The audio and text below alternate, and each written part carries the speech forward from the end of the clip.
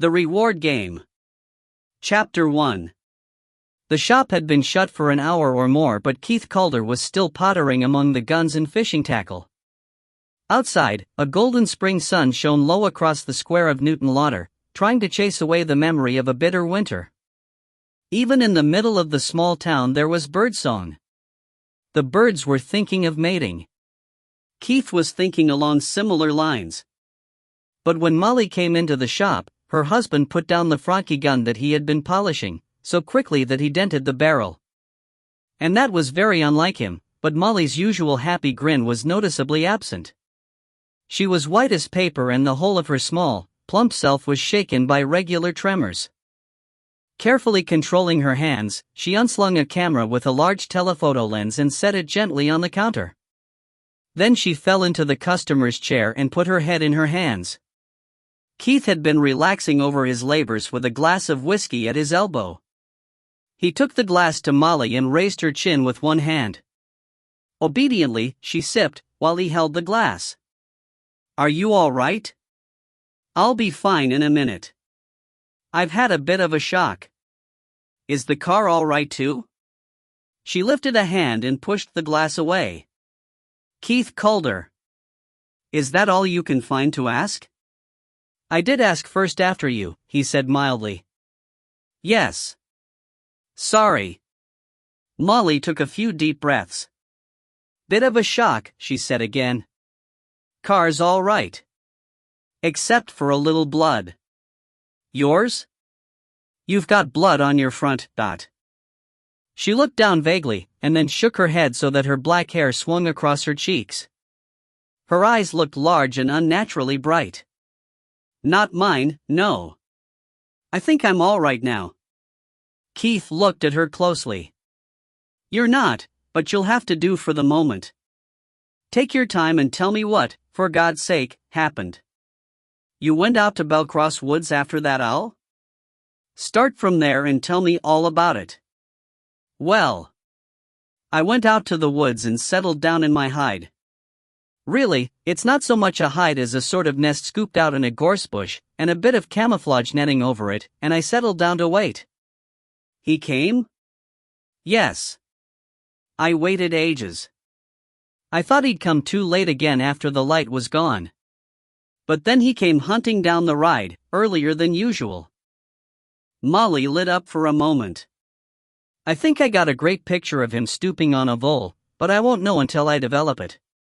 Then I heard a shot not very far off and I wondered if it was you. You sometimes go out that way." "Not me," Keith said.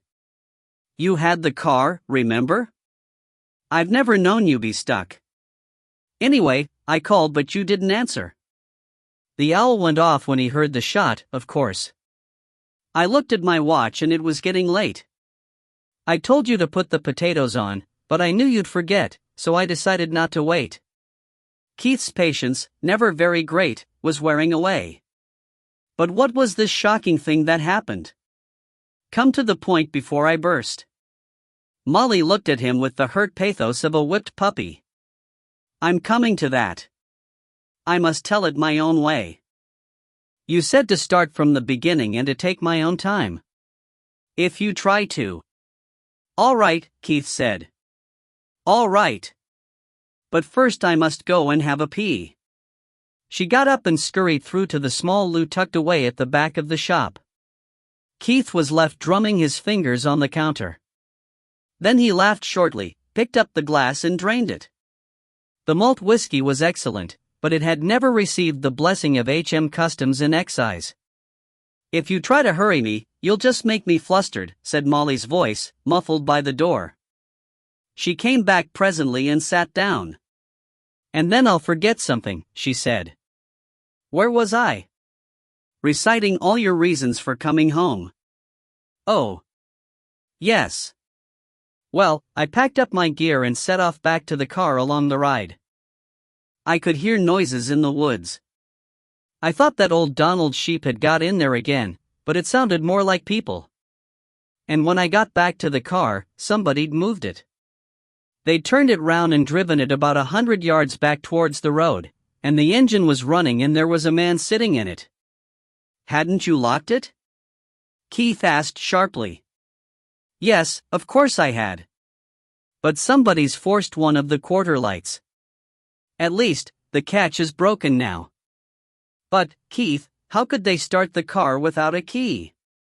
Keith smiled at her innocence. That doesn't matter.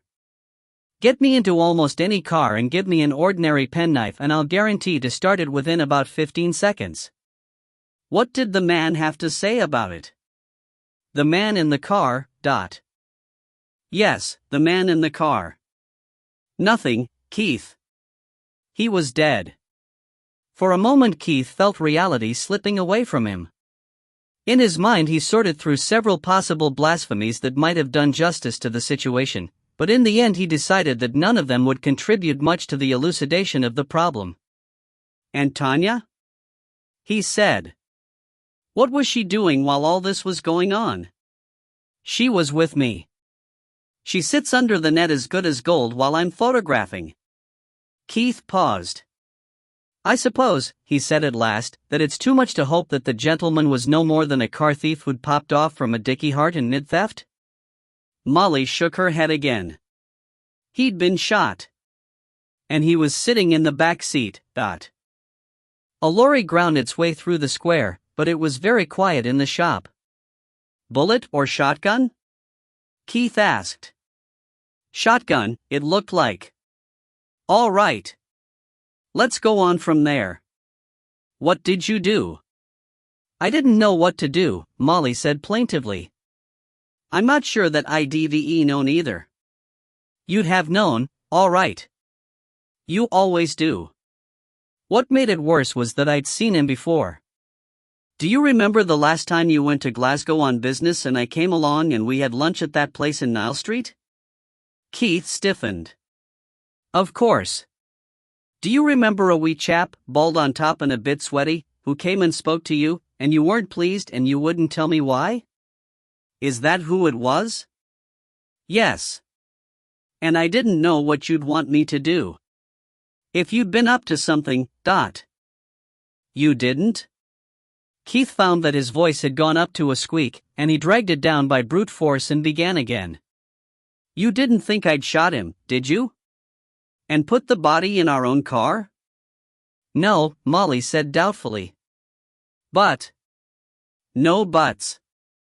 I don't get up to things. I never did, except maybe a little poaching. And off-certificate guns, Molly said. Well, yes. And ammunition. Yes, but.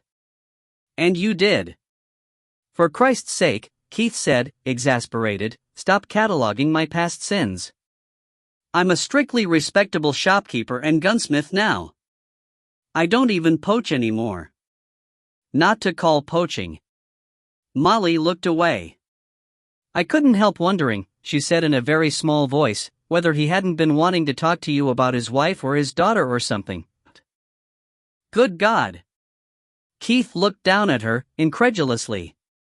You mean you thought I'd got into a quarrel with an angry husband or something? Something like that. Keith pulled her to her feet and put his arms around her, but instead of melting she remained rigid. When we got married, Keith said, I promised that those days were over. Molly sniffed. You didn't, she said. Not quite. What you said was that you didn't make promises that you didn't mean to keep. And, Keith, I believe you. I believe you did mean to keep it at the time. And I always have, Keith stated. Certain trifling lapses, he felt, could well be ignored. Really? Molly softened in his clasp. She sighed deeply.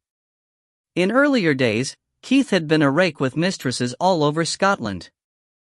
Molly had known this and had still been happy to accept him in marriage because, loving him as she did, she could see that every other woman must love him too. Well, I couldn't be sure, she said. It could even have been about some girl you knew before we were married. And there wasn't anywhere nearby that I could go to for help or to use a phone. Keith frowned. You must have been quite close to John Galloway's house, he said. Was I? I didn't know. No, You probably wouldn't. His drive comes off the side road up to Donald's farm, and it bends round. His house is just beyond the crest at the end of the ride. But never mind that. What did you do? What would I do? I pushed him down on the floor at the back, put your old Mac on top of him and drove back here. And told the police? I thought I'd tell you first. Keith took several long, deep breaths and then said, let's go and take a look. Star. Outside, dusk was falling quickly. The street lamps were alight, a mixture of comfortable old gaslights and self-conscious new fluorescents so that the passerby seemed to change in age and health in a few paces. The lamps hardly relieved the half-light, but Keith could see that apart from a motorcycle leaning tiredly against the telephone box in the corner of the square there was no vehicle to be seen. Keith's capacity for rapid thought had kept him out of trouble throughout most of a misspent youth. Which way was the car facing? Back towards the north. I swung round the square so. That's the way he's gone, then. I was facing the door all the time and he didn't go by. You're sure he was dead? Positive. I've helped you gralloch enough deer to. Was Tanya in the car? Yes, I forgot to. He's got a nerve, whoever he is, Keith said. Crooks usually avoid cars with dogs in them. Tanya wouldn't hurt a. He wasn't to know that. Now, you run over to the police station. Tell them, but give them the salient facts first. Tell them you found a body in our car but the car's gone, probably north. And tell them I've gone after it. And once they've got going on that, tell them the rest of the story. But how are you? I'll think of something. Go on. Scoot. Molly nodded briefly and scooted across the square to where the lights of the police station shone beside the dark town hall. Keith watched her, torn between satisfaction that she could keep her head when lesser girls would have suffered hysteria, and irritation that her strict adherence to chronological order had wasted crucial time. When he was sure that she was out of vision, or at least too far away to argue, he sprinted over to the telephone box. Star. The motorbike was of an elderly model not unfamiliar to Keith, and the engine was still mildly warm. With a mental apology to its absent owner, Keith kicked it into life, dropped it off its stand and set off with a swerve and a wobble. The road northward out of Newton Lauder is an accelerated lesson in Scottish architectural history. Keith left behind the square where the baronial town hall and police station faced the Adam shopfronts. Passing the early 19th century shops and flats, Keith thought that he might live to regret his impulsive expedition. Where the late Victorian villas gave way to early George V ribbon development, he was sure of it. And, as he left behind the last contemporary cedar bungalow and the last streetlight, regret was already his dominant emotion. The night air was cold and he was not dressed for it. He was almost sure that he had left the shop unlocked. And he was on a fool's errand. In a very few miles the old road which had once carried the traffic between Edinburgh and the north of England would join the newer main road that bypassed Newton Lauder by the lip of the valley in which the old town lay.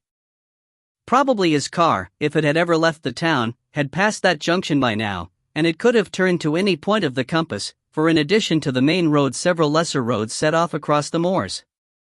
Darkness was closing fast and the motorcycle's light was dim. Keith found his own car by nearly running into it.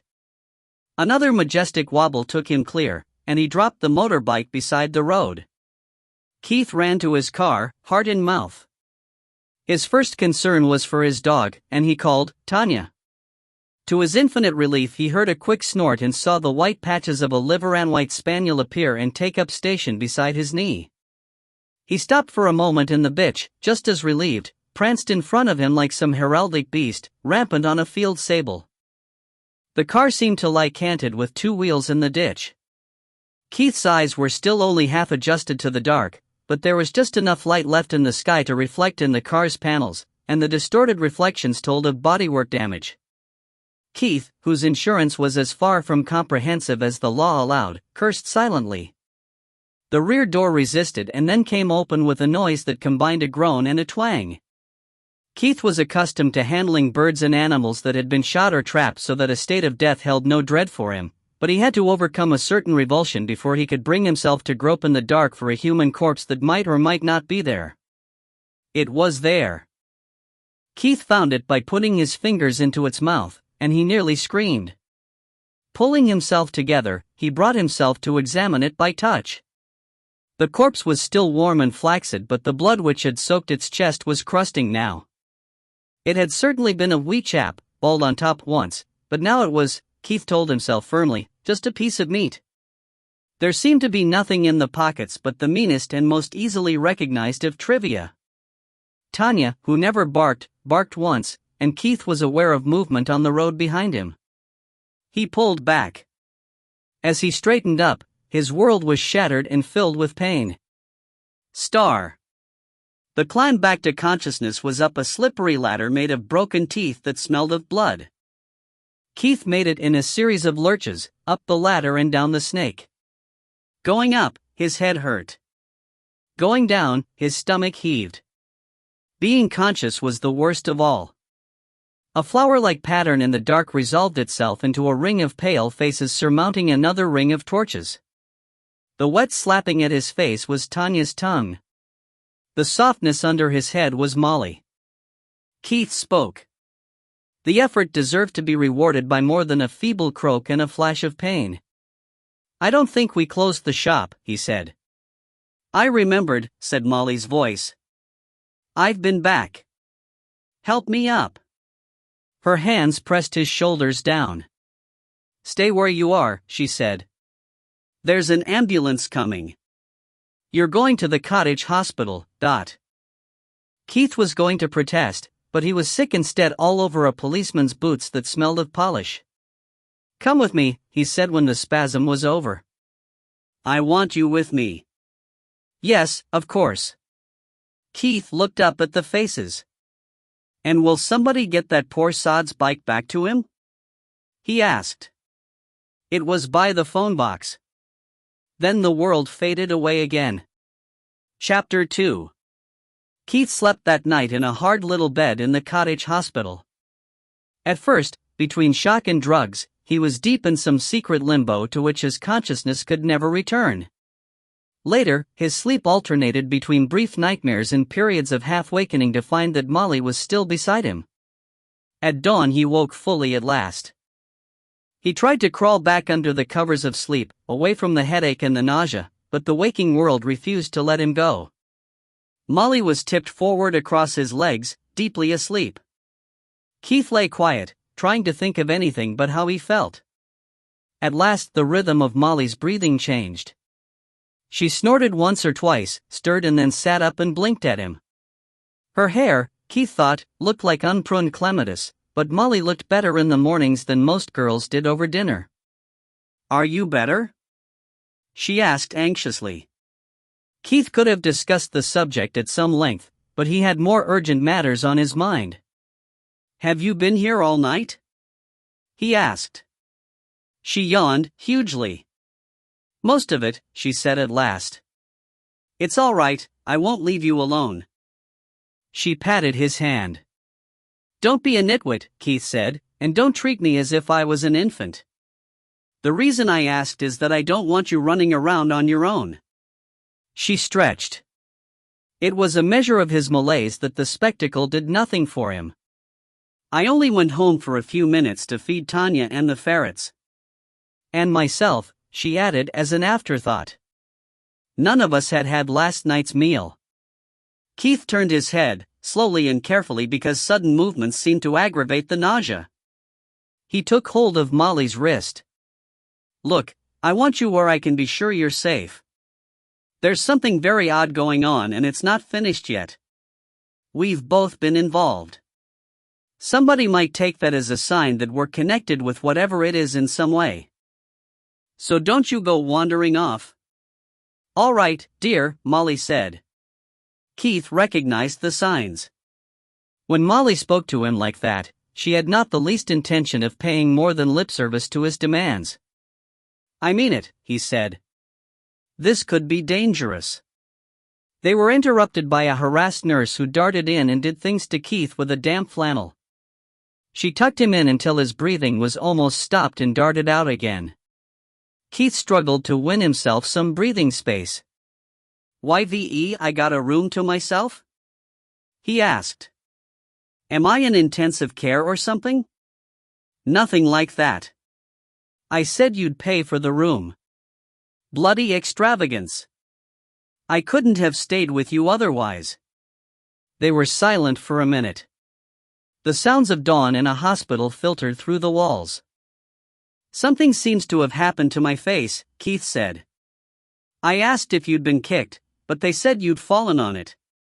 They said you wouldn't be marked." "Nice to know I wasn't kicked," Keith said. "What happened after I wasn't kicked?"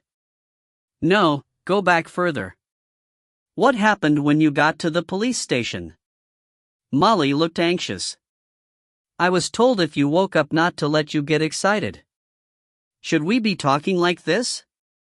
Keith started to grit his teeth, but the shockwaves made his head pound.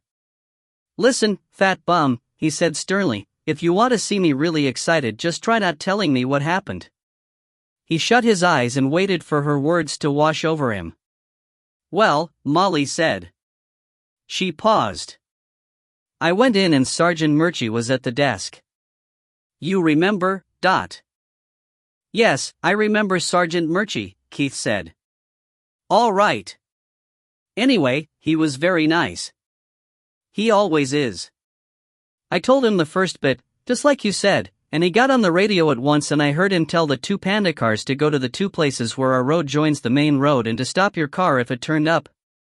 Then I started to tell him the rest of the story, but he sent for the night duty inspector? Would that be right? Probably. So I told them both the whole story, and Sergeant Murchie got on the radio again and told them to stop every car going out and to look inside and into the boot. But he didn't say anything about a body. You hadn't come back, and the policeman in the panda cars hadn't seen your car go by. So the inspector sent for a car, then 2 constables came up from the canteen, and the inspector said I could go with them. And we were just going to leave when a phone call came in from Mr. Galloway at Breesland House, saying that your car was ditched near there. By Belcross Woods where I was in the afternoon. So we got in the car and started off, and the inspector used the radio to call in the panda car from the other end to come along too. And there we found the car, and you doing your Sleeping Beauty bit beside it. What about the body? Not a sign of it, except for the blood. But you'd obviously been well clumped over the head, and what with that and the blood on the car seats, I think they believed me. At least, I think they believed that I believed what I told them. But they maybe think that he wasn't really dead. There was a dead body in our car, all right, Keith said. And our car has been tampered with, to run without the key, said Molly, so they know that bit's true. Keith's head was swimming, so he kept his eyes tightly shut, but there were things that he still wanted to know. They searched our car? He asked. Oh yes. Thoroughly. But they didn't find anything interesting except the bloodstains. I was wondering whether it was stolen for transport, or because something was hidden in it, or for the body.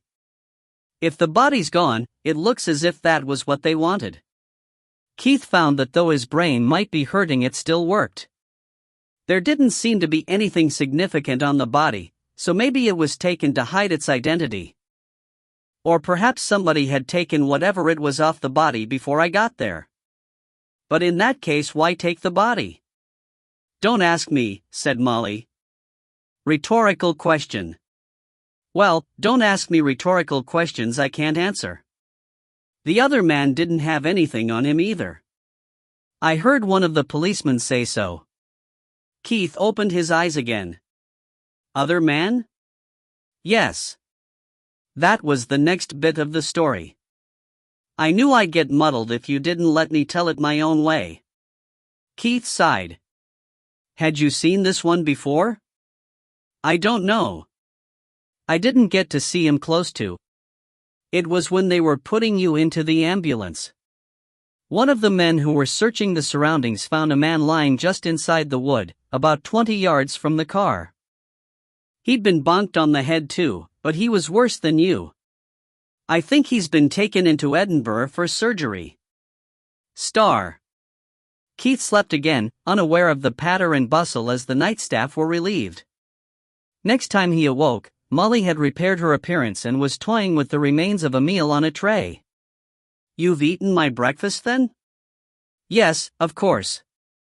Did you want it? Keith considered the matter. God, no. That's all right, then. Because they said you couldn't have any until the doctor's seen you. The doctor, when he arrived, came alone and looked as harassed as the nurse with the flannel. He was a thin, untidy man with a crop of dark, curly hair and a round blob of a nose. The label on his coat said Dr. Waters.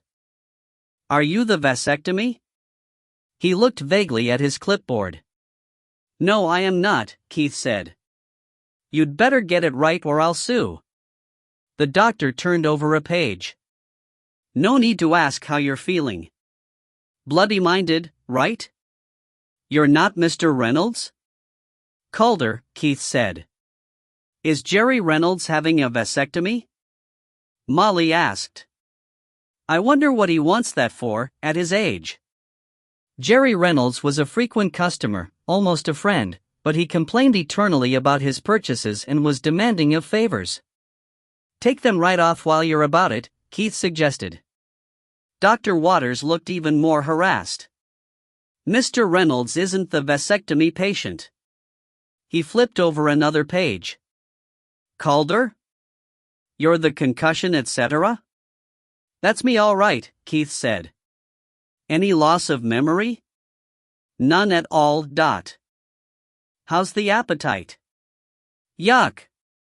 Well, at least you're predictable. Light hurt your eyes? Not much? Let's have a good look at you. You'd better wait outside, young lady.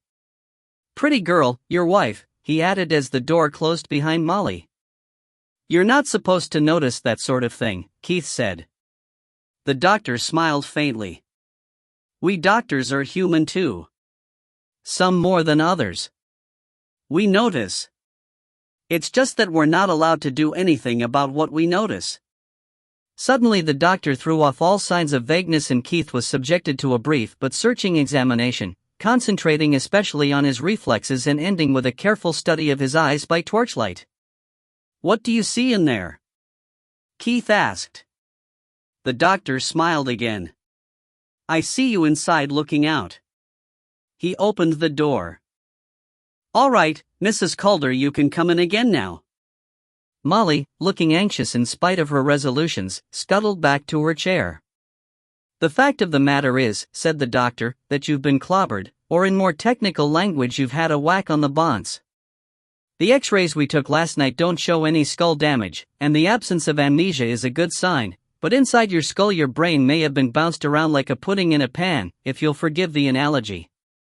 I don't see any untoward signs and I don't expect to, but you'd better make up your mind to staying in here for a day or two. I want out, Keith said.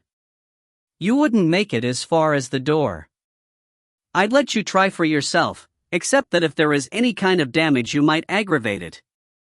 You wouldn't be able to tell the difference lying down, but I'll be surprised if your sense of balance isn't a bit confused for a few hours yet.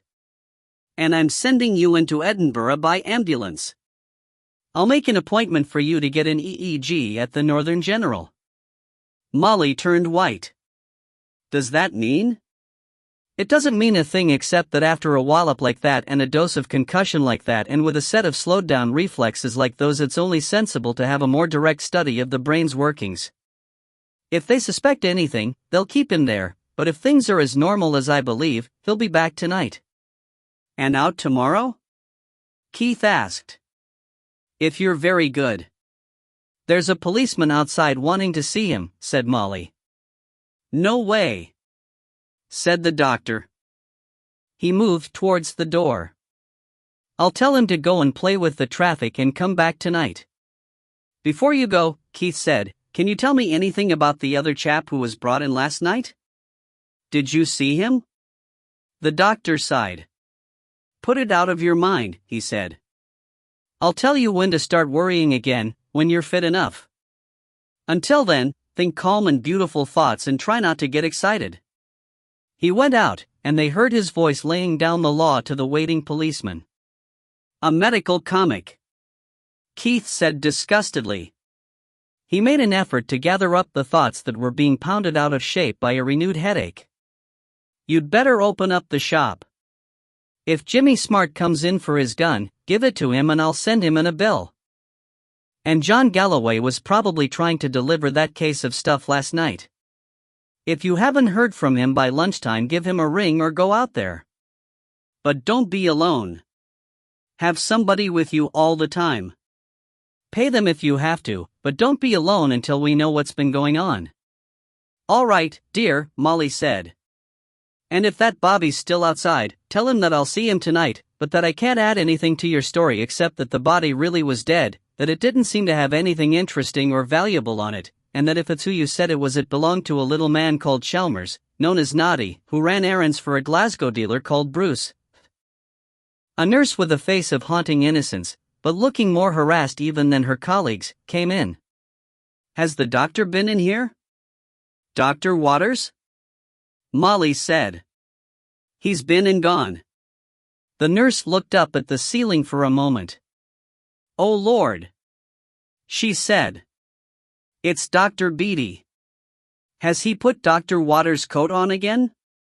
No wonder he isn't answering his bleeper." She slammed the door behind her. Keith waited until the reverberations had stopped echoing around the remoter caverns of his head. "And I'm supposed to be in here for peace and quiet," he said disbelievingly. "One thing before you go, fat bum. We're not involved in whatever it is, and we're not going to be. Right?" "Right," said Molly. "All right, then. Give us a kiss. You're not supposed to get excited. Star dot." Keith dozed again on the trolley but awoke in the ambulance. A thin, surly-looking man whom he took to be the driver was looking down at him. "And where might you be going?" The doctor said Northern General. "That's just great, that is. He told me City, but it says Western General on your slip." A stout man in hospital porter's uniform climbed in with them and sat down opposite Keith. "What's he going for?" he asked. "EEG," said the driver. "That'll be the Royal Infirmary," said the porter. "Anyway, that's where I'm going, so you may as well start there and see if he's expected." The driver grunted. "That's if anyone's remembered to phone up about him at all. Bunch of clowns." "I don't know why they couldn't do it here," Keith said irritably. "You're joking," said the fat porter. "Last time they asked for a new enema tube, it caused a panic in admin, right up to board level." Star. For most of the way into Edinburgh, Keith slept, and dreamlessly. When he awoke, he still felt awful, but much less awful than before. He found that he could nod his head without sensing imminent disaster, so he nodded to the porter who was sitting hugging an attaché case on the other side of the ambulance. "You're the manny who got whacked on the nut last night, are you no?" the porter said. "That's me," Keith said. "One of them, anyway." "Aye." The porter patted his case. "I think I've a sample or two of yours in here among the suspected anemias and a possible dose of the clap." "It's nice to feel wanted," Keith said. "Will you be coming back with me?" "I'll be coming back with the ambulance." "Whether you'll be with us, well, it all depends on what they find, don't it? Would you like to do me a favor?" The fat porter nodded. "Sure. Just as long as it doesn't involve any cost, time or effort. There was another man found near me last night. He was worse than me, so he was brought into Edinburgh. Just as long as it doesn't involve any time, effort, or expense, would you see if you can find out whether he's been identified yet and, if not, what he looks like?" "I'll try," the porter said. "But, mind, I don't hold out much hope. Lots of hospitals in Edinburgh. Don't all do brains, though." A mile went by in silence. "The suspected clap," Keith said. It wouldn't be a Mr. Reynolds, would it? Couldn't tell you, the porter said. The samples has only got numbers on them. I see. It's just that my wife will want to know. He was alluding to Molly's eternal curiosity, but the porter looked very oddly at him. A telephone call from the gatehouse revealed that Keith was indeed expected at the Royal Infirmary, and he was trolleyed along the customary vistas of institutional corridors and endured the customary wait. The doctor was a silver-haired lady with a brisk manner and a sense of humor. She unwound Keith's bandages and admired the contusion. You wouldn't care to guess what it was done with? Keith asked. You want my opinion as to the weapon? I'm not an expert, but I see a lot of this sort of thing in here. Something long, not a kosh or a hammer. Thicker than a poker, thinner than a rolling pin, I see plenty of their work. Perhaps a crowbar, jack handle, piece of lead pipe, something like that. And he hit you hard. He could have killed you. Yes. The question is, did he? Did he kill you? She laughed. It sounded very young. I don't think so. If you were going to fall down with an intracranial hemorrhage, you wouldn't be so chirpy just now. What is it? 16 hours or so after the event. But we'll just make sure that you're not going to develop a patchy memory or a stammer or something. Thank God they've shaved at least part of your head. It makes for good contacts and I shan't lose any of my terminals. Some of the hairy wonders I'm supposed to take readings off a. Every time Keith was told to close his eyes he began to doze off, and whenever he was told to open them again he woke up feeling slightly better. He even began to flirt mildly with the doctor, but she told him to stop. It was not, she said, that she minded particularly, but she would be sending his traces back to Newton Lauder with her report, and she would not like them to go bearing her signature and such obvious indications of lust. Keith thought that she was probably pulling his leg. Keith was returned to the ambulance at last, with an envelope which, he was assured, contained nothing but good news. The stout porter was already waiting. You're in luck, he said. I found your mate first go, through a pal of mine. He's still unidentified. Did you get a good look at him? Good as I could get with his head all wrapped up. Medium height, burly sort of build I'd say. My pal says he had brown hair, thinnish, cut short. He looked a bit of a tough to me. The porter indulged in a good scratch while he thought over his description. Tell you what. Did you see a play on STV a couple of nights ago, the one about a robbery in a betting shop? Yes. Remember the actor who played the manager? Dead image of him. Well done, Keith said. You're a pal. Anything for a pal, the man said complacently. Well, Keith said, be a pal again. The porter nodded. Just as long as it doesn't involve any cost or time or effort, Keith said. That's understood. But you'll have to lend me the money. I've got money back at the hospital. There's something in it for you. Like what? The porter asked suspiciously. What I'd really like just now, Keith said slowly, is a fish and chip supper and a pint of Guinness. If we're leaving Edinburgh by way of Gilmerton, there's a corner with a pub next to a chip shop. If you got the driver to stop just round the corner. It's against all the rules, the porter said thoughtfully. And the same for yourself. And the driver? And the driver. You're on. Coming into the pub? In hospital pajamas? You'll have to bring it out to me. Can do. Could you also find out for me what Jerry Reynolds is in the cottage hospital for? Chapter 3.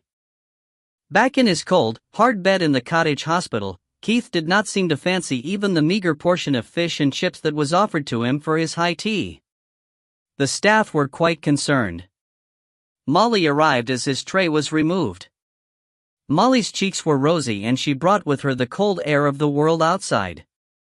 Have I had a day? She said. She dropped her woolen hat and her gloves on the bedside cabinet and bent down to give Keith a chilly kiss. The frost's setting in again. How did they say you were doing? My brain's still in the right place, and I can go home tomorrow if I take it easy. That's a bit quick, isn't it? Molly said anxiously. These days you're lucky to come out of the anesthetic and not find yourself sitting on your suitcase and leaning against the bus stop. Help me up. Are you supposed to be walking around? Probably not, but I think it might help me to get over the wobbles. He struggled to his feet and leaned on his wife. Now, let's do a few gentle circuits of the room. Did you find out what's wrong with Jerry Reynolds? Molly stopped suddenly, nearly throwing Keith off balance. How did you know I tried? I could see that you were on the verge of bursting with curiosity, and I'd hate to have you explode. He's having his piles trimmed. Or he was. I think he got out today. Round we go. Whoops. He added as his knees wobbled. Never mind. Tell me about the day.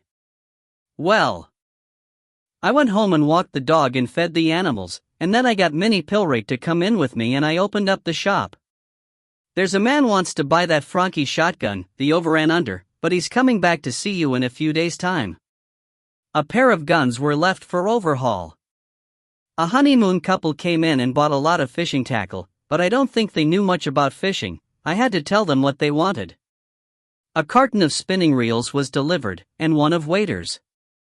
Keith already knew that if she were speaking of an uneventful day that had culminated in an orgy of rap, and Molly would still recount it in strictly chronological order.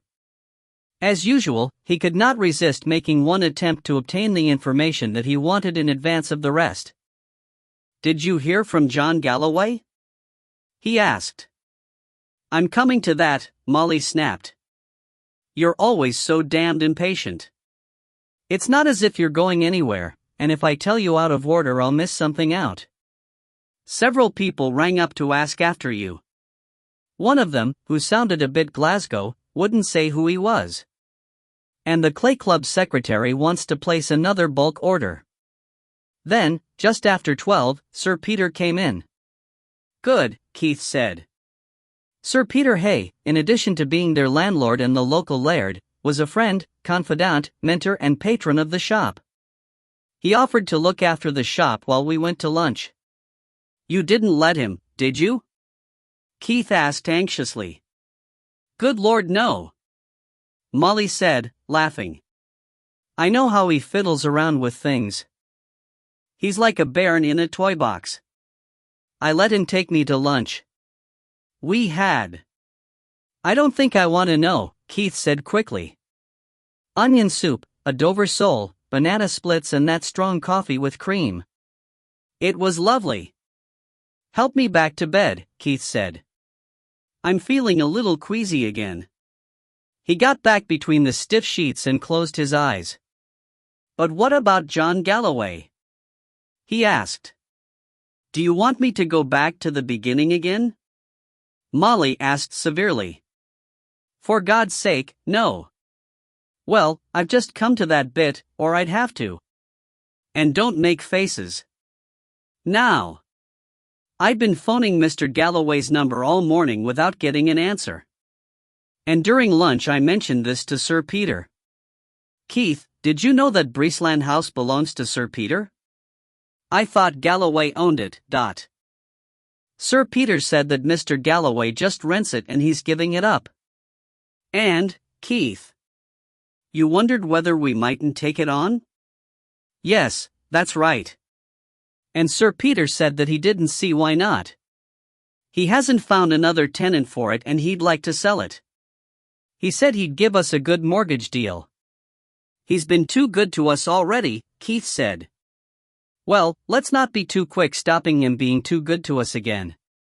Not until we have a proper home of our own. Anyway, I got Sir Peter to drive me out there. But it was all locked up tight, and Sir Peter said that Mr. Galloway had paid off the couple who used to look after him. He knew, because they were taken on again by a friend of his. Sir Peter's, I mean. Is Mrs. Galloway still out in the Seychelles, or wherever it is? I suppose so. Anyway, it was all locked up as I said. And it really is a lovely old place. Not too big, but lots of room. We wouldn't be all cramped up as we are in the flat. But, Keith, it gave me a creepy feeling. Keith opened his eyes. He knew, or believed, that such feelings were often the evidence of valid signals just below the level of conscious perception. What sort of creepy feeling? He asked. Molly pondered. Her frown of concentration was alien on her usually happy and carefree face. I think, she said at last, that it was because there was so obviously nobody there except ourselves, and yet I felt watched. But no sign of a watcher? Molly looked through him for a few seconds and then brought him into focus. I wouldn't say no sign at all. I thought I smelled tobacco. And just as we were leaving I thought I saw somebody's head over the boundary wall, out of the corner of my eye, but when I looked there was nobody there. This was after you had the feeling of being watched? Yes. And thinking about it, I thought that I remembered catching a glimpse of a car pulled into the wood near where the side road branches off, so I looked on the way back but I couldn't see anything. Sir Peter said that I was imagining things, but I could see that he wasn't easy himself. Keith sighed. It's a worry, isn't it? He said. I don't mind telling you that I've got an extra set of butterflies in the tummy. We borrowed a hell of a lot of money to buy that collection. Molly's eyes opened wide. Keith, you don't think he's taken the money and gone off, do you? He's a man of substance, Keith said slowly. A former MP, vice chairman of an insurance company, chairman of a company of developers, sits on God knows how many boards and committees. So he's just the type that gets itself into trouble, and I hope we haven't done the same, Keith finished gloomily. There was a silence. Maybe he's just gone away for a day or two, Molly said hopefully. He missed us last night, and he'll get in touch when he gets back. Maybe. If it's just that. Keith, what do you think? Could we take on Breesland House? There's a lovely garden, she added. So we'd need a gardener. There's room for you to do professional dog training again, to pay for the gardener, Molly, Keith said patiently, I'm already running a shop, working as a gunsmith and giving shotgun coaching in what little time I have left. Without waving my magic wand, I can't conjure up any more time. Breesland House has to be on or off by our present financial state. We'll have to balance our books, and see what kind of a deal we can get from Peter. All right, dear, you wave your magic wand, Molly said. She knew better than to press him when he was worried.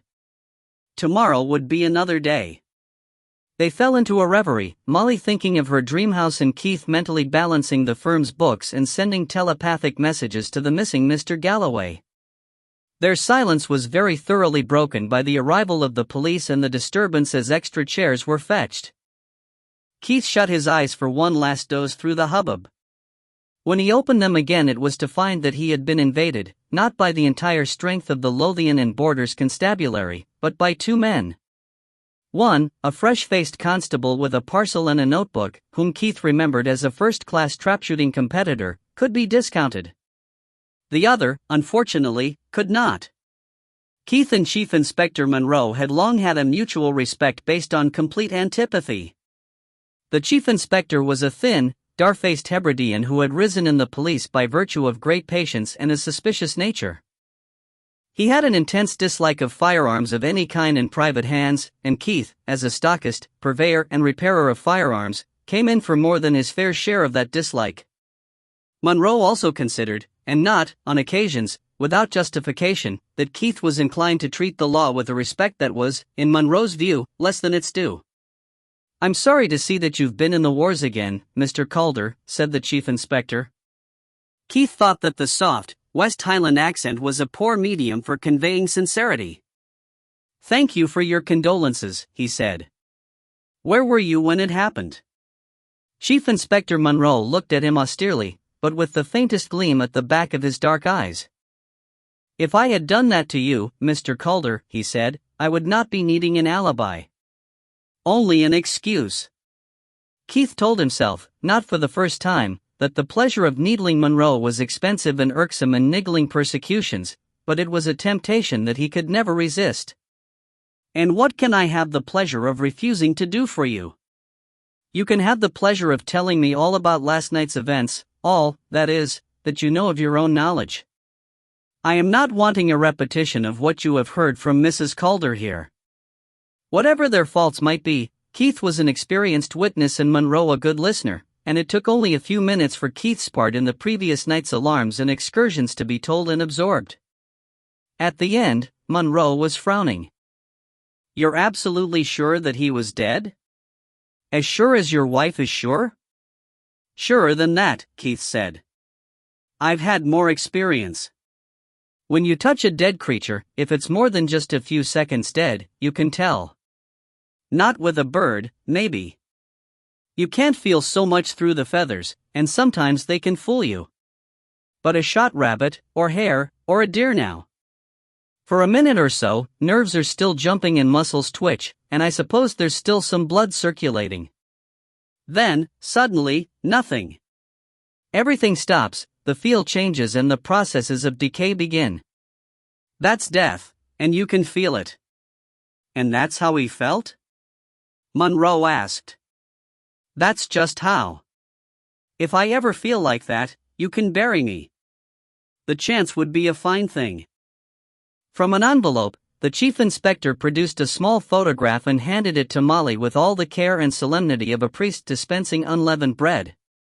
Have you ever seen this man before? After only a glance, Molly nodded. That's the man I meant. The dead man. Keith received the photograph in turn and studied it. An affectionate message was scrawled across it, but he knew the face. It had belonged to a wee chap, bald on top and sweaty. That's him. The man who spoke to me in Glasgow when Molly was there. Naughty Chalmers. But you didn't see him, yesterday? No.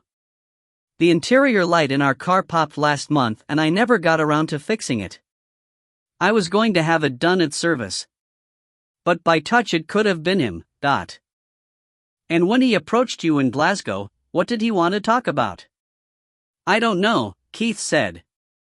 I wouldn't listen to him. And why would that be, now? Because as far as I'm concerned his boss is bad news. Monroe waited for the constable's pencil to stop moving. Go on, he said. I just had reason to believe that he wasn't always scrupulous about the goods he handled. What reason? No very good reason, Keith said, but enough. I bought several guns from Danny Bruce in the past, antique and modern.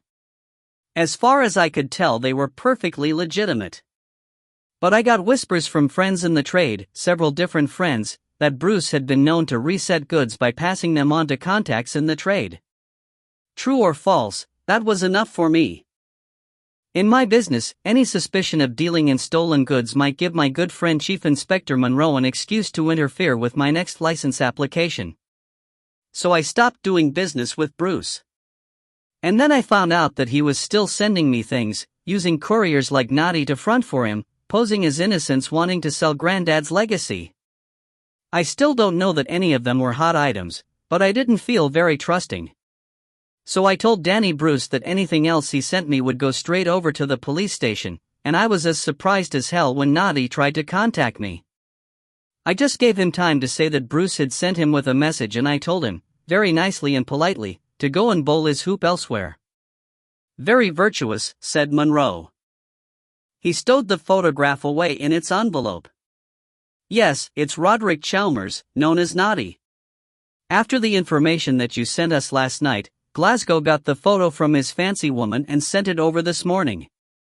Well, Mr. Calder, that's all my questions for the moment on that subject. I may want to speak to you again. I shan't be far away, Keith said. When can I get the car back? Any time you like. You've tested the blood on the seat? Of course, Monroe said impatiently. He went on, after a moment's hesitation. Human. Group O. Neither of us is O, Molly said. I know that. We checked. Naughty Chalmers was O. So, Keith said, you have evidence accumulating, but no body? Right? Quite correct. And, I may add, we've had a police car near each junction with the main road ever since you were found unconscious. If a body has left the district, I can't think how. I wouldn't like to carry it out on my back, Keith admitted thoughtfully. What about a horse? I've had a word with the people at the riding school. Your men didn't look in my ambulance. They did, you know, Monroe said with the pale shadow of a smile. You were asleep. My men thought they'd found the corpse. What about the other man? Keith asked. The one taken to Edinburgh. Has he been identified? Not yet. When Naughty Chalmers spoke to me, that day in Glasgow, another man was hovering nearby. I thought at the time that he seemed to be trying to hear what was said, although over the barchat noise he couldn't have made out a word. When Naughty left, the other man followed almost on his heels. While I was in Edinburgh yesterday, I asked the hospital porter who rode in with me to see if he could get a look at the man you found near me, and from his description it was the man who was following Naughty around. And Chalmers wasn't aware of the other man? He gave no sign of it. Very interesting, Monroe said flatly. Thank you for telling me. Now, there's one more thing. He held out his hand and received the parcel which the constable had been nursing. This has been handed in to us. It is believed to have been found near the scene of your attack. It may have no connection with this case, but since it comes within what I am told is one of your fields of expertise, I will ask you what you can tell me about this. As he spoke, the chief inspector unwrapped the parcel, producing from the shrouding paper an antique pistol. Keith took the weapon. There was an uneasy feeling in the pit of his stomach which was not the residual queasiness after his concussion, but habitual caution outweighed panic. He first borrowed a pencil from the constable and measured the length inside the barrel, comparing it with the external length from muzzle to touch hole. When he was sure that the pistol was unloaded, he began a careful examination and, as he did so, he spoke absently to fill the silence. I always do that, he said. Always. Muzzle loaders are often still loaded when they turn up on the market, and accidents can happen even with a gun that was loaded a couple of 100 years ago. An empty gun wasn't much use, and the quickest way to clean them in the field, after firing, was to reload before corrosion set in. And once reloaded, they were difficult to unload again except by firing them. Some men used to discharge them up the chimney when they got home, which also cleared the chimney of soot, and of the wife's boyfriend, if the old stories are true. So never handle one of these without making sure that it's empty. This is what's known as a queen and or cannon barrel pistol, but with a fixed instead of a turn-off barrel. Steel construction, walnut stock inlaid with silver wire, brass furniture. The lock is a normal flint side lock, but of very high quality. It's a very good specimen by Walsingham, from about 1735. Very valuable. One of a pair. And, he added grimly, it belongs to me. How did it turn up? For the first time, he had managed to surprise the chief inspector. Belongs to you? What way? Stolen from your shop, would you mean? No, it never reached the shop. This pistol, or one remarkably like it, was in a collection that I bought from John Galloway. He was to keep them until my check cleared, and deliver them to me yesterday afternoon. Chief Inspector Monroe's hesitation, this time, was more than a brief, contemplative pause. Keith could see that Monroe was torn between conflicting courses of action. I think it only right to tell you, Monroe said at last, that Mr. Galloway has been in Edinburgh since yesterday evening, giving the police help with inquiries which they are making into quite another matter. I cannot say any more, and ask you to keep the matter confidential. The information has not yet been released. And nor has John Galloway? Monroe ignored the question. He went straight on, in the precise lilt of one who learned to speak English by translating literally from the Gaelic. The pistol was found by a small boy. He took it home to play with. His parents thought that it was a toy. As soon as they realized that it was not, they brought it to us. The boy found it at the roadside, wrapped but not tied. He is not very certain as to the exact spot, but Keith froze, staring stupidly into a corner of the ceiling. Molly waited expectantly, for this was Keith's expression when engaged in deep and urgent thought. After a few seconds, Keith blinked. "Two things, Chief Inspector," he said. "Firstly, you'd better put the word about, in case any kids are running around with guns that haven't been unloaded. And, secondly, please give my wife help and protection to search for the others." "It'll be dark in a wee while," Molly said. "Never mind that. Get torches or something." "Damn it," Keith sat up, "I'd better come with you." "Oh no, you don't," said Molly, and Keith knew that when she spoke in just that tone of voice not even the second coming would change her mind. "Here you stay until the doctors say that you can go." Keith lay back. "Search the ditch and verges. Nobody would dump off one gun like that, they'd take the lot or nothing. Concentrate on the ditch on both sides of the road about 50 or 60 yards on from the place where I was scalped." "But began Molly and Monroe together. "That's a prime collection," Keith said. "It took all our capital and we borrowed thousands on top. Molly, if we don't recover it, bang go your hopes of Breesland House." "Wouldn't it be better to wait until daylight?" Molly asked. "Think, girl, think," Keith said urgently. "What kind of trouble would Galloway be in? A man like that, he's not inside for breaking and entering, or for slashing the seats in a football special. It just has to be fraud or corruption, something like that. His wife's abroad already. If he was just going to bugger off abroad and join her, he could have sold the collection several times over, to 2 or 3 other dealers. And whoever gets his hands on it first will have the strength of a completed deal to support him if there's a hassle in the courts." "All right," said Molly. "I'll wave my magic wand." "Girls don't have magic wands," Keith said. He turned over and punched his pillow. Star. After a somnolent day, Keith was now wide awake and twitching. He lay for nearly 2 hours trying not to bite his fingernails before a night nurse, a plain girl but with a figure that Keith considered to be gorgeous, came in. "Your wife's on the phone," she said. "I'm to tell you that they've recovered all but 2, whatever that means." "Which?" "Never mind," Keith said.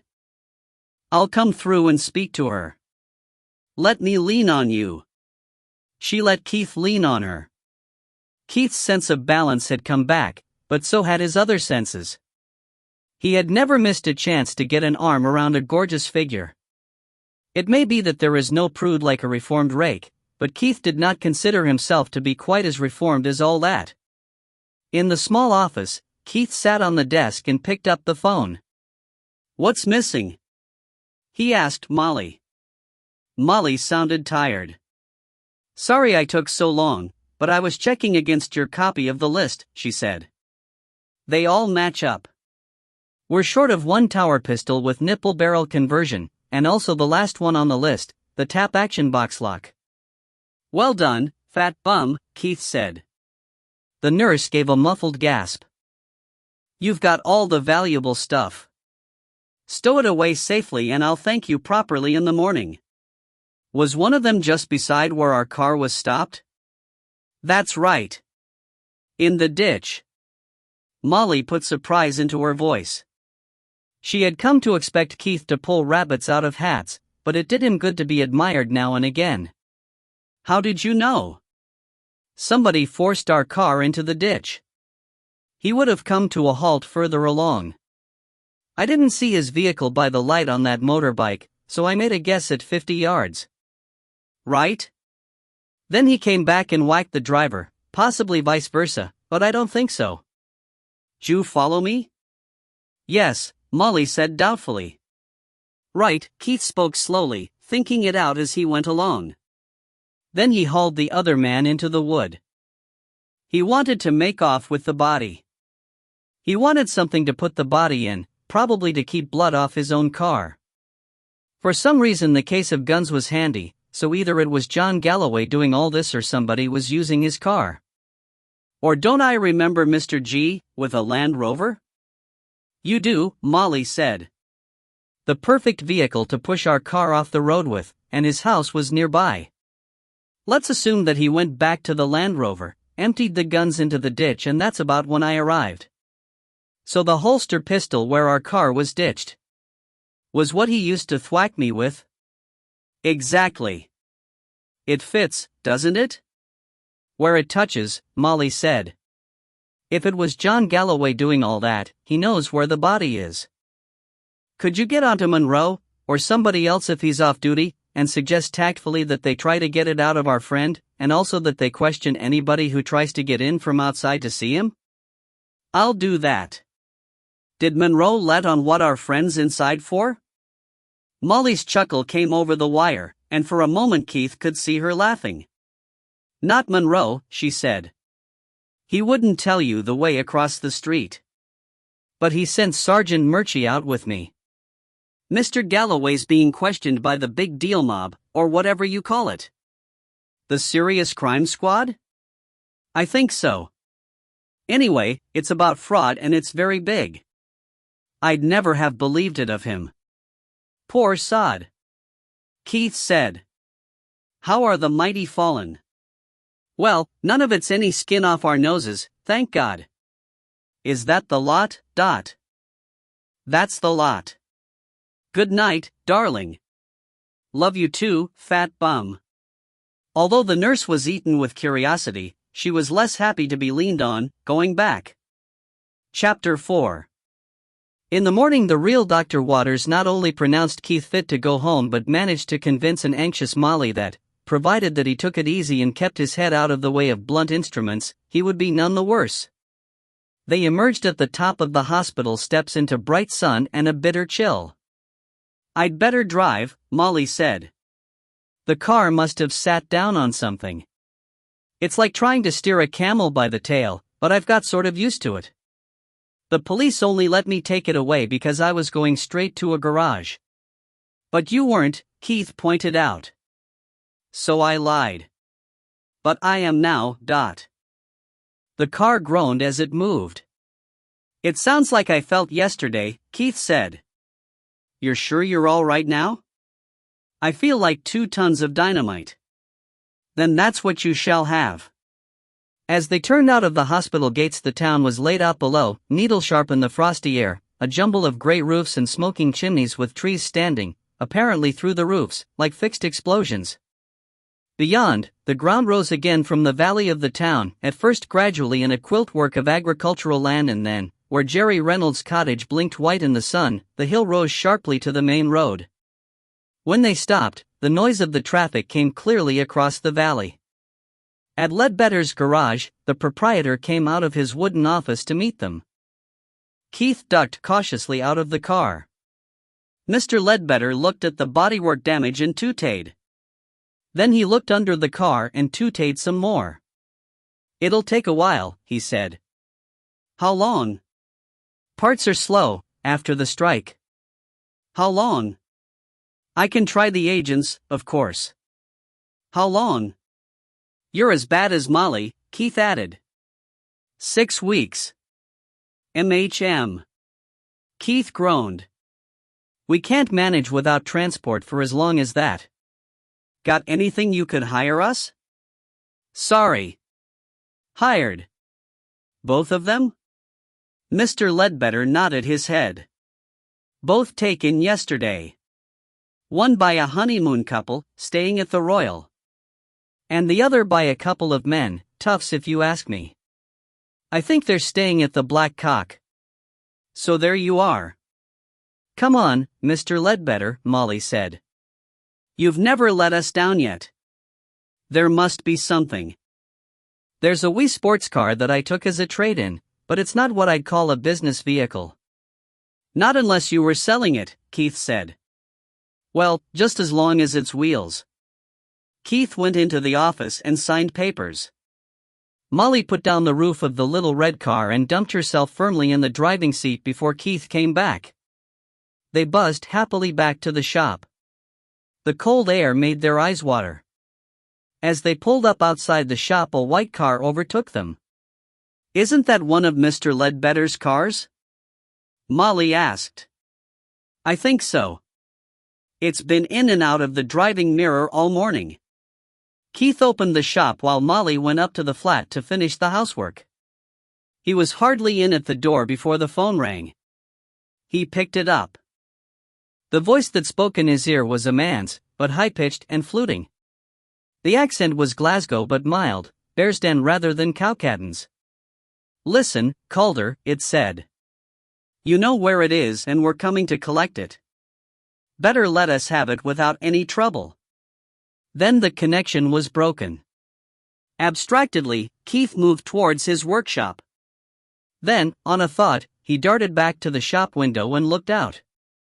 But if the call had been made from the call box across the square, he was too late. He tried to remember whether he had heard coins drop. Keith shrugged and went into the workshop. When Molly came down, he had a pair of old Damascus barrels on the bench and was polishing them to silver with the finest of emery cloths. Molly dumped a tray of coffee and biscuits on the bench. "Are those the barrels from that gun of Lord Fowler's?" "Yep." "You've knackered them, haven't you?" "They were knackered before," Keith said patiently, "by years of bad use and neglect. Now I've got to start again." "My mistake," Molly said. They exchanged a grin. It was good to be back. But not perfect. "I had an odd phone call just now," Keith said. "You've got it, we want it?" "Something like that." "You've had one too?" "On the house phone, before I left to fetch you." "I wasn't going to mention it until you were better." "I'm better." "Well, I can't say I'm all that surprised. Somebody wants something, as I said. And it seems that he hasn't got it. And we've been turning up wherever anything odd was happening. That's why I didn't want you to be alone, but I noticed that you didn't come upstairs with me." "I'm too much of a coward," Keith said. "I thought that they were waiting for us upstairs." Molly leaned against his back. He could feel her laughing. "Whatever you are, you're not a coward," she said. "You just forgot, didn't you?" "All right, I just forgot. If I forget again, remind me." "Did you tell the police about the phone call?" "Yes, of course." "Well, from now on I'll answer the phone. If it rings while I'm out, don't answer it." "They can't hurt me over the phone," Molly pointed out. "And we can't afford to lose business." "Not if you're going on a spending spree," Keith agreed. He fitted wooden plugs into the muzzles and breeches of the barrels and started to degrease them with lime water. "Take your coffee," Molly said. "Then shall we go and look at Breesland House? We'll take an early lunch hour. As you said, we can't afford to turn away business."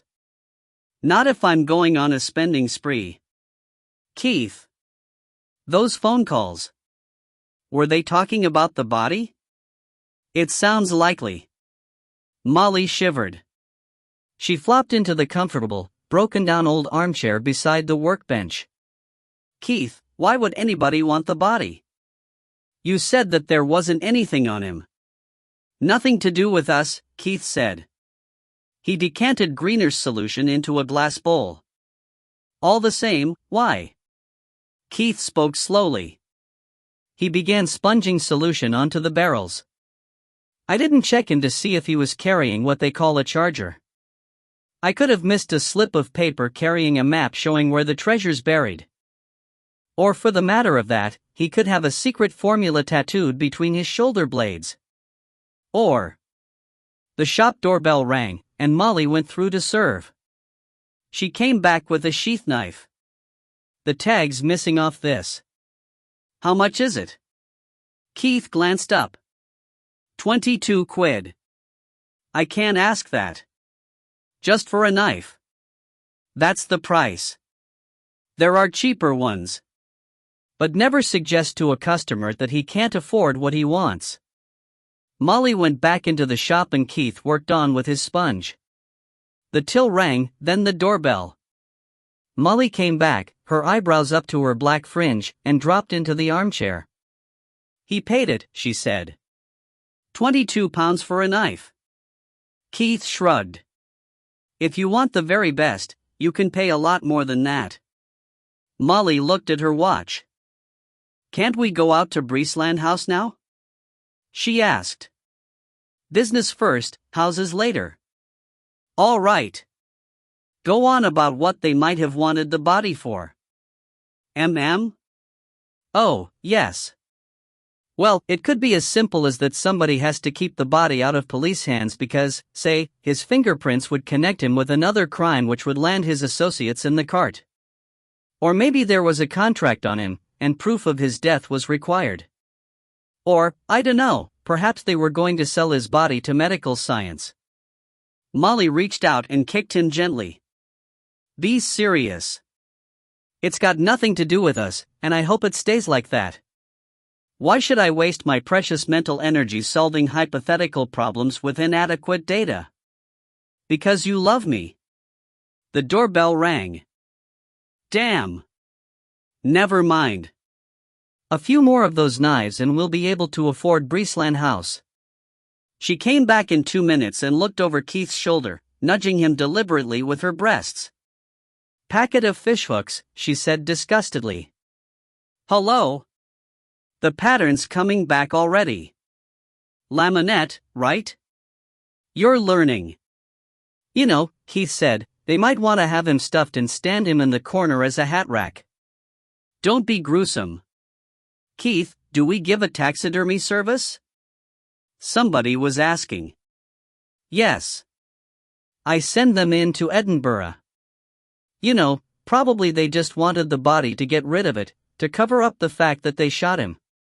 "Then who's got the body, if it isn't themselves?" "Probably another branch of the same gang." Molly laughed. "I thought only big business made that sort of a boo-boo. Gangs are big business." The bell pinged again and Molly got to her feet. "This one's going to buy a knife whether he wants it or not," she said. But she came back immediately with a visitor. Keith looked up. "Why, hello. It's Mr. Gulliver, isn't it?" Star. The newcomer, a man in his early 50s, presented an image that was both neat and elegant. His gray hair was carefully trimmed and brushed, his clothes seemed casual but were well cut and looked brand new, and his face and carriage suggested generations of breeding. He might well have been a diplomat. He was, in fact, the chief investigator for a major group of insurance companies. Keith wiped off Lord Fowler's barrels and put them aside. "Nice to see you again," he said. He genuinely liked Andrew Gulliver. "I've hardly seen you since your inquiries into my van that blew up." Gulliver smiled. "You got the check in the end? That's good. Of course, we met again on that shoot at Dumfries, but we didn't have much time for a chat." Keith waved him to a seat in the armchair, and Molly perched up on the bench. "What brings you into this backwater?" Keith asked. "It can't be the new dent in my car, because I haven't had time to make out a claim and they wouldn't have sent a big will like you anyway." "Not a sparrow shall fall," Gulliver said. "You mean the car that was stolen the night before last and run off the road?" Keith kept his face blank. "I always suspected that you did your investigating with the aid of a competent clairvoyant and a cup of tea leaves," he said lightly. "Nothing occult about it," Gulliver said. "I was with an old friend of yours in Edinburgh this morning and he told me all about it." "You remember Superintendent Gilchrist?" Keith frowned. "I thought he was with Strathclyde."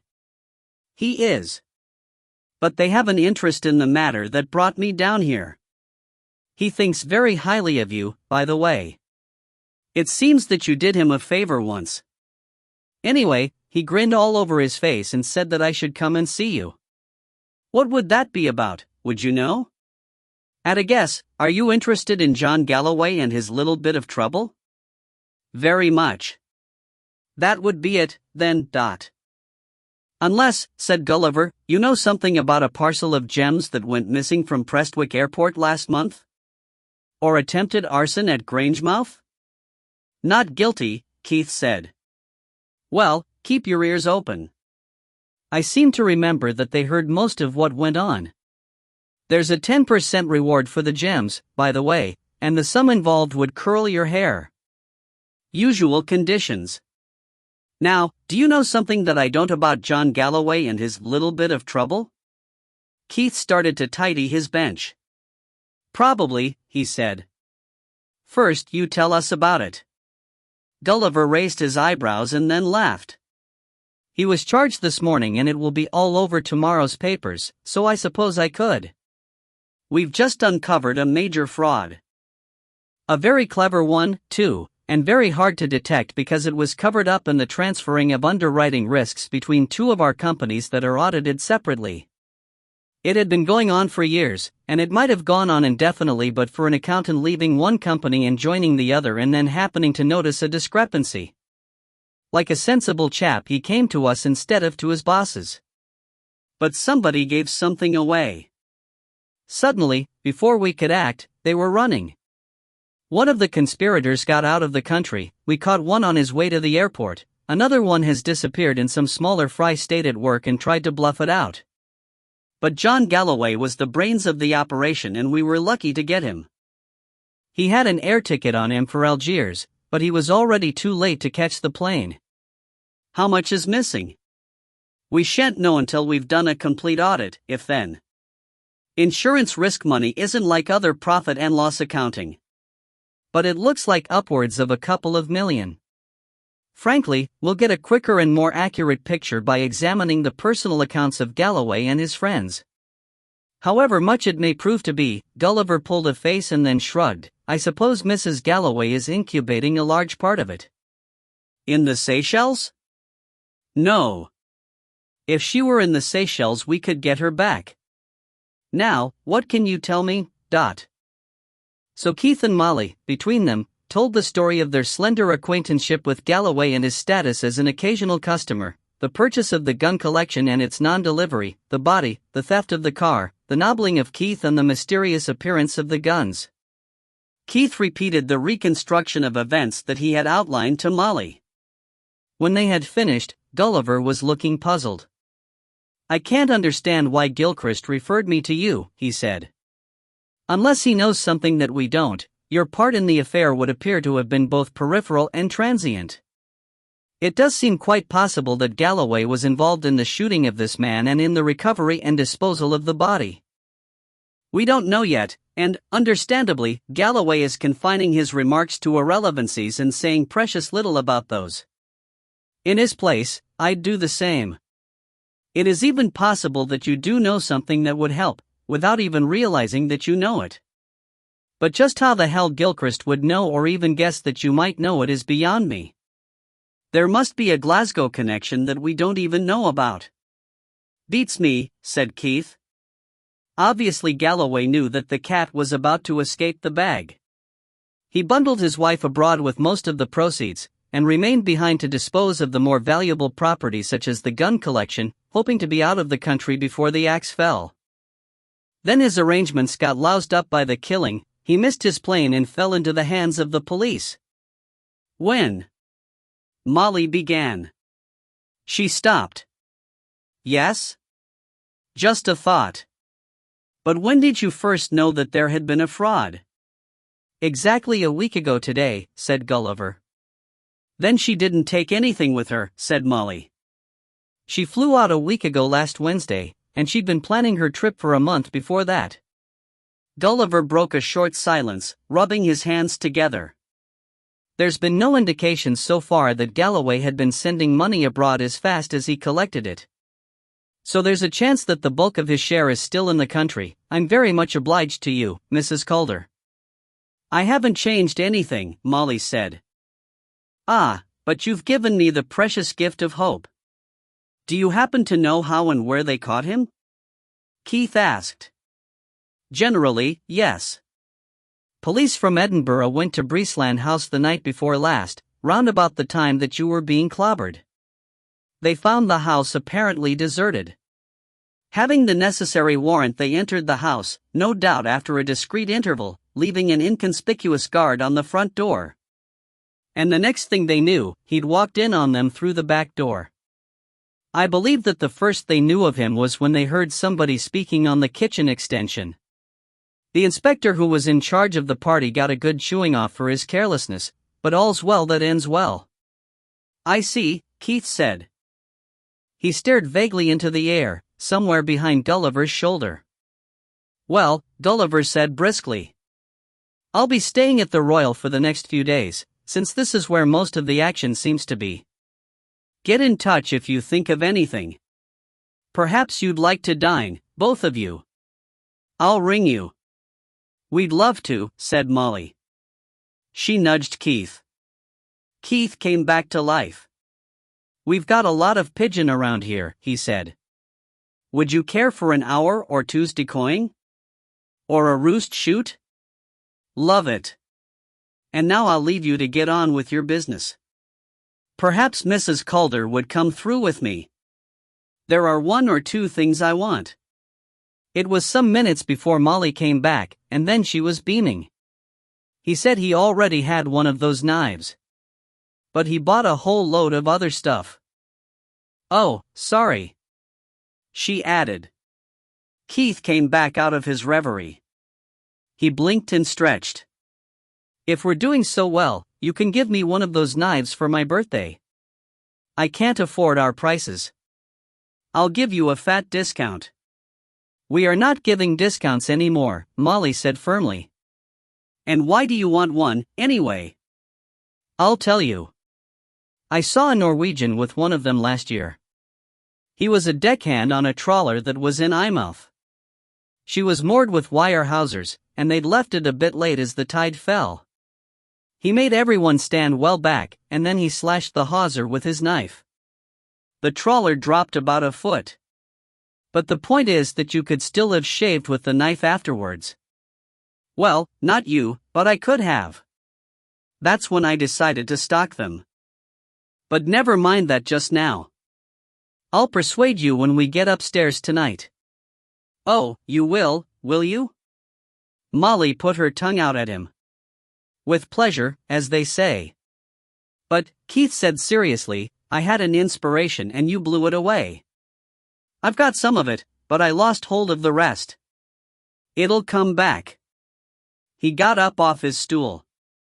Here a minute.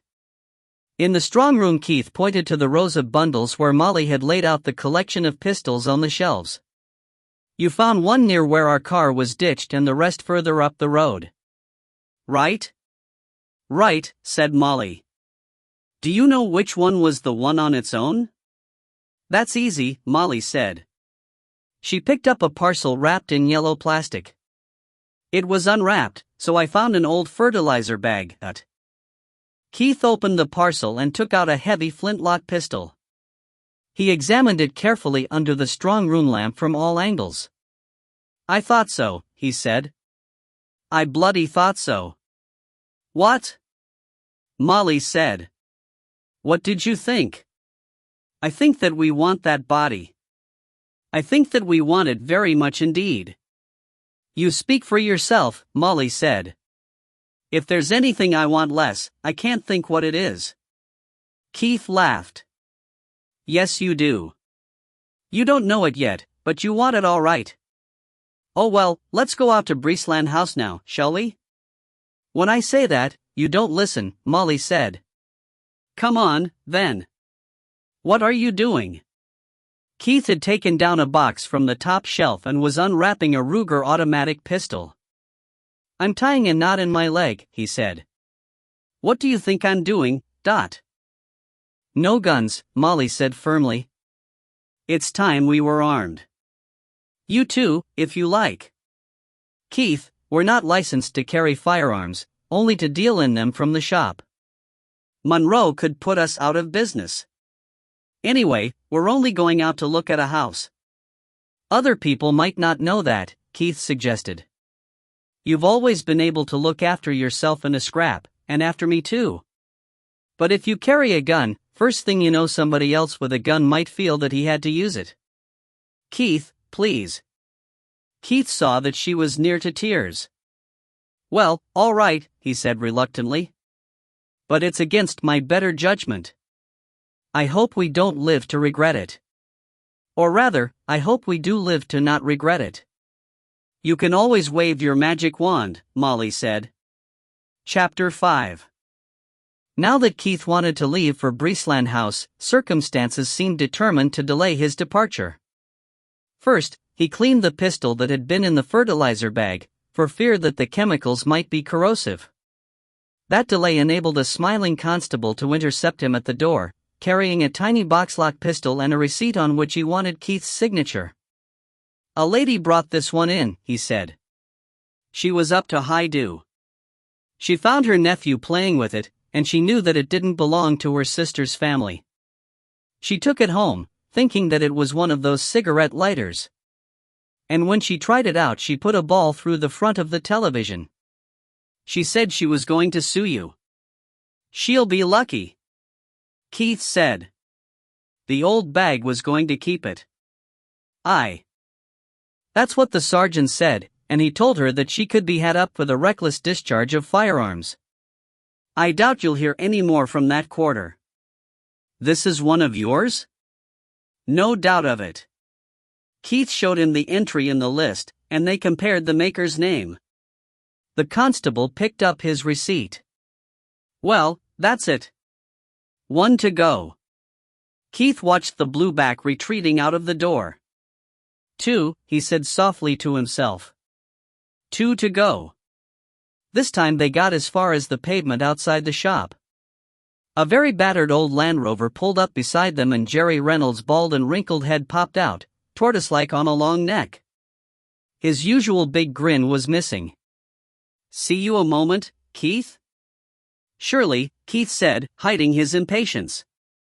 Molly, love, would you pop up and bring Tanya down while I talk to Jerry? Molly nodded and trotted off.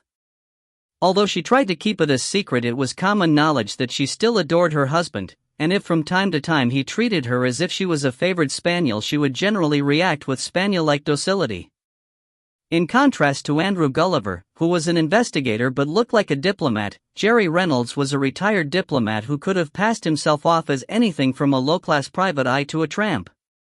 He had taken an early retirement and returned to his native area. He had knocked together the 2 cottages on the hill to make a comfortable bachelor home, and was passing a long retirement by paying a small rent for the shooting rights of the farmland around his cottage and acting as his own gamekeeper. After years of work for which sartorial elegance was obligatory, he now cultivated a dedicated scruffiness at all times except on shooting days when he emerged in magnificent tweeds and an aroma of mothballs. What can I do for you? Keith asked. A favor, I hope.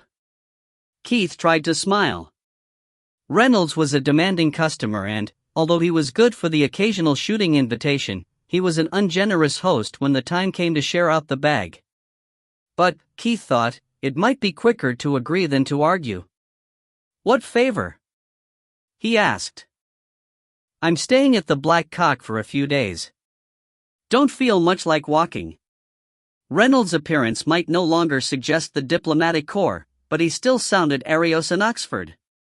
I bet you don't, Keith said. You know then, do you? Reynolds leaned further out and lowered his voice. It's the stubble, you know. They shave you, of course, and while it's growing back the stubble makes walking bloody murder. I can't get the Land Rover all the way up to my place, and I'm damned if I'm walking it just now. You want me to go up and fetch something for you? No. I've got all I need. It's my pheasants. I've got a good wild stock, and they'll soon be getting ready to nest. I left them plenty of food in the hoppers, and water as well. But if this frost gets any worse, they won't have any water. They'll wander over onto Sir Peter's chute, and they won't come back. All right, Keith said, if the frost persists I'll go up and water them tomorrow. Is it all right if I shoot a few pigeon? Of course. Just try not to disturb the game birds.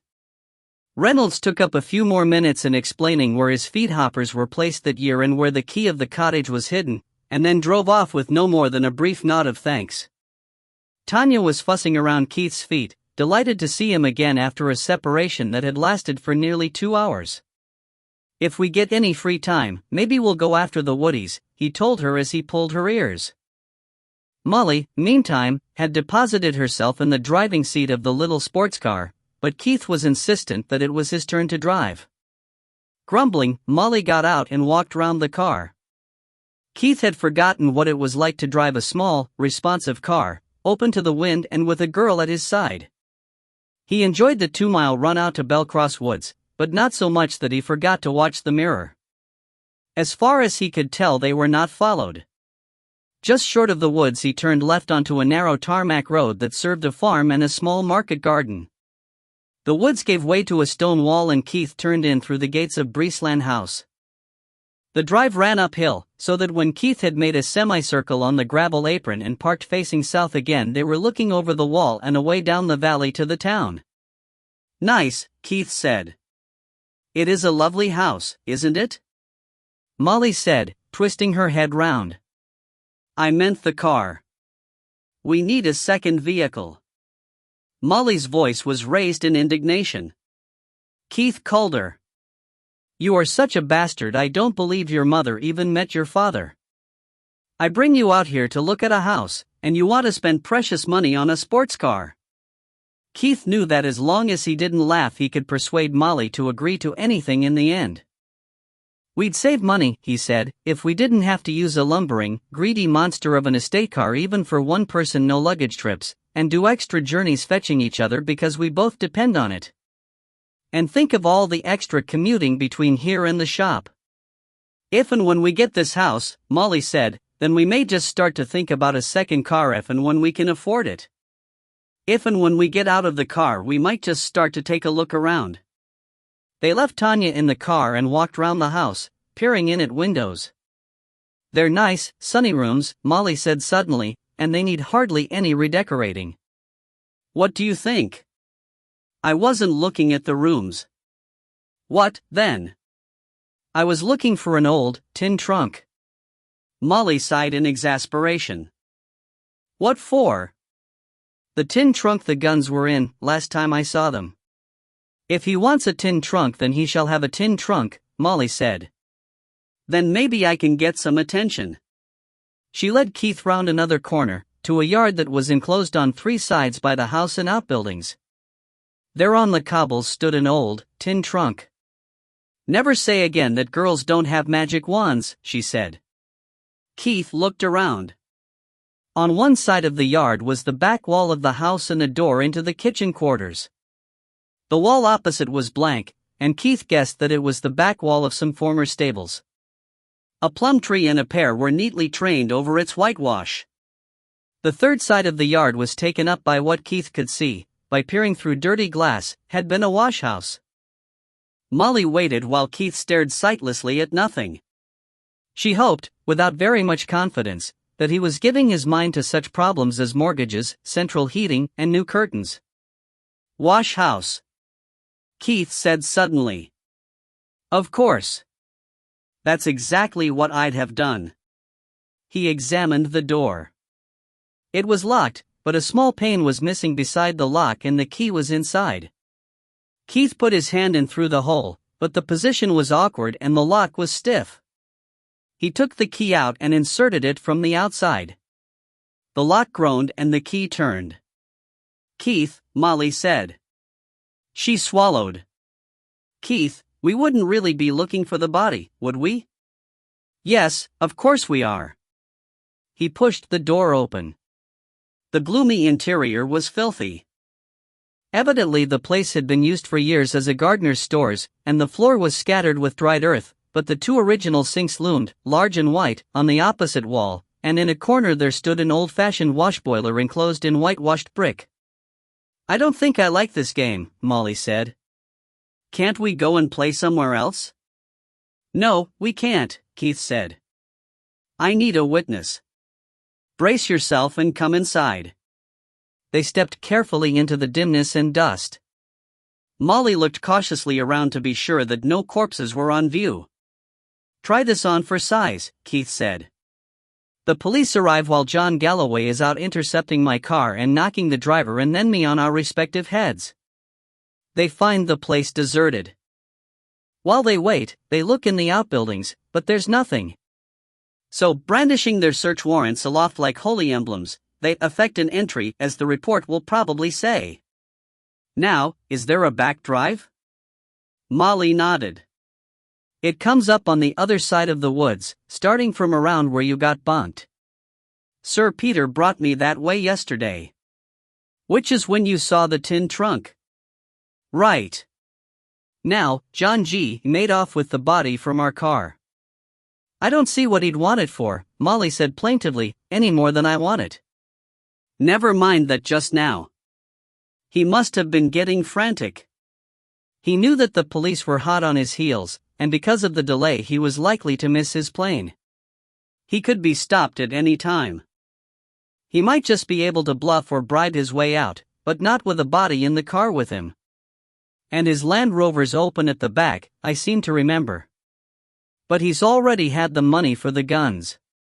So he dumps the guns, mainly in the ditch, but 2 of them fetch up at the roadside where small boys find them.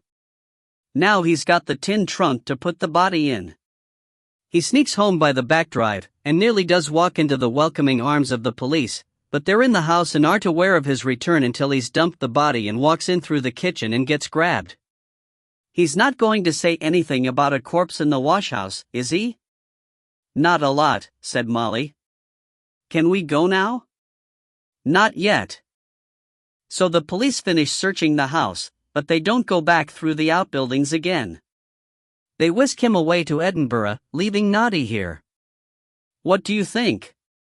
Molly shrugged. "It's possible, I suppose. But this place is empty. Where's the body now?" "In the wash boiler," said Keith. "Where else?" "A good question," said a fluting voice from the yard. "Star." The emaciated light dimmed further as 2 men in turn filled the open door. "And a very probable hypothesis." "I could be wrong," Keith said. "We shall see." The speaker was as high and thin as his voice, a lean man with curly hair brushing around a bald crown. His face was mottled and knobbly, but the assembled knobs fitted together into a face that was not measurably different from other faces and yet suggested the kind of callous evil that Keith found the most chilling thing in the world, simply because it was the only thing against which he could not bring himself to react with equal ruthlessness. Molly recognized it too, for he felt her move closer to him. The man was carrying an expensive model of large-caliber automatic, made longer by the fitted silencer. It was a professional's weapon and a good one. The eternal businessman inside Keith thought that, if he could get his hands on that gun, it would pay the shop's rent for a fortnight as well as saving the immediate situation.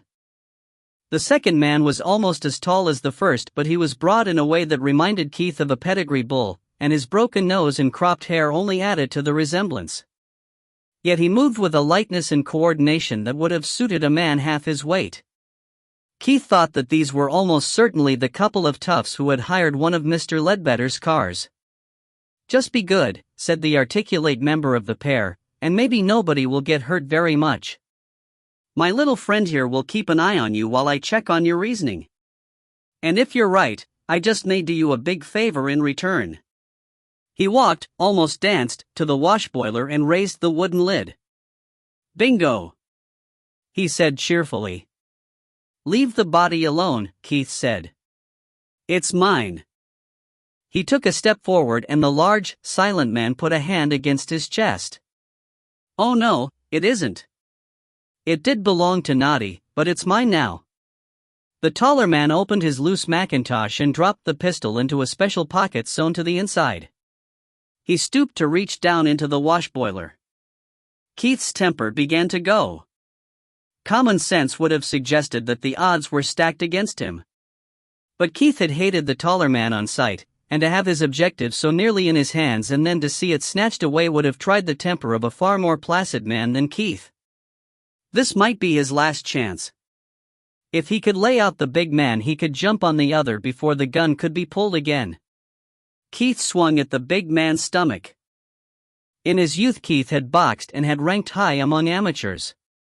In later and wilder days, he had become a general-purpose fighter of some renown. The blow came from the soles of his feet, gathering momentum from every muscle on the way, and it was aimed at a point below and 6 inches beyond the parting of the big man's ribs.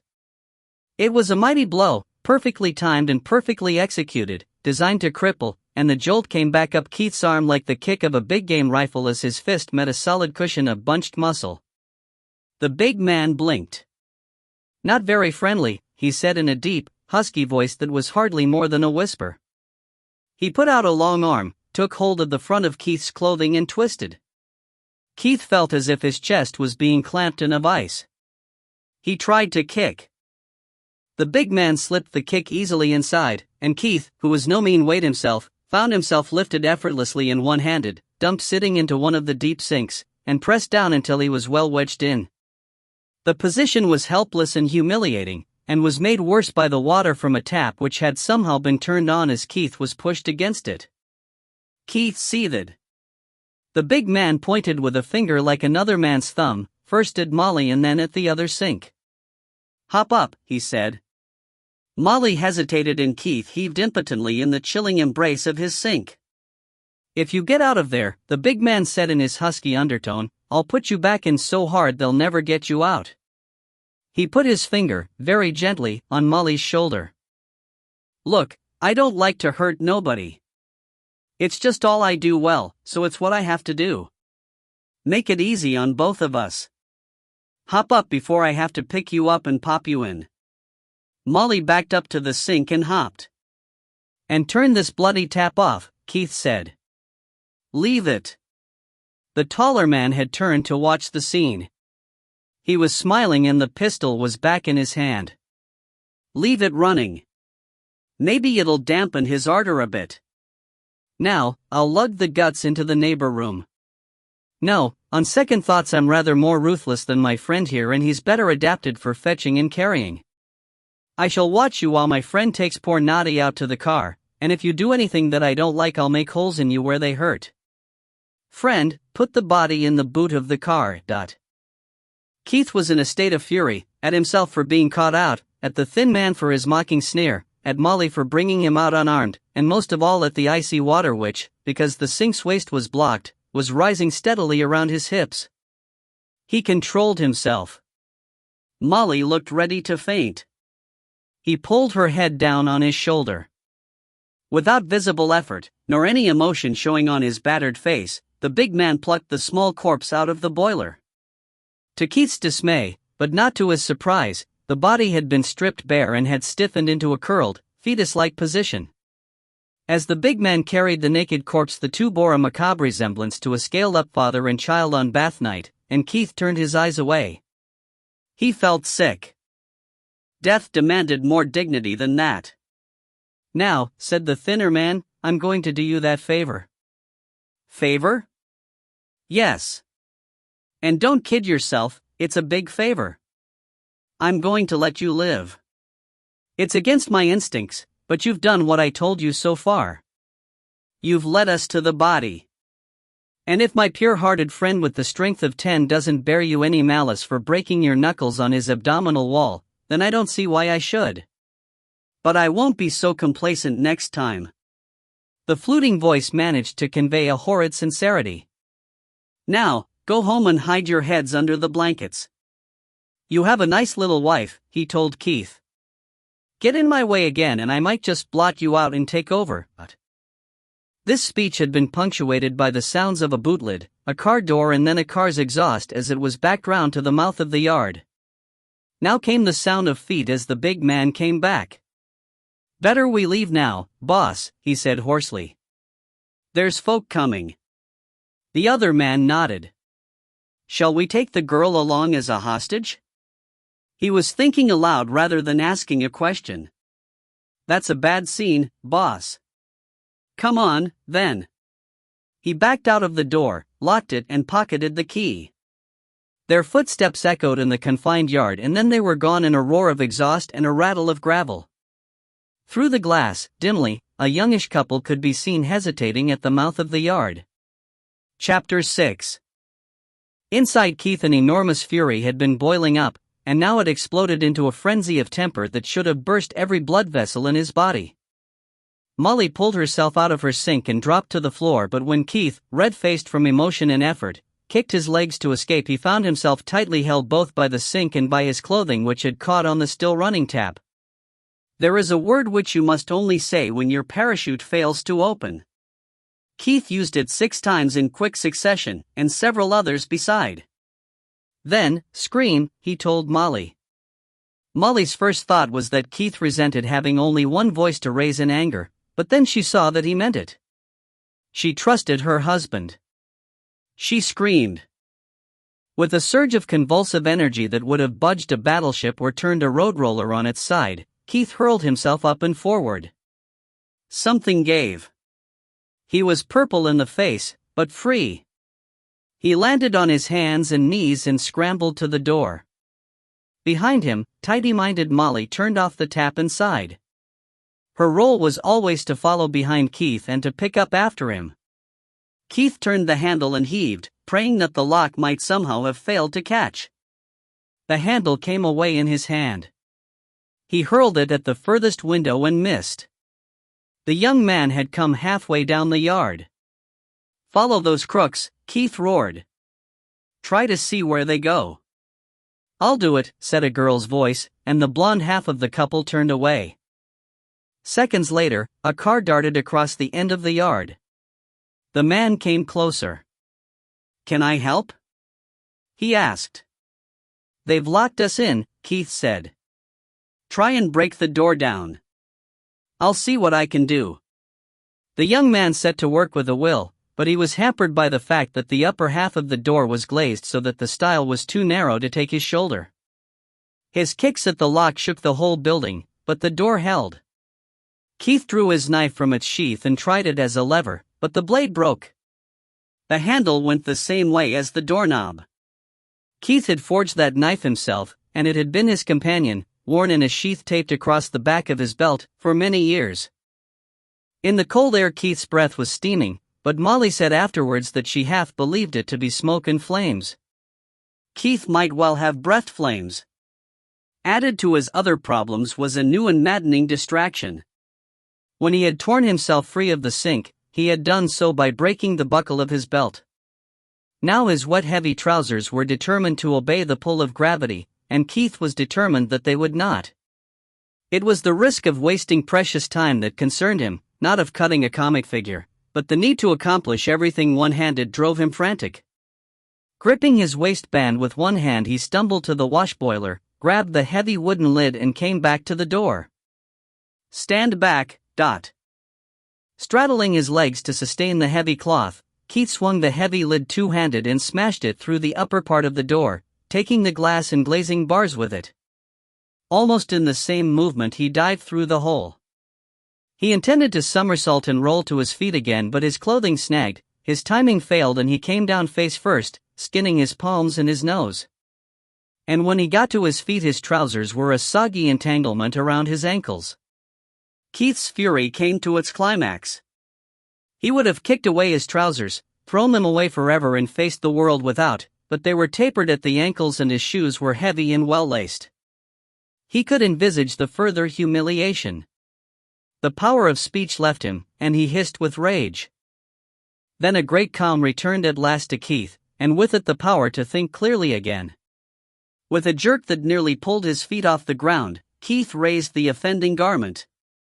A piece of cord lay beside the tin trunk, and he tied it around his waist and felt fit to challenge the world. "Wait for me," Molly was wailing. "Stick your head through." Molly's head came cautiously through the hole. Keith took her by the scruff of the neck, put his other hand under her middle and lifted her straight through the hole. "The car," he said. "Quick." "You're bleeding," Molly said. "Never mind that. Come on." They cantered round the house. As he ran, Keith dragged the car's keys out of a wet pocket. The young man followed at their heels, shooting out incoherent questions and receiving answers to match.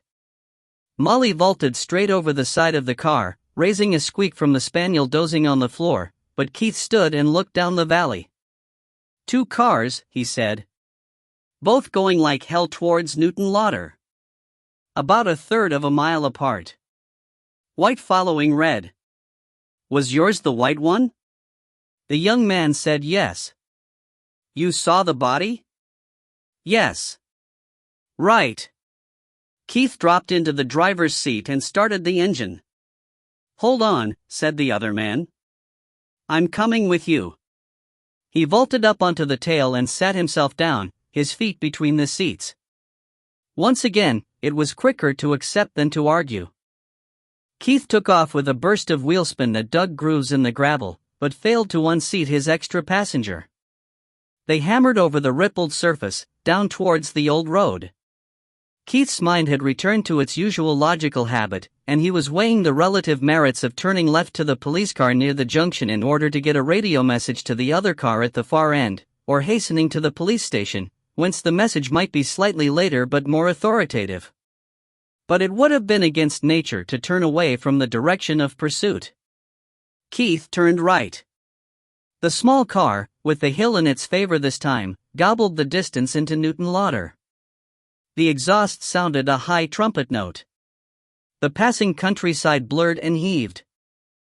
Keith slowed marginally at the speed limit signs, had fists shaken at him, and entered the square with a slither and a squeal of tires.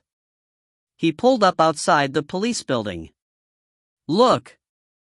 Molly pointed. 80 yards away, at the far end of the square, there was a white car and the fair-haired girl just getting up from it. I'm going in, Keith said quickly. You go and find out what she knows and then join me. And let me do the talking. Don't I always? Frankly, no.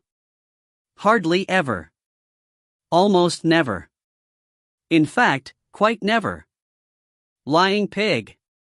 With this exchange of endearments, they parted. Molly skittered away across the square with the young man faint but pursuing.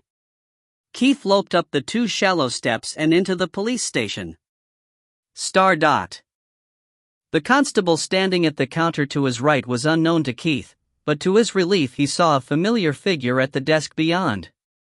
The beefy, red-faced Sergeant Ritchie was an old and well-liked acquaintance, and Keith spoke directly to him. I must see the senior officer on duty. Is it Monroe? That's just who it is, said Ritchie. If the constable had not been listening, Keith would have damned his luck. I'll give him the details, he said. Meantime, do you still have cars out at the 2 places where the old road joins the new? Aye, said Ritchie. Until tonight. And they're still looking in outgoing vehicles? That they are, dot. Ledbetter's hire car, the red Cortina. We've just seen 2 men drive it off with the body that my wife made a report about the night before last. I think you should tell your men to stop it on sight and hold it, body or no, and follow if that, or any other vehicle, refuses to stop. But tell them to be canny. The thinner man's armed, and the other's as strong as an elephant. Ritchie nodded, first to Keith and then to the constable. Tell the chief inspector that Mr. Calder's on the way into him, he said, and turned away to the radio. Keith strode down the short hall, knocked on the end door and entered. His story was hardly begun when Molly arrived, flushed and breathless. The blonde girl had lost sight of the other car when a tractor had balked her as she neared the outskirts of the town. She had driven on through, to where roadworks and a set of traffic lights were causing a temporary but major hold-up. She was sure that the men could not have passed that point. An hour later, Keith and Molly were touring the streets of Newton Lauder, Molly at the wheel so that Keith was free to use his eyes. Apart from one halt at the shop for Keith to grab a pair of binoculars, they wove to and fro, street by street, with stops and starts, for another hour or more before Keith directed their path up to a high road above even the hospital. They parked where they could look down on the town. That's that, Keith said. I was hoping to spot them before they could get the car out of sight. They didn't have time to make arrangements for somebody's lockup, and they're not in a public garage.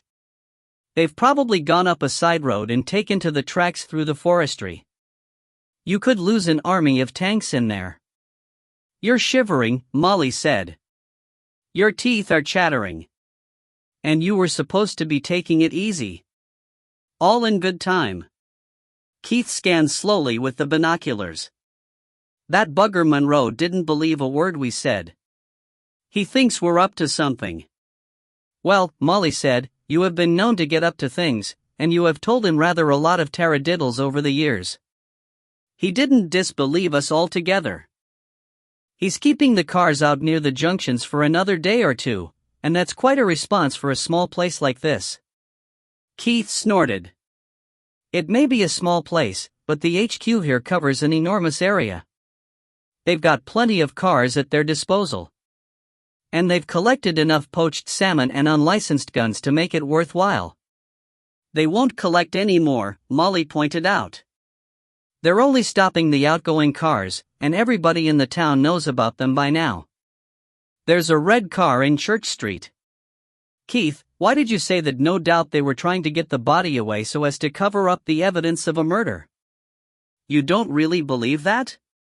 Don't make me laugh while I'm trying to hold the glasses steady. I think it's the minister's old Viva. What do you think then? Molly asked plaintively. I'll tell you when I have to, chatterbox. On principle Molly made a face, but she refrained from argument. To herself she had to admit that there was something in the impeachment. She went back to the earlier subject. The honeymoon couple will bear you out, she said. Their name's Irvine, and they're staying at the Royal. Ah. Well, maybe they will and maybe they won't. Their car was gone by the first time we went through the square. Molly made a silent whistle. Keith, you don't think those two were fakes? They turned up very conveniently at Breesland House. She said that they'd been interested in buying it. I said that we'd already bought it. Yes, I expect you did. Keith put the binoculars down. But how many bridegrooms would let their bride go off following a pair of crooks like that? If either of them was going to go, it would have been the man. If he saw you with your trousers down, or heard what you said, he wouldn't have left her within a mile of you. I don't think it was that, Keith said. You think what you like. But they came to Newton Lauder at the same time as the other two, near enough, just after the body became a body and went missing. And it was the white car that you thought was following us this morning. Did they ask many questions when you spoke to them in the square? None at all. I take it that they were the honeymoon couple that you said were in the shop yesterday? Were they any chattier in the shop? Well, yes, Molly admitted. They did seem to want all the local gossip. And this afternoon all their curiosity had evaporated. That clinches it. Could you see a body being dumped in a car, and find two people locked in a shed, and be asked to give chase, and so on and so forth, without asking 1.5 million questions? I suppose not. Suppose? Keith said scornfully. You, my girl, can't even see somebody scratch without wanting to know why it itches and where it itches and when it itches and what it feels like when it does. And by Christ it's getting cold and we're not doing any good here. There's dozens of side roads and hundreds of tracks and fire breaks in the plantations and they could be in any one of them. I need dry breeks. And I'm supposed to be taking it easy. Let's away home and think. Star dot. While Keith showered and found himself dry clothes and a new belt, Molly dealt with a small group of customers who had been waiting, or making periodic visits. By the time Keith came down from the flat, bringing with him his large transistor radio, they had the shop to themselves. Did he have a cold bum then? Was Molly's greeting. He did, but he's all right now, said Keith with dignity. Do you really think the honeymooners are in league with the other two? No, I think they're not. Now, keep an eye on the square and shout if you see any one of them or either of the cars. And hush a minute while I think. Keith paced slowly to the far end of the shop, paused and turned. Control to Panda 3, said the radio. Ignore it, Keith said. I'm only interested in inward messages. He paced slowly back again, paused and stared vacantly at a rubber decoy duck on a shelf. Panda 3 was told to proceed to Willow Brae and investigate the reported theft of a bicycle. Keith came to life again. He snapped his fingers. Right. I know what I'd do, in their shoes. And we need help. The police? Said Molly. No. It's no skin off our nose who's guilty of what crime. But there's a reward going begging. If we bring in the police, can you see Monroe playing fair with me? He could let all his aunts and cousins in on it. We need Sir Peter. I'll watch the square. You give Peter a ring and ask him to come down and join us. You're better on the phone than I am, Molly said. But he can resist me.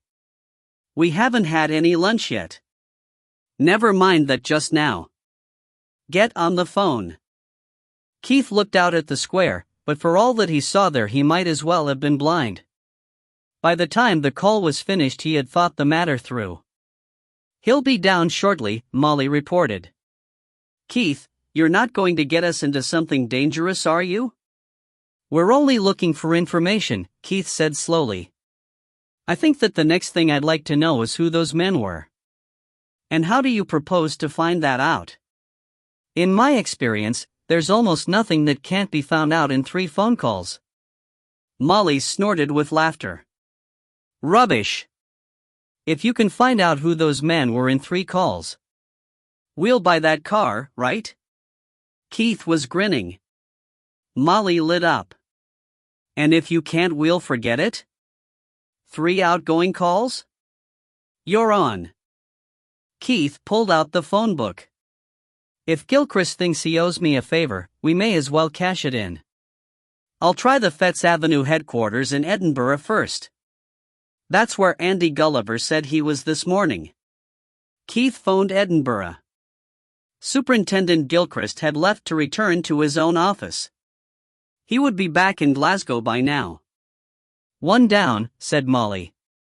The first call only tells you where your contact is. Second call, he tells you who you ought to be speaking to. Third call, you find out. Got it. He put down the Glasgow directory and dialed, and the call caught Superintendent Gilchrist just as he was about to leave for home. The sharp accent came clearly over the phone, and Keith could picture his trim, military-style figure sitting neatly at his desk. I thought I might hear from you, Gilchrist said. What did you put Andrew Gulliver on to me for? You know by now, or you wouldn't be calling me. Gilchrist sounded amused. Keith said, I thought it would be that. But what's going on in Glasgow that makes you suspect a spin-off over here? I was just putting 2 and 2 together and making a wild guess, Gilchrist admitted. I spoke to Gulliver on impulse. Was I wrong? No, Keith said, you weren't wrong. In connection with the same thing, we have some hard men around here. Would you be able to identify them from a description? Or could you put me on to somebody? There was a pause and Keith could hear Gilchrist, at the other end, tapping his fingers on the desk. Even the rhythm sounded precise and military. I'm a bit out of date on that sort of thing, the superintendent said at last. The man you want's Inspector Cathcart. Hold on and I'll give you his number. Molly was resting her temple against Keith's and straining to hear the far end of the conversation. Only 1 to go, she whispered. Will he still be in his office? Keith asked quickly. You might still catch him. Do me another favor, Keith asked. He might not want to open up for a strange voice on the telephone.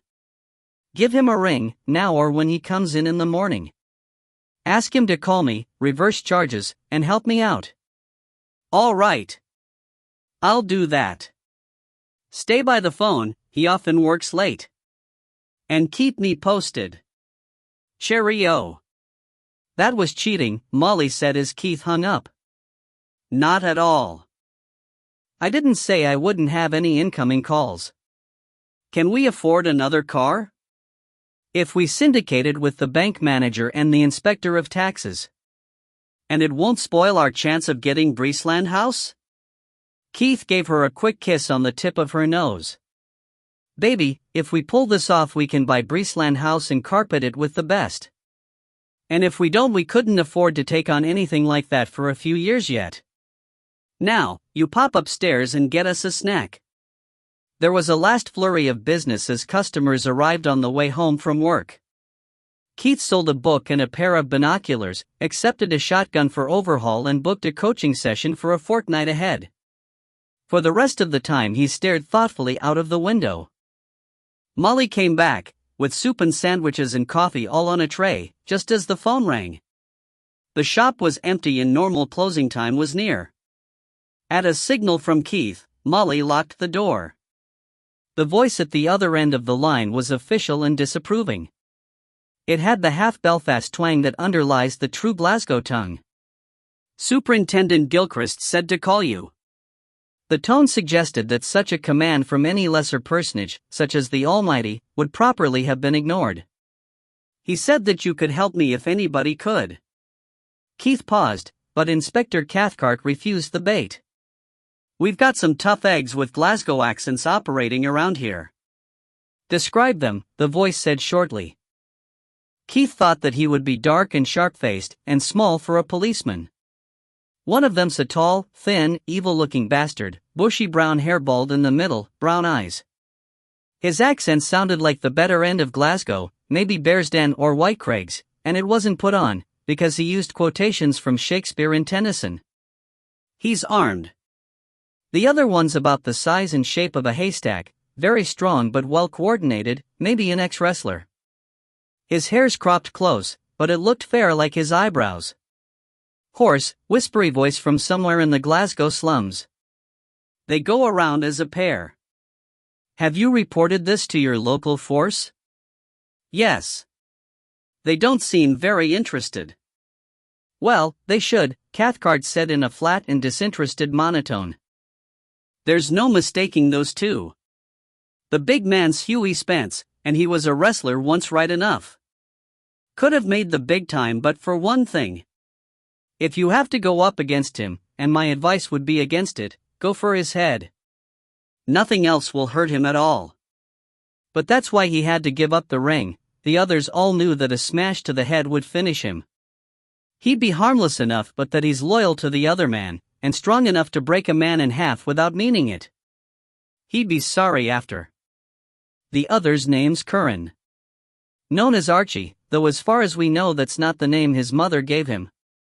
He came from Bearsden originally, but they tell me he's living in Rothsay now.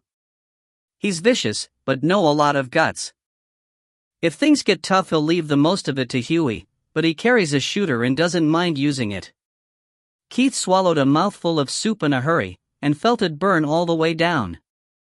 Can he shoot straight with it? He asked. He didn't used to. He did 3 years out of a 7 stretch, when he might have got clean away if he could have hit the side of a house. Out of 9 rounds fired he only hit a pub sign, and that was a ricochet. Anything over 10 feet and you're fairly safe. Unless he gets lucky, of course. Or unless he's been taking lessons. Well, thank you, Keith said with feeling. Oh. That the lot, then? Hold on. Who are they working for? Last I heard, they were both working for Frank Hutch. Heard of him? I've heard of him, Keith said. Any more? Cathcart sounded bored. 2. One's more difficult because I only have somebody else's description. Keith pieced together the fragments of description of the man in hospital, together with the features of the actor said by the hospital porter to resemble him. Too vague, said Cathcart. Could be one of dozens. I met another one today, Keith said. About 5'10", 15 stone, straight brown hair, blue eyes. He looks about 25, but I think he's more. Smooth-faced and chubby. Faint London accent. Sticking out ears and expressionless eyes. A flashy dresser? Possibly, Keith said. He didn't look very flashy today, but I think he was dressing apart. Sounds like a lad called Wallace. He made London too hot to hold him a few months ago and showed his face around here instead. He was talking to people who don't talk to us. I don't know who he took up with in the end. There's a blonde girl with him. Does that convey anything? Only envy. Keith's mind was racing around the permutations. Could he have been hired by Danny Bruce? Cathcart was silent for a moment. Could be, he said. Nothing positive, but I heard that he'd been seen with one or two of Bruce's cronies. I know Bruce as a dealer, Keith said, but can you tell me anything about his operations outside the law? Again Cathcart hesitated. In confidence? Absolutely. I can't tell you as much as I'd like to. He lives among the knobs of Rutherglen. He's got 2 perfectly legitimate shops, but you'll know about them. We've known for years that he acts as a fence in a very big way, maybe even the biggest in Britain, but he's quite the most canny man in the trade. He's not above setting up a little rough stuff, but he's got a tough nut of a daughter who makes most of the contacts for him. He never ever deals from his home or from either of his legitimate businesses. He uses postes restants, safe deposit boxes, left luggage rooms for any hot goods, and he meets his clients in an ever-changing series of hotel rooms, offices you can rent by the day, flats, bedsits, you name it. He usually has about 10 phones, all unlisted. When he goes to some other city to do a deal, the goods must travel by post to himself under another name, because he never carries them. And he's the hardest man to follow that I know. If anyone else seems to be going the same way, Danny Bruce turns round and goes home again. Well, many thanks, Keith said after a moment's thought. You've been a big help and I appreciate it. Tell Superintendent Gilchrist. Or, if you want to return a favor, hand me Danny Bruce on a plate. Or, better still, Archie Curran. I'd like to get that bastard before he kills again. The connection was broken, leaving Keith with a hot ear and a mind awhirl with new data. Never try to make a policeman or a second-hand car salesman like you, Keith said. Somebody told me that once. I forget who. But he was right. You know, his last comment was interesting. Who's Frank Hutch? Asked Molly. So Curran's killed already.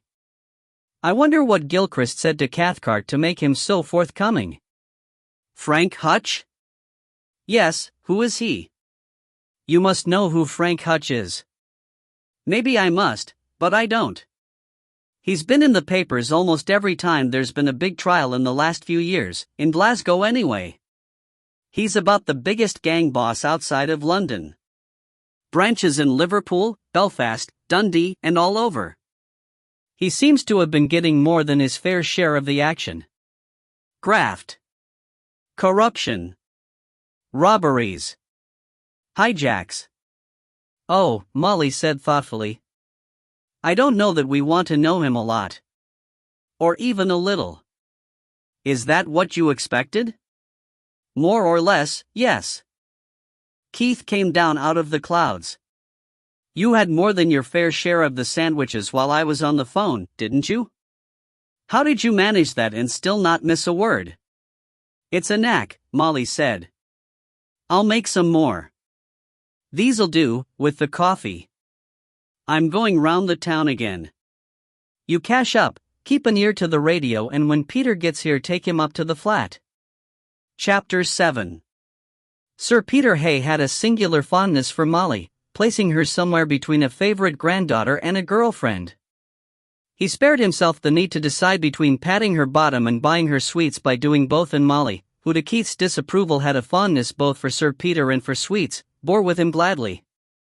The baronet was a taller man than Keith, but he seemed to be all bones and tangled grey hair. He was a Scot through and through, but his schooling and upbringing had left him ineradicably tainted with the accent of the English landed gentry, which he offset by wearing at all times one or other of his many kilts, varying only the modesty or splendor of his accoutrements to suit the occasion. He was the laird of most of the lands for a long way around, but, despite his resemblance, cultivated, Keith thought, to a leisured archetype, he deserved the title working man better, perhaps, than many who claim it. He was a notoriously hard-working director on the boards of several enterprises, but the revenue that he earned thereby was plowed straight back into improvements on the estate, to the joy of his tenants and the despair of his bank manager. He vacillated eternally on the brink of financial disaster, despite the prospect of dying a very rich man to the benefit of the national exchequer.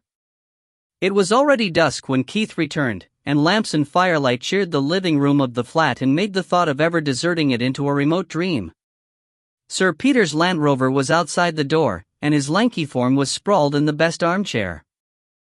Molly had made more sandwiches and Sir Peter was chewing on one while, with the other hand, he nursed a glass of the very special whiskey that Keith obtained from time to time from an excise officer at a West Highland distillery who still owed him for a shotgun. When Keith came in, Sir Peter raised the glass in salute and inquired after his broken head. "My head's as almost all right as it ever was or will be," Keith said. "Just as long as it's still screwed on the right way." "Why the panic message?" "Your lady wife wouldn't say." "His lady wife doesn't know," said Molly. "She soon will, now," Keith said. "Peter, is your Land Rover secure?" He helped himself to a drink and another sandwich while listening with one ear to Sir Peter's assurance and with the other to the muttering of the radio as Panda 4 was sent away towards Newcastle to intercept a small van which had driven off from the scene of an accident.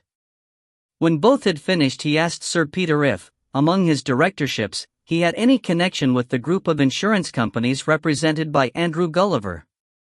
Sir Peter shook his head. "Sorry," he said. "I can't help you." "Yes, you can. I wanted to be sure, first of all, that you wouldn't find yourself with a conflict of interests. Now have another dram and listen, in the strictest confidence, to my tale." So Sir Peter had another dram and listened, his protuberant eyes opening ever wider and his eyebrows climbing up his forehead. As he spoke, Keith strode about the room, crackling with nervous energy, but Sir Peter sat very still and only moved to stare at Keith when the story seemed to be accompanied by unnecessary or irrelevant detail. When Keith had finished, Sir Peter stirred and took a small sip from his drink.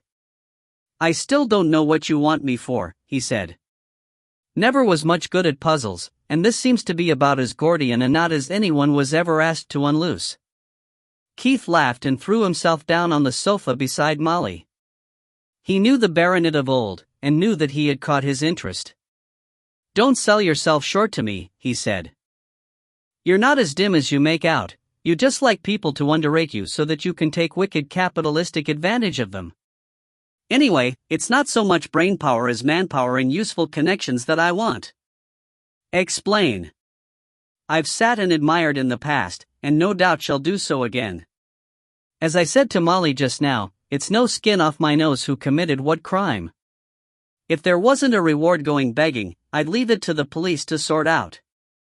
But Molly's set her heart on Breesland House, so I want a good whack of the reward so that I can buy the place from you. So far, you ring true." "Thank you. Today, I think I just about had my hands on the reward and it was snatched away again. If I go to the police, I'm dependent on getting a fair deal from them. And the officer in charge, at least until I can prove that there really has been a killing, is Monroe, who has me breathalyzed twice a week in the hope that I'll slip up. I can still get to the reward, but now I have to share it in order to get to it at all. Shall I spell it out?" "Please do." Keith smiled lopsidedly. "I might never have got the connection," he admitted, "except that, between us, Andrew Gulliver and I had said all the magic words in the course of a few hours. And then I got to wondering what Superintendent Gilchrist might know that would make him suggest to Gulliver that he spoke to me. And I have a habit, from years in a business in which you count the other fellow's teeth in case he's a shark, of putting myself in the other shark's place and thinking, if I had that problem, what would I do? It's a small step from there to thinking, if that's what he's doing, what was his problem? You follow me?" "Oh yes," said Sir Peter. "Putting the pieces together the other way round, what do we have? Andrew Gulliver reminds us that a parcel of gems was pinched not long ago. And here we've got a man who has been accumulating illicit money. He feels the need to get out of the country in a hurry, taking as much as possible of it with him. If he was looking around for a readily portable form of assets, immediately available and at least as valuable abroad as it is here, Wouldn't those gems be his most likely bet? That, said Sir Peter, seems logical. But have you any proof? Proof comes later. Next, a man tries to speak to me in Glasgow. He acts as runner and odd job man for a dealer who is also a fence and a big way of business. No need to speculate for the moment just what he wanted me to do, that becomes obvious later. Just remember that I'm a dealer and John Galloway was a collector. Then the same man turns up around here, dead. Significant? Potentially. Let's look at it from John Galloway's viewpoint. He knew that a visit from the police must be imminent. For all he knew, he was being watched. He would have wanted to buy the gems as quickly as possible and get the hell out. He certainly wouldn't want to trail across to Glasgow and visit with a dealer of dubious reputation. That would certainly have accelerated the activity of the police. Equally, the ultra-cautious Danny Bruce wouldn't want to be within a mile of him. So they would probably arrange for the gems to come across here by the hand of a relatively expendable courier.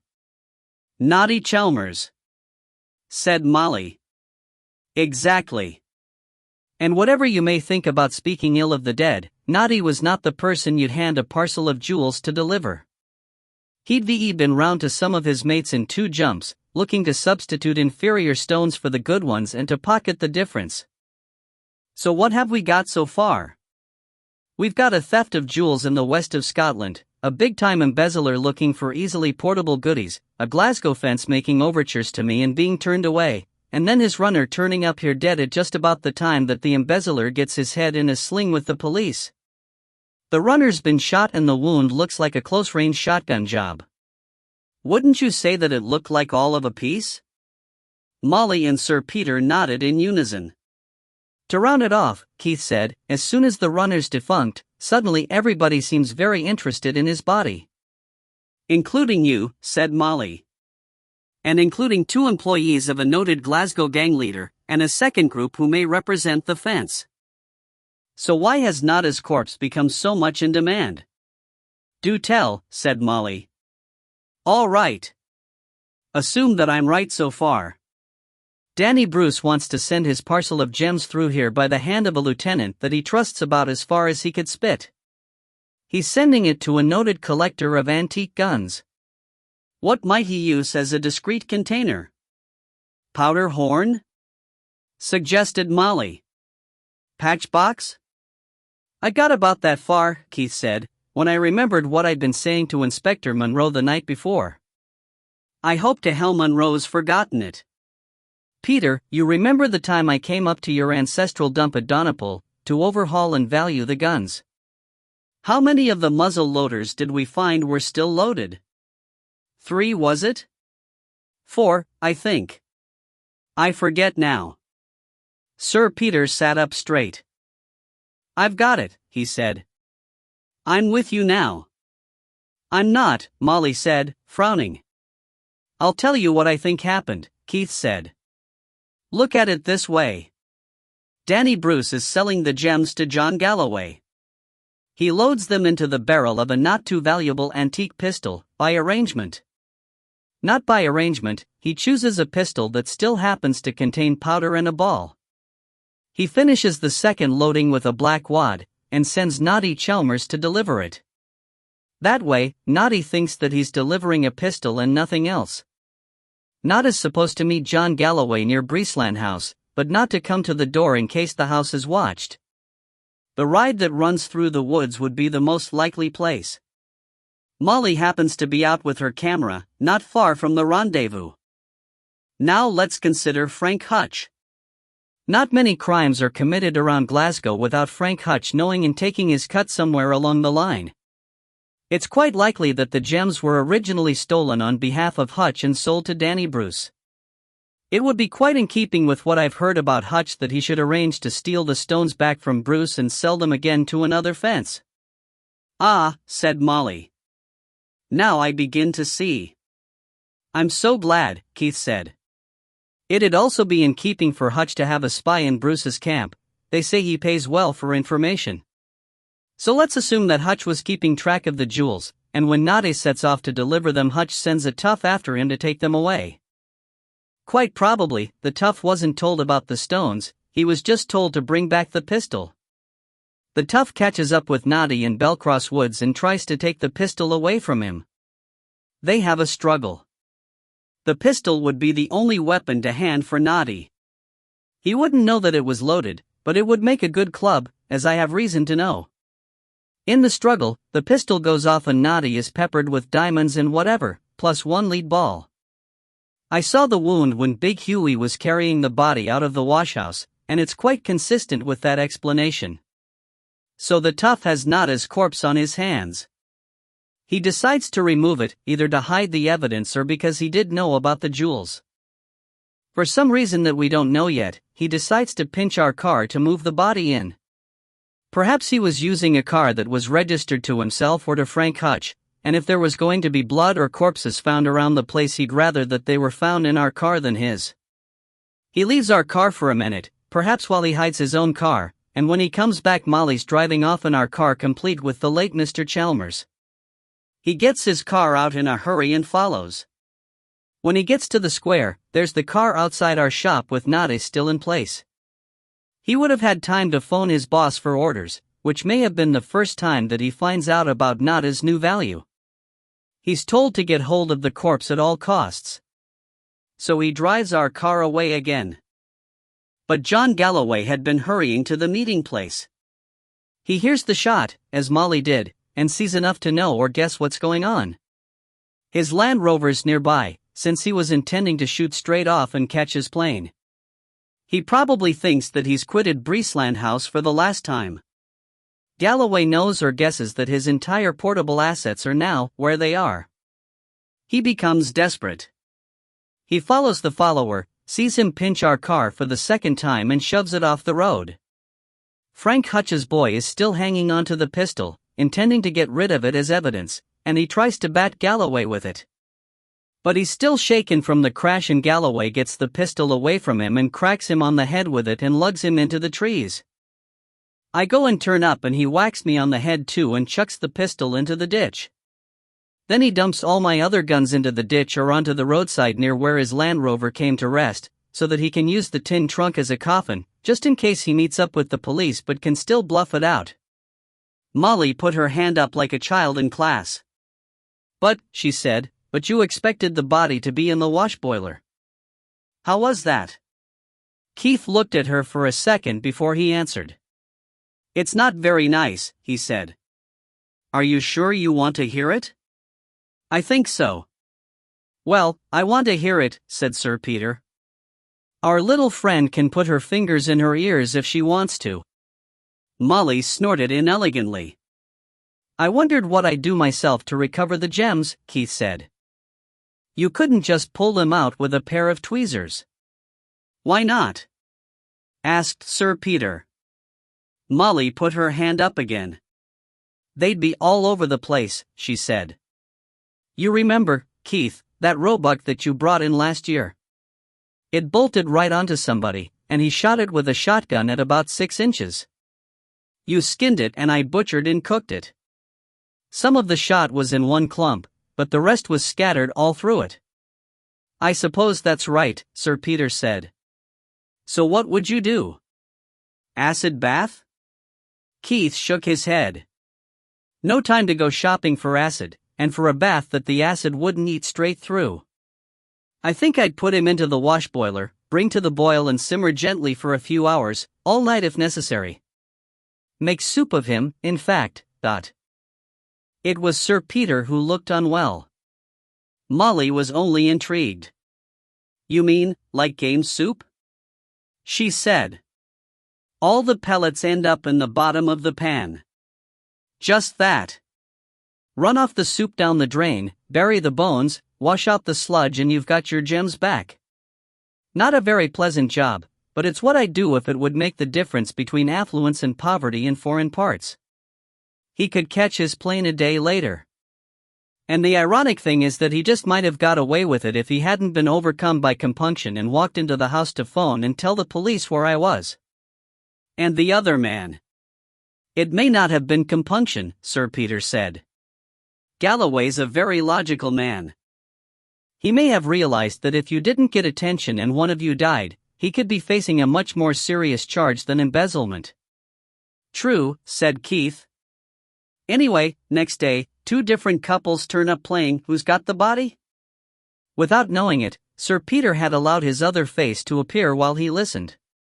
No longer was he the affable, ineffectual aristocrat that Keith knew as a shooting companion and customer. He had become the man of the boardroom, alert, thoughtful, decisive, and with an authority that money alone never bestows. "What are the chances of a flintlock still firing after all that time?" he asked. "It happened this morning in Newton Lauder," Keith pointed out. "Given that it's still loaded, remember that most collectors like to see a well-knapped flint in the jaws. If it's been kept in a dry place, the mechanism should still be perfect, with one exception. On lower and medium quality guns, the half-cock position is nearly always faulty. That's how going off at half-cock came into the language. Oh yes, if the frizzen's down over the flashpan, it should fire all right. Would there be priming in the flashpan? If the gun's being carried about, some powder usually shakes through the touch hole." Sir Peter nodded. "All right," he said, "I'll buy it as a working hypothesis, although I think you have a couple of cars missing from the equation somewhere. But your evidence is very circumstantial. You're saying this is a possible explanation. Try to think of a better one." "Well, I'm trying, and off the cuff I can't. Perhaps I could have done if I hadn't heard your theory first, but now that I've heard it I must admit that whenever I try to think of another it's your explanation that comes into my mind." "But have you any hard evidence? Because, if so, you haven't been very forthcoming to the police about it." "I've been honest with the police," Keith said. "The fact that they don't believe my story is their fault, not mine. But I don't think I'm obliged to offer them my theories, even if Monroe was willing to listen to them." "Probably not. They've seen or been told about such evidence as I have. One of them even had his hands on the pistol that I was nuts with, when it was found in the ditch. If he didn't care to examine it, I did. And it wasn't one of John Galloway's pistols. He had several similar pistols with tower locks, but his were late models with the lock held by 2 screws. This one was earlier, with 3 screws. And I took the trouble to look inside the barrel. It had been fired recently, and it had a number of deep scores along the inside of the bore, still bright and shiny. Scratches such as might be made by pellets being fired up the barrel that were as hard as diamond, not as soft as lead. Star dot. There was a 2-minute silence, not out of respect for the late naughty Chalmers, so nearly siphoned down the Breesland house drains, but while Molly and Sir Peter digested and weighed Keith's disclosure. While the silence lasted, Panda 5 was sent to relieve Panda 2, and Panda 3 reported a chimney on fire in Bloom Street. Keith waited. Sir Peter drained his glass, set it down and pushed it away. He shook his head to Keith's offer of a refill. "Very well," he said. "Your little Glaswegian friend is now richer than he ever was in his lifetime. What next?" "Next," Keith said, "I'll tell you. Even with that evidence, I don't know that I could convince Monroe. If I go to Andrew Gulliver, he'd have to go to the police anyway. Until it's accepted that there's been a murder, Monroe remains the officer in charge, and he hates my guts. So if I tell him all about it, and the police later find the body and the gems are recovered, Monroe only has to say, 'We found the body in the course of our normal inquiries and Mr. Calder's information didn't help at all, and I've been slugged on the head, lost 2 pistols from the collection and been dunked arse-first in freezing water all for nothing.' And I've no reason to believe that they have any better chance of recovering the jewels than we have. They have resources, manpower, radios. They're hidebound, unarmed and undermanned," Keith said. "They might lose it altogether, or miss it for a fortnight, by which time 50 other people might have qualified for a share in the reward. I think I'm on a better bet if I split the chance of the reward with a limited number of people." "I don't much like the idea of you going body hunting," Molly said, "especially while that man Curran's running around with a gun." "It's time that I asked you something," Keith said. "Do you still want Breesland House, or did this morning's stishy put you off it for life?" I didn't like what happened this morning, Molly said. But every old house is likely to have something violent in its past. Who knows what mayn't have happened in this flat? I'll be honest, I still want Breesland House more than anything in the world. But only if you'll promise me to be careful. Of course we'll be careful, Keith said. I value my skin and I want to keep it all in one piece. Well, what can we do that the police can't? 2 things. We can choose people who can legitimately carry a shotgun around here. That should discourage Curran from waving his popgun around. And we can concentrate on the one job instead of being distracted by 1,000 problems like the police. Both time and geography are on our side. How do you mean? Molly and Sir Peter asked together. You both know the lie of the land, probably better than I do, but I'll spell it out. The town lies in the bottom of the valley, on the former main road. It was bypassed years ago on the steeper side of the valley, the west.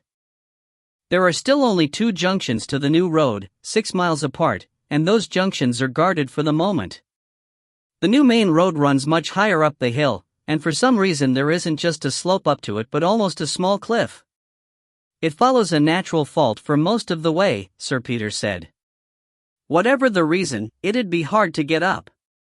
I could climb it. Damned if I could, said Sir Peter. Well, carrying a body nor could I, Keith admitted. And on the other side, the east, the roads all peter out without going anywhere. I didn't know that, Molly said. I only just noticed it on the map, but it's a fact. We're between the river and the Lammermuirs. A Land Rover might be able to make it, but not a car. People from the farms up that way have to come through Newton Lauder to get out. Peter, that's why I asked if your Land Rover was secure. They may be on the prowl for a Land Rover or a tractor by now. Right, said Sir Peter with a new enthusiasm. Gimme a pencil and paper and we'll assess what's to be done if we're to keep them bottled in. First, Keith said, let's make it difficult for them to get hold of a Land Rover or a tractor. Between us we know all the farmers, foresters, and shooting men for miles around. So we put the word around that there's a gang that specializes in supplying them to the black market in underdeveloped countries, believed to be visiting this area during the next few nights. That'll do it, Sir Peter said, nodding. He made a note.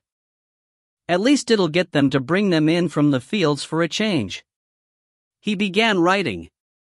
Next, they might think of getting the body up to the main road by using a rope. It's not so easy to put your hands on a long rope when you want it in a hurry. The only shop stocking that sort of thing locally is Ally Snedden the ironmonger. So I've already called on him. All that he had in stock was 2 clotheslines, so I bought them. Sir Peter was becoming fretful. This is all very dull administrative stuff, he said. Is there not going to be any action? Keith looked at him with sympathy. Sir Peter, he knew, had always envied Keith's life, which he believed to be devoted entirely to shooting, poaching, and amorous adventures, and Keith had never cared to explain that, whatever grain of truth might have been in that supposition a few years before, he was now a respectable businessman following the paths of rectitude with only minor and occasional lapses. There will be action, he said. But first we must get organized. And that means that we must use your contacts. You know the chief constable, don't you? Knew him since we were boys, said Sir Peter. But there's a limit. I couldn't get him to secure your reward for you.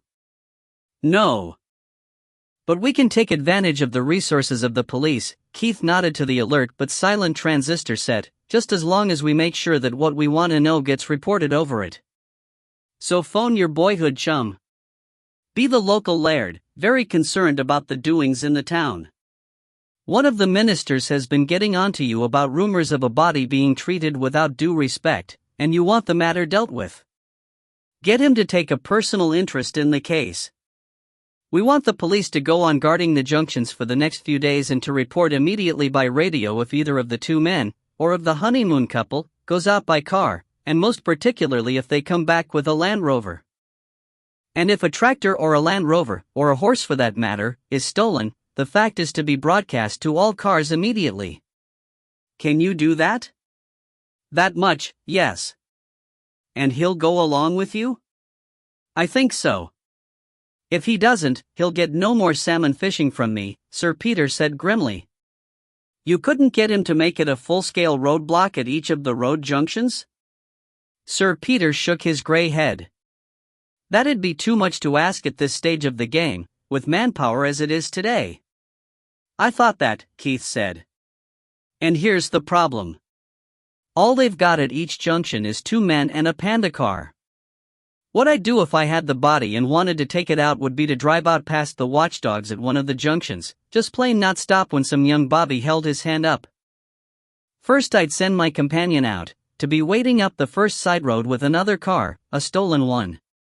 Then I'd come through with the hire car and Noddy in the boot, and by the time there was a chase we'd be in a different car. Then away for Glasgow and a bent pathologist. Or an acid bath, said Sir Peter. Or a wash boiler, said Molly. Plenty of those in Glasgow. That's the weak point, isn't it? Said Sir Peter.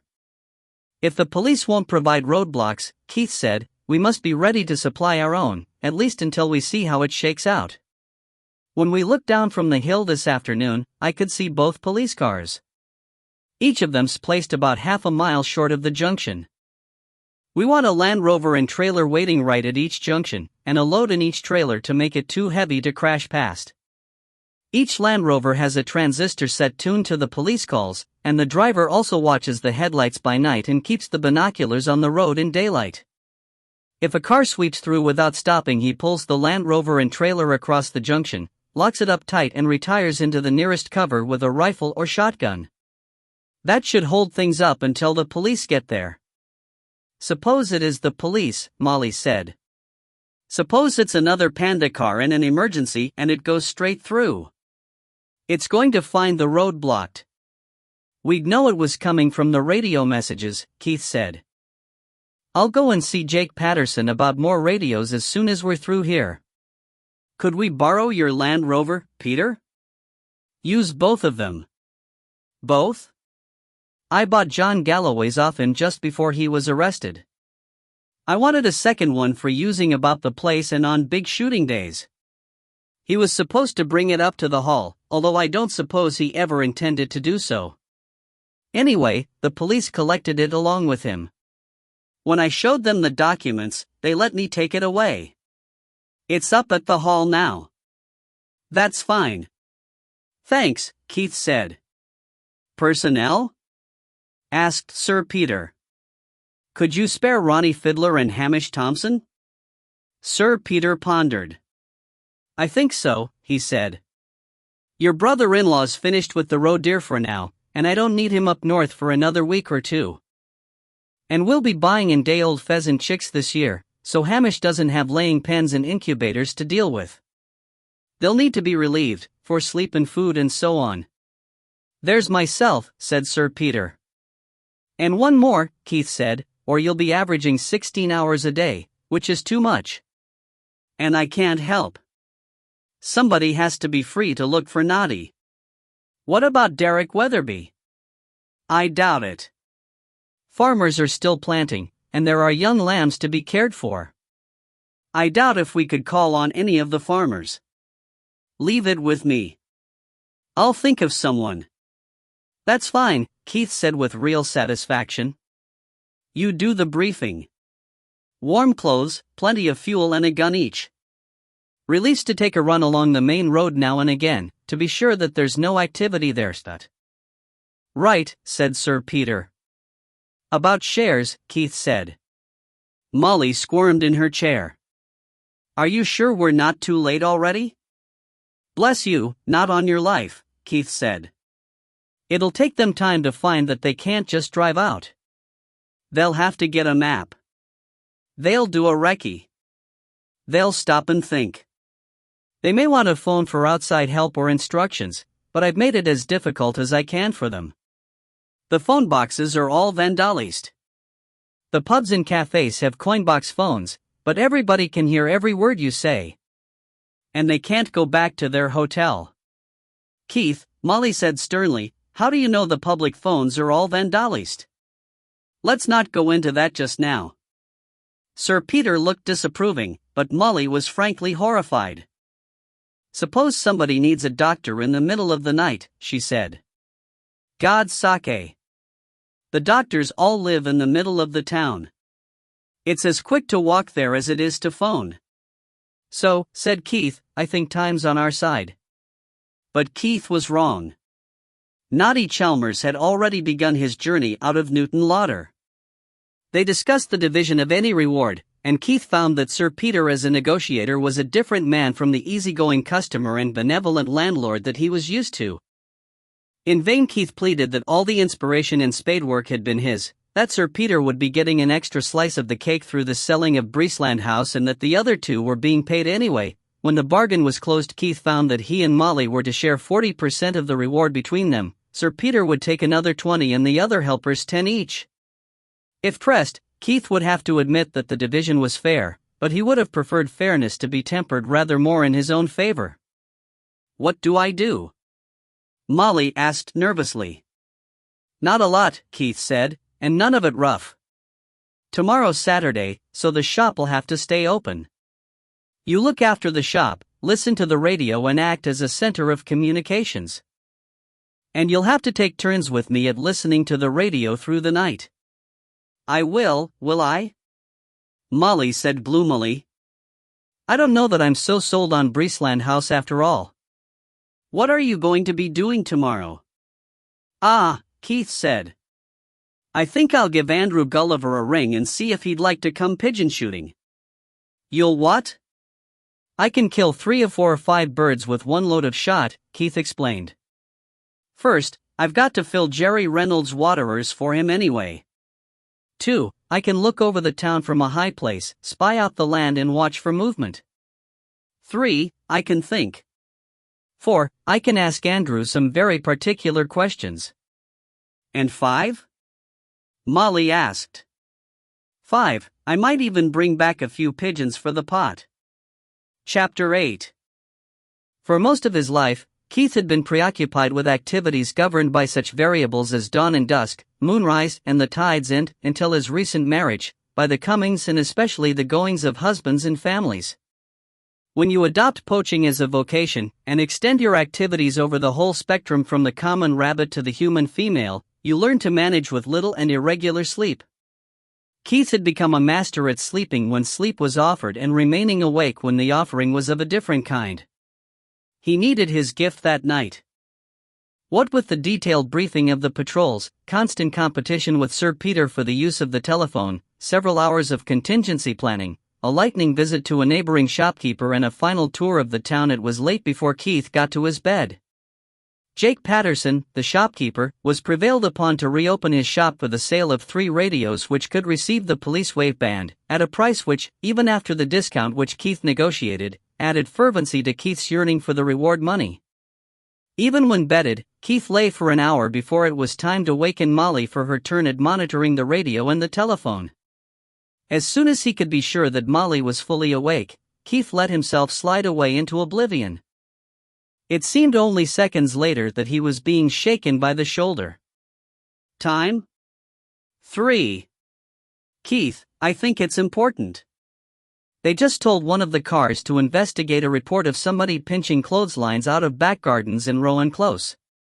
You're right, it is important. Already Keith was wide awake and hurrying into his clothes. Damn it all to hell, I've guessed wrong. But somehow you don't expect a couple of big-time hoodlums to go around pinching clothes ropes. Hold the fort. I'll make a cup of tea when I get back. Be careful you do get back, Molly said. I don't want to live in Breesland House on my own. You'll have to, if you go on at me, Keith said. I'm always careful, Dot. A bagged shotgun and a powerful hand lamp were ready beside the door, and Keith grabbed them and ran. Despite a thick sweater and a quilted anorak, the cold bit deep into him as soon as he was outside. The moon was high, outshining the street lamps, and everything sparkled under a white rime of frost. Keith had to struggle to free the door lock on the little car, struggle again to lift the bonnet and replace the rotor arm and to scrape a hole in the frost on the windscreen with his fingernails. He ducked into the car. It felt claustrophobic under the fabric hood. The shotgun and lamp went down by the passenger's seat.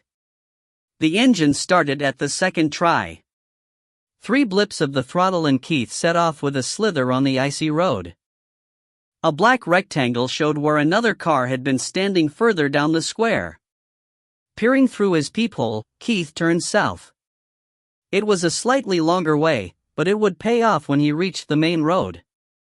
The road still offered some grip and he was able to keep up speed. Gradually his peephole in the windscreen enlarged as the car's heater began to overcome the bitter chill. Keith knew roughly where the Panda car was lurking. Even so, it appeared round a curve before he was expecting it and he slid to a stop almost under the hand of the shivering constable.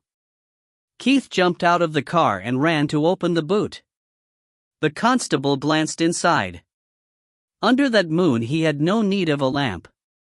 The trees were white against a jet-black sky. "Going a bit fast, weren't you, Dot?" "Hurrying a wee bit, but well inside the legal limit," Keith said. Deep inside himself he was saying a prayer.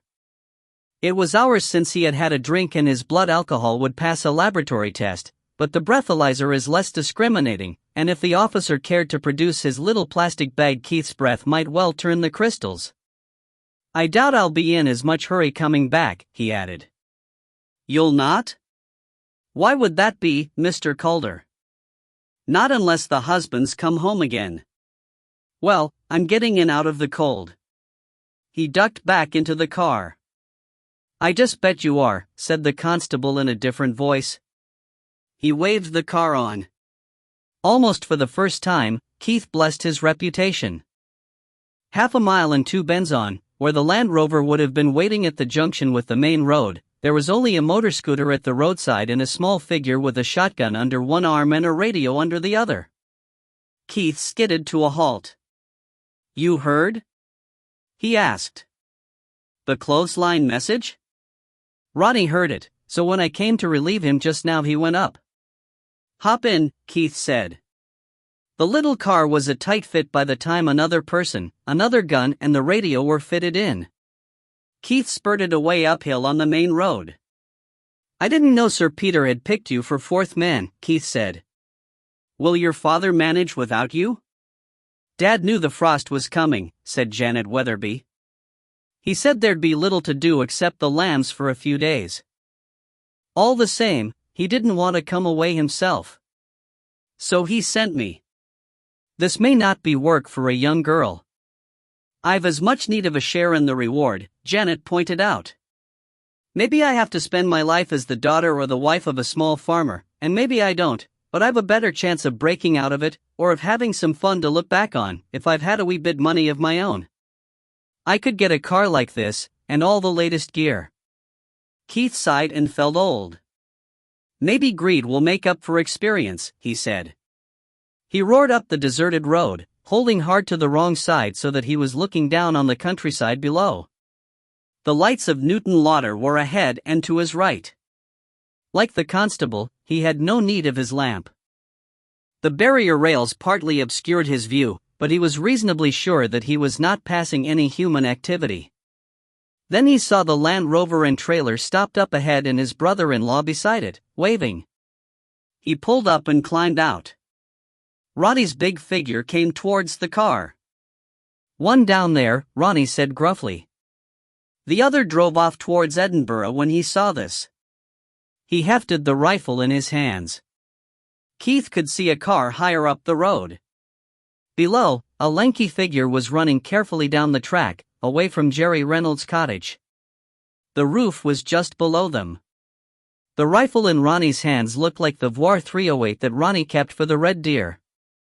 "You'd wake the whole town with that," Keith said. "Brought anything quieter, Dot?" Ronnie leaned back into the Land Rover and brought out his silenced smallbore. "Put the fear of God into him," Keith said. "But don't hit him this time." "Not much, anyway." "Right," said Ronnie. He raised the rifle. "Then stand guard here till we come back." Back in the car, Janet. They set off again, tires shrilling for the first instant on tarmac thawed by the heat of the car. Even on the uphill gradient, the little car came up to speed in a few seconds. Keith drove with all lights out, using his lightest touch on the wheel. The road showed up well under that moon. They flashed past the other junction, and Keith saw what seemed to be a tiny face peering out at them but knew that it was Hamish Thompson, his face reduced to a small circle by the luxuriance of his hair and whiskers. The other car had a start of a mile, but in a few minutes Keith was coming up on it fast. He recognized it as the small Renault belonging to a neighbor and usually parked in the square. Hughie Spence's huge shoulders seemed to fill the space between the back window and the windscreen. The Renault was slowing. "He thinks he's got away," Keith said. "He's looking for somewhere to turn. He's not far off the junction for that road that goes away towards the Moorfour Hills," Janet said. "Good idea. Let's chase him up there." Keith switched on his lights. As if the twin beams had physically thrust the other car forward, the Renault bolted away. Keith let it gain a little distance. Then a sign showed up in a junction, and the car in front turned off to the left. "Ha!" said Keith. "How are you going to stop him?" Janet asked. "I don't know that I have to," Keith said. "Harry never leaves more than a sniff of petrol in his tank. He was siphoned once, and thinks it's going to happen every night. My tank's full." "Is your gun loaded?" "No. You taught me to make sure I was unloaded when I got into a car?" "Right. But now's different. Unbag my gun for me and then load up." Keith followed, 15 yards behind the other car. Big Hughie Spence was no more than an ordinary driver. A better one could have tried 1,000 tricks to ditch or lose the car behind, but the big man only tried to pour on speed and run away. The sports car, built to go fast and to hold the road, clung tight without effort.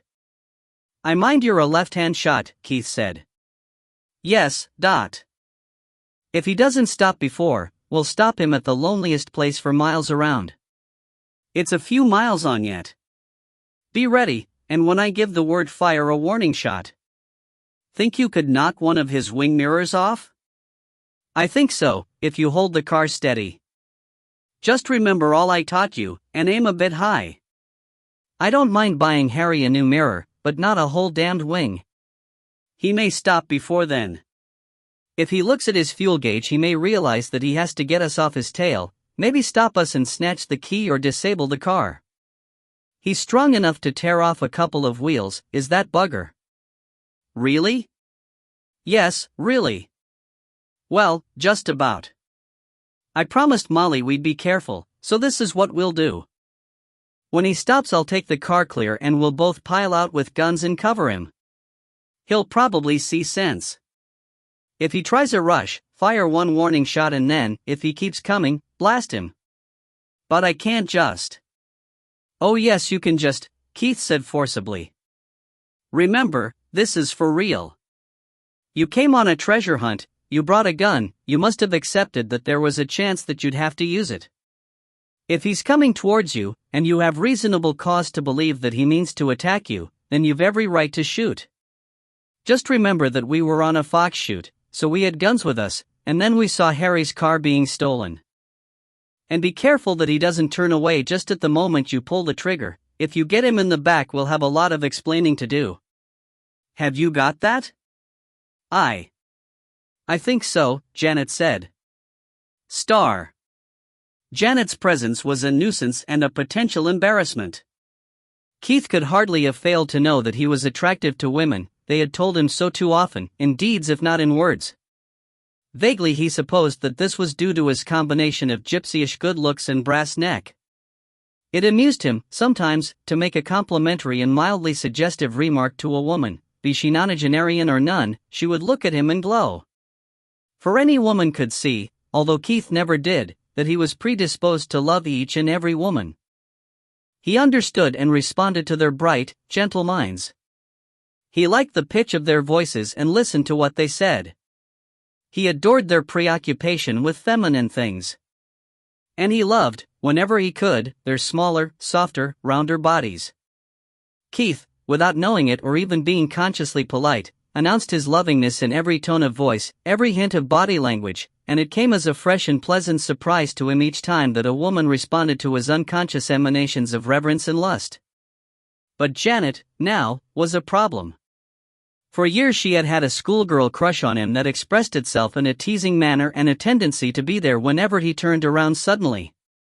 While she had been too young for it to be taken seriously, her crush had not mattered.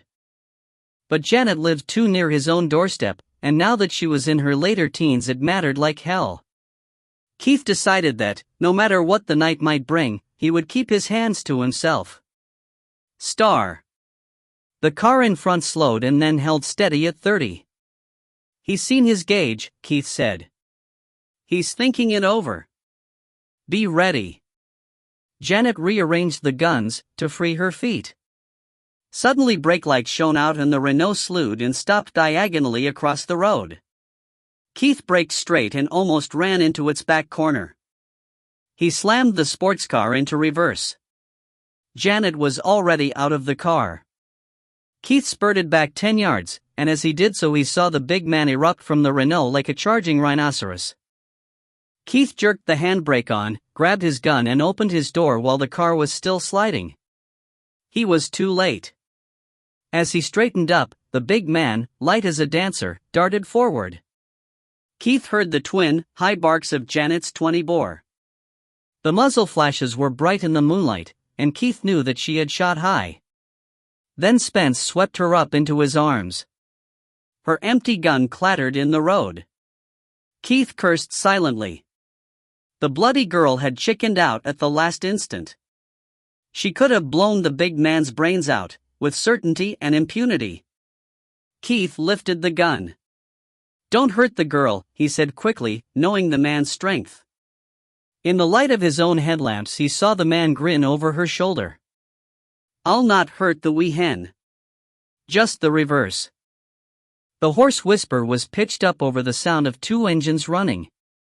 "Now drop the shooter or I'll squeeze her till her guts drop out." He tightened his grip and Janet's breath came out with a whoosh, drifting away on the frosty air like an isolated smoke signal for help. Her feet pedaled frantically in the air. In spite of Janet's plight, Keith could almost have laughed. The big man was quite unaware how tight and accurate a pattern a shotgun would throw at such short range, and in sheltering behind the small girl he was like an elephant hiding from a rifle bullet behind a lamppost. "You're showing 18 inches of leg under her feet," Keith said. "Which foot do you want me to blow off?" Huey Spence lowered the girl until her feet were on the ground and ducked behind her. Janet drew breath again and closed her open mouth. "I can see the top of your head," Keith said. "The lassie might be deaf for a day or two, but you'd be in a lonely grave by the roadside." Keith took 2 paces to the side. "Now I could blow your arse right off," he added. The big man's answer was to release his pent-up strength in hurling the girl straight at Keith. It was what Keith would have done in the circumstances, so it came as no surprise. He stepped aside and let her go by to fall against the car. His sidestep took him also out of the way of Big Huey's follow-up rush, and as the man checked, Keith reversed his grip on the gun and swung it like a club. The big man caught it behind the ear. He half-turned, dropped to his knees and leaned tiredly against Keith. Past the cropped head, Keith found himself looking into Janet's face, but in the harsh contrasts of the car's lights he could not guess how fit she might be for more action. "Help," Keith said. "Get him off me." Janet's voice was shriller than usual. "What's he doing to you?" "He's kneeling on my foot, and I think he's breaking it." Between them they toppled the big man, and watched him lie groaning in the road. Keith lowered the muzzle of his gun. "I was bloody lucky this didn't go off," he said. "It'd have cut me in half. I'll cover the bastard this time, and I shan't be so soft. Take a look in the Renault's boot." Janet sniffed. "I noticed that you didn't shoot him either," she said. "And I don't remember seeing you club him with the stock, but..." Janet was still going to get the last word. At your prices, I can't afford to damage my gun, she said, and turned away. In a few seconds he heard her voice again. Nothing in the boot but some old clothesline. What was I supposed to find? For the first time, it occurred to Keith that if Naughty Chalmers' naked corpse had, in fact, been in the Renault's boot, then Keith, might have had two inert bodies to cope with in addition to the now stirring Hughie Spence. He thought that a man couldn't be expected to think of everything. If it's not there, he said, don't bother. Turn the two cars around. By the time that Janet had turned the two cars, backing carefully round in the narrow road, and returned to stand beside Keith, Hughie Spence was sitting up, shaking his head groggily and fondling the lump behind his ear. Take the Renault, Keith told Janet. Drive slowly. I'll be right behind. We're making for the junction where you left your scooter. If you run out of juice I'll tow you, but freewheel as far as you can. The big man got to his feet and stood, swaying wildly and shivering. You're not going to leave me here? In his state of alarm, his voice became almost normal. I'll freeze to death. Listen, Squire, Keith said, you can freeze to death if you want to. It wouldn't bother me one damn bit. Keep moving and you'll be all right. You can be sick if you want, he added. You'll feel better. It was the voice of experience. The big man was made of sterner stuff. He shook his head and nearly fell over. I should be in hospital, he said. You should be in a zoo. Tell me where the body is and I'll take you to hospital. Spence snorted. I don't know where the body is. I didn't put it away. Archie Curran did that, did he? Spence stared at Keith. You know that, do you? Yes. And so do the police. If you know that much, you can maybe find wee Naughty for yourself. I'll maybe do that, Keith said. He thought that Spence was lying, that he knew perfectly well where the body was, and if Keith had had his brother-in-law along they might have been able to beat the information out of him. But with only the girl for help. Start walking, Keith said, or if you can't walk, crawl. Dawn will be up soon. You won't die as long as you keep moving that way. Keith pointed west. After I've seen the lassie home I'll come back, and if you're this side, he pointed back towards Newton Lauder, of that line, he drew a line with his heel across the road in the frost, then you die. Got it? Hughie Spence looked as if he were going to nod, but he thought better of it. I got it. He hesitated. When you meet Archie Curran, Keith said, he'll know that we haven't heeded his warning. So what do you think would be the sensible thing for me to do now? I told you I got it. Spence turned carefully, and lumbered away westward. Janet was still standing close to Keith. What did he mean? She asked. You said not to hurt me, and he said, just the opposite or quite the reverse or something. Did he mean? Yes, Keith said, he did. He says he doesn't like hurting people. Would he really? Probably. Janet rubbed herself against him and laughed, a high giggle with a tremor in it. You were in a hell of a hurry to spoil our fun, weren't you? She said. Keith decided that she was joking. He could feel shivers running through her. He realized suddenly, with the intuition that he had about women, that she was in a state of high sexual excitement, and he wondered if she had really been joking. He wondered if she even knew it herself. Keith tried to disperse his hormones by thinking of something more interesting. After a few moments he decided that there was nothing more interesting than being rubbed against by Janet. Get in the car and drive, he said. And not a word to the others about the near squeak we've just had. I don't want Molly worrying. I'm not fit to drive yet. You never were and never will be. Drive anyway. Pig.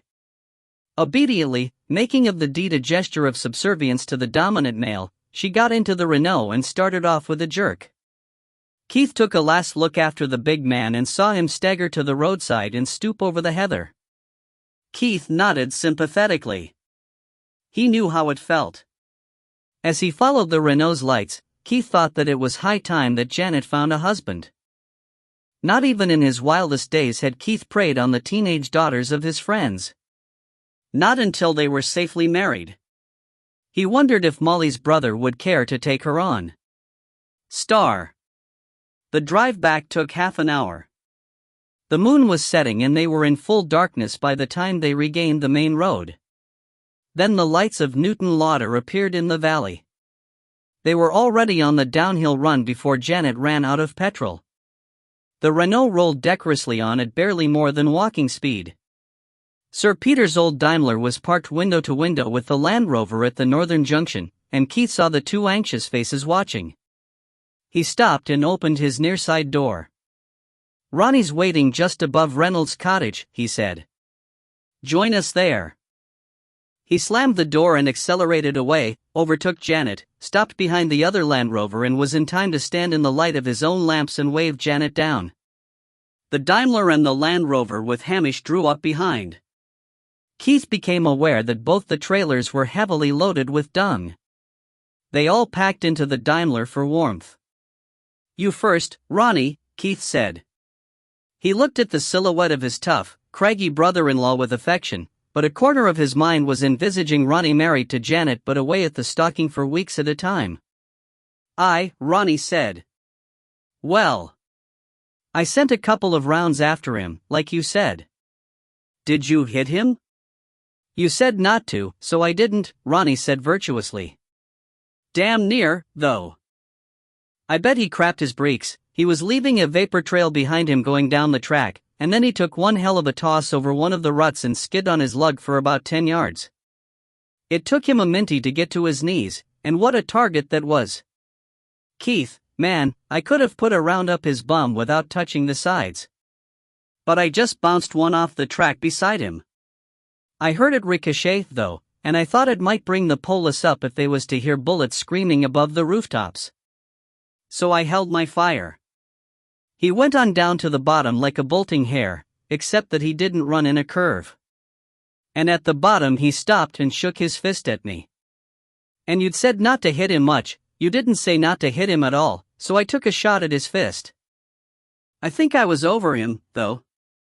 A rifle shoots high, shooting downhill, and I didn't allow enough for that, or maybe the bastard went and moved. He didn't hang about after that." "I bet," said Hamish. And another half hour later, the wee wireless reported Mr. Ledbetter's hire car, the red one, going out with a tall, thin, baldy streak of piss driving. They didn't put it just like that, but no sign of any dead bodies in it. "That's right," Hamish said. "He came out past me, but he'd stopped at the police so I let him go by." "That was fine," Keith said. "He knew he couldn't get the body out on his own, so he took off." "What happened to the other fellow?" Sir Peter asked. "We chased him into the hills," Janet said airily. "He'd stolen Harry Glynn's car," said Keith. "He could have had it for all I cared, but Noddy might already have been in the boot before Ronnie got here, so we had to chase him up. He stopped on the moors and I belted him with my gun. I think I split the stock." "My barrels are dented," Janet said. "Never mind," said Ronnie. "Keith'll take the dents out for free." "I'll think about it," Keith said. "So," said Sir Peter, "where do we go from here?" "We've done the first job," said Keith. He yawned. "Unless the honeymoon couple have got their hands on Noddy, which seems unlikely when you remember what Spence and Curran were doing, we've boxed the body in and chased the opposition away. I don't suppose they've fixed up a rendezvous this side of Glasgow. I suggest that we knock off for now. Noddy could be hidden anywhere for miles around, and I'm not dashing around in circles doing a search. We think and watch. But since they were trying to get out this way, we'd better take a look through the woods along this side of the town. I'll meet Andrew Gulliver as planned. I suggest that the rest of you grab some food and an hour's sleep and meet up at dawn to walk through the woods looking for disturbed ground, a parked car, any sort of container. Take dogs. And if you meet Gulliver, don't let on what it's all about." "I'm on," said Sir Peter, and there was a general murmur of agreement. "Janet, are you sure you're fit?" Keith asked. Fit for anything. That's it, then. Walk the woods, then have a proper sleep. We'll meet at my place, say 6 p.m. For a meal, a think and a talk. Chapter 9. With a cooked breakfast inside him, Keith took the spaniel down to the square just before dawn. In a few minutes Andrew Gulliver came walking down the square, his bagged gun over his shoulder. God, it's cold, he said. You've brought decoys? There's a bag of decoys in the boot, Keith said. I don't think we'll need them, but it costs little to be prepared. Where are we going? You'll see. Can you squeeze in? I can try. Take Tanya at your feet.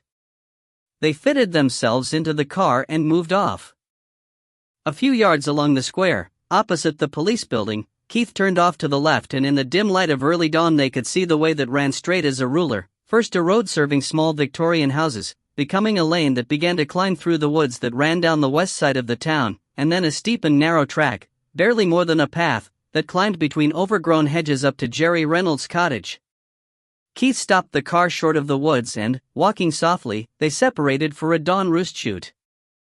It was tricky, exciting sport, walking softly through the woods, waiting for the canny pigeon to choose their moment and clatter out on the blind side of the man who, fumbling with frozen fingers, had to take them in snapshots as they crossed a small patch of sky. Each shot put 10 other birds out, and by the time dawn was up the treetops were empty. The occasional pheasant, knowing well that it was out of season, only scuttled into the bushes at the approach of man. They met back at the lane. The men were happy, the spaniel ecstatic. It's not so cold now, Keith said. Not quite. You take a seat in the sun and watch whether any flight pattern develops. I'll bring the car up and do my good deed for the day. Keith fetched the car and humped out a carrier of warm water. 100 yards from the lane and on either side of it were 2 clearings where Jerry had the feed hoppers and watering points for his birds. Pheasants were chortling in the bushes as Keith lugged his container to the first clearing. Jerry's water troughs were old tires halved around the circumference. Each was fed from a water drum, but the drums were frozen. It was easy to tip out the ring of ice from each half tire and refill it, and, each time, the water was surrounded by pheasants before Keith was out of sight. From the second clearing that Keith visited, a large flock of pigeon got up. Keith found Andrew Gulliver sitting in a patch of sun by the gate to the track. How are the police getting on? Keith asked with great casualness. Has Galloway said anything yet? Not a word. Silentest chap ever. And your own inquiries? Gulliver sighed. The accountants have been working like the beavers they are, and the police have been both helpful and astute. This isn't for publication, mind you. As near as we can figure it, Galloway's share must have been slightly over $500,000. Sounds a lot, doesn't it? But it isn't as much as it used to be. We've tracked some of it to a Swiss bank account, and I suppose the lawyers will have a grand time for the next 10 years or so trying to get it back. It looks as if Galloway did a certain amount of speculating with the rest, probably trying to wash it clean, and he's had a few losses. I suppose that part's gone forever. So how much are you looking for in this country? Something just short of 200,000. Keith watched the flight of some distant pigeon. And you still don't know where it is? He asked casually. We know where it was, which isn't quite the same thing. He had literally dozens of accounts with banks and building societies, and over the last week or two he seems to have been converting it all into cash. Cash only? Keith asked. No bearer bonds? Cash so far. 10s, 20s, and hundreds. Hundreds? I don't suppose he wanted £100 notes, but £180,000 is devilish bulky if it's all in smaller notes. How would that amount compare, Keith asked slowly, with the value of the missing jewels, the ones stolen from Prestwick? Gulliver looked at him sharply. So that's what you're thinking? We've been wondering along the same lines. The stones were insured for $210,000. Would he pay as much as 180 to a fence? Why not? He was in a seller's market. And he could get full value for them, somewhere far away. Gulliver stubbed out his cigarette and stood up. If you've finished picking my brains, let's do a little of what we came for, as the girl said to the soldier. They seemed determined to come in over there. Gulliver nodded towards the clearing where Keith had put up the pigeons. Probably some spilled grain around the hopper, Keith said. In a frost like this they'll come in anywhere they can still get a meal. I'll tell you what we'll do. I've got to walk up to the top anyway. You go and make yourself a hide over there, where the birds are coming in, and when I've done my Boy Scout bit up top I'll stay up there for a while and see if they don't follow the line of the hedges each time they're disturbed. Maybe we can keep them on the move between us. Keith picked up his water carrier. Thank God this is empty. Can't he get a vehicle up to the top? Not up the track. It's too narrow in places, and he won't cut the hedges back because they're the only good partridge cover he's got. There's devotion for you. How does he manage? Most years there's pasture on one side or the other and he can get his Land Rover up that. When it's plowed both sides, as it is this year, he has to walk until the harvest's cut. So he gets in bulk stores before the last of the plowing's done, and only has to carry up fresh food. Sometimes he gets heavier stuff let down to him from the main road. He ran out of cartridges at Christmas and I had to throw him down a few hundred, box by box. Gulliver laughed. It wouldn't suit me, he said. It suits Jerry all right. He spends his time walking anyway. Keith, too, was used to walking, but his year or two as a shopkeeper had taken the edge off his fitness and by the time they reached the top he was sweating under his thick clothes and puffing gently. Tanya was panting like an old-fashioned steam engine. She was also puzzled. In a manner which she had considered little short of masterly, she had homed in by scent on 2 separate pairs of partridges in the bottom of the hedge, and each time her master had called her off and let the red-brown birds were away unshot. What was wrong? It was a shooting day, wasn't it? She let Keith see that he was in disgrace. Above their heads, early traffic murmured unobtrusively on the main road. Keith found the key of the cottage and opened the door. Jerry Reynolds had left his electric heating on at a low level. The cottage was cool, but the water was still running. Keith refilled his container, but before he left he went through the place thoroughly. When Keith was finished Jerry might still have some little secrets, but Keith could be quite sure that the cottage contained no hidden corpses and no Glaswegians. He locked up and, after a moment's thought, put the key back under its stone. The morning sun was flooding down now, but there was no real warmth there. It was as if the sun shone only because the sky was too cold for clouds. To the north and south of the cottage, gorse bushes grew along the foot of the cliff, and here 2 more feeding places had been established. Again Keith tipped out the rings of ice and refilled the half-tires for the waiting birds. Duty done, Keith established himself behind the big water barrel at the gable end of the cottage, and set out his gun, cartridges and binoculars on the lid. He was armed with a 5-shot repeater, not because he had any particular fondness for that type of gun but because of the possible reappearance of one or more of the enemy. With a double-barreled gun he could fire 1 warning shot and then he would have to shoot to kill. Andrew Gulliver was firing occasional shots below, and soon a flight of 5 pigeon came up the line of hedges towards him. Keith took 4 of them and could have had the 5th but that he had promised himself always to keep 1 round in the gun. When he was sure that no more were following, he went out and set the 4 up as decoys and returned to hiding. There was a lull in the bird movement, and Keith was free to look around. Below him, the town was waking up. At the end of the straight line made by the track, the lane and the road, the doors of the police station were open with a trickle of early inquirers going in and out. Keith wondered if he should take one of the rings of ice from one of the watering troughs and bowl it down the track, to see if it would go all the way down and across the square and up the 2 shallow steps of the police building and along the corridor and right up to Chief Inspector Monroe's desk. Maybe it would flatten the smooth-faced Hebridean bastard. On the other hand, maybe it would flatten somebody else. Keith decided not to bother. Cars were moving, pedestrians and cyclists were heading for work or for play. Tiny to the naked eye, through Keith's binoculars the faces were quite clear, but none of them belonged to the people that he was watching for. With occasional breaks when Gulliver's gun sent a few birds streaking up towards him, Keith studied the woods around the town. It was too early in the year for the deciduous trees to be clad with leaves, but there were enough conifers in the woods to spoil his view of the ground, and the square miles of forestry were impenetrable to the eye. He could see nothing suspicious. In the fields, the only moving figures were the farmers and the sheep they were tending. Once he spotted Hamish, and then Sir Peter, moving through the nearer woodland. Keith stamped his feet. The sun was a little warmer on his face now, but his body and legs were in shadow and the barrel radiated a penetrating chill. He turned the binoculars on Breesland House. The sun was slanting across its face, throwing long shadows from a wisteria that would be bright with flowers later in the year. Yesterday, the garden had seemed all green, except for splashes of white and yellow from daffodils and forsythia and early rock plants, but now he could see purples of aubretia and early rhododendrons. The place had charm, dignity, serenity, space and, Keith thought cynically, it looked expensive.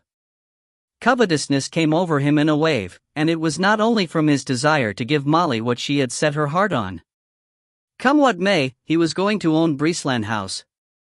He tried to check the roof for missing slates, but the distance was too great. A female figure came out of the front door and disappeared around the side. The pattern of the morning remained the same, occasional flurries of birds and then long periods during which Keith could scan the countryside and the town or, more importantly, could think. One at a time, he put himself in the place of every known participant in the drama. Then he conjured up imaginary characters and tried to fit them into the unproven parts of the story, but the pattern seemed complete without them. Andrew Gulliver had arrangements for an early lunch and for the rest of the day, so at 11:30 Keith sent Tanya to pick up his birds while he stowed his gear in his game bag. He visited the troughs again and broke the new skins of ice before starting down the hill. The descent was steep and the going tricky, and Keith thought that a stranger trying to run down that track by moonlight would certainly take, as Ronnie had said, one hell of a toss. Archie Curran would be short of some skin. Keith began to feel better about his own face and palms. Gulliver came out of the wood to meet him. He had a good bag of pigeons. But I put 3 down that I can't find, he said. They may be runners. Keith sent Tanya to search among the trees. He thought that he could trust her not to bring him a pedestrian pheasant, but at least he knew that her soft mouth would bring it to him unharmed. The 2 men sat down on a log. Tanya brought the first bird and was sent in again. Are you offering a reward for the missing money? Keith asked. Gulliver nodded and looked at him quizzically. 10%, the same as for the gems. What if the money's been spent buying the gems? Gulliver laughed. Nice try, but you can't have it twice. One recovery, 10% unless of course you could recover both the jewels and the cash that had been paid over for them. Are you going to try for the cash? Oh, surely, Keith said. I'll just wave my magic wand. How bulky would that parcel of jewels have been? Not very. You could put them all in one pocket. I need to know a bit more accurately than that, Keith said. I could work out an approximation based on value, average size, number of stones and specific gravity, with an allowance for airspaces. When do you want it? Now. Gulliver looked pained, but he got out an envelope and a silver pencil. Without any packing material, he said at last, the least volume that you could get them into would be about 5 cubic inches. Keith sat in thoughtful silence. Tanya brought the second bird. A couple of your pals went by while we were shooting, Gulliver said, and if I were allowed one guess as to what they were up to, it'd be that they were looking for something in connection with the money or the jewels or both. Possibly that dead body, about whose existence your local chief inspector is expressing scornful incredulity. He's convinced, by the way, that you're setting up a smokescreen to cover some mischief that you're planning for the future, but I'm not so sure. At a further guess, you had some ploy on last night and it didn't quite come off. And I think I should give you a friendly word of warning. If you have any information that I don't have, you'd better bring it to me or to the police. Can you guarantee me exclusive access to the reward? You know I can't. If somebody else contributes to the recovery. Or if 10 other people help? That's the luck of the draw. But the longer you hold off revealing your information, the bigger the chance of your being forestalled. What's more, if you have something, and you don't tell the police, and it transpires that a chance to recover either the money or the jewels is thereby lost, you personally will be wide open to litigation. And if that fails, we'll ensure that nobody will ever give you insurance cover for anything again. You understand what I'm saying? I understand, Keith said. So take my advice, and not chances. Right, that's enough on such sordid topics between friends. Thank you for an excellent morning sport. I'll be staying on for a few days, so would you like those birds? Thank you, I would, Keith said. And in return I'll pass on one juicy morsel of information to you. While I was up at the top, I put the binoculars on Breesland House and I saw a woman come out. At that distance, well, it could have been Mrs. Galloway. I'll leave you to think that over while I go and see how Tanya's getting on. Deep in the wood, Keith suddenly found Tanya beside him with the last pigeon lolling dead in her mouth. She sat and delivered it into his hand. Already pigeon were coming back into the wood, skimming with quick wing beats over the treetops. Keith followed their line and came out in the clearing with the feed hopper and the water trough. Pheasants ran into the bushes, a big cock rocketed up through the branches, and from beyond the hopper a flock of pigeon exploded upwards. Keith walked over to the hopper. Grain lay around it on the ground, and more seemed to have been thrown into the nearby bushes. Well, Keith said to Tanya. Precious grain all over the ground, so what would you suppose would be in the hopper? Tanya gave a quick bark. You think so, do you? Grain taken out to make room for it? Well, let's just take a look. The hopper was made out of a former oil drum but had been fitted with a loose lid. Keith's face clouded, and he paused. Then, quickly, he lifted off the lid. The body was curled up and crammed inside. Tanya looked at Keith's face and whined. Keith raised his head to call Andrew Gulliver, but closed his mouth without a sound. Carefully he put the lid back on the hopper and they walked back out of the wood into the cold sunshine. Star. Time you opened the shop again, Keith said. He pushed his plate away and covered his mouth politely. How was business, by the by? Not bad at all, Molly said. I took almost 100 quid this morning. Why don't you open the shop? Too much to do. I'll do the washing up for you. Molly blew a raspberry. You only break things, she said. I know you do it on purpose, but we still can't afford it. You go and open the shop and I'll do whatever it was you were going to do. Keith grinned at her. All right. It'll let me get on with Lord Fowler's gun. You go and search Belcross Woods. Oh no, I won't, thank you very much. I'm not going into those woods alone again until this is all over. And I don't think you should either. It's all very well keeping watch and telling the police as soon as you know something. If you can get the reward, I'm all for it. But I don't want you bumping into that man Curran, not for anything. He'll hardly be back from Glasgow for hours yet, if he comes back at all. And I'll be carrying a gun. Keith yawned, stretched, and got up. Do you want 60-odd woodies for the freezer? Not if I have to pluck and dress them all. I'll leave you a dozen, and drop the rest into the game dealer on the way by. Keith kissed her tenderly and pinched her bottom. I'll see you later. Not if you leave me a dozen wood pigeon to pluck, you won't. And I thought you were going to do the dishes. I'll do them when I get back, Keith said from the other side of the doorway. Molly sighed and started to do the dishes. Keith looked back into the kitchen. I asked the other 4 to come for a meal tonight, he said.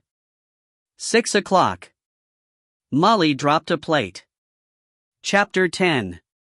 At 6 that evening, Sir Peter and Janet arrived on the doorstep, with Ronnie and Hamish not far behind.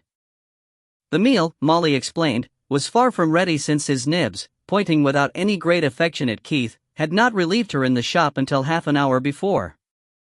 Keith, who was fighting back a succession of yawns, led them through to the small living room and gave them seats.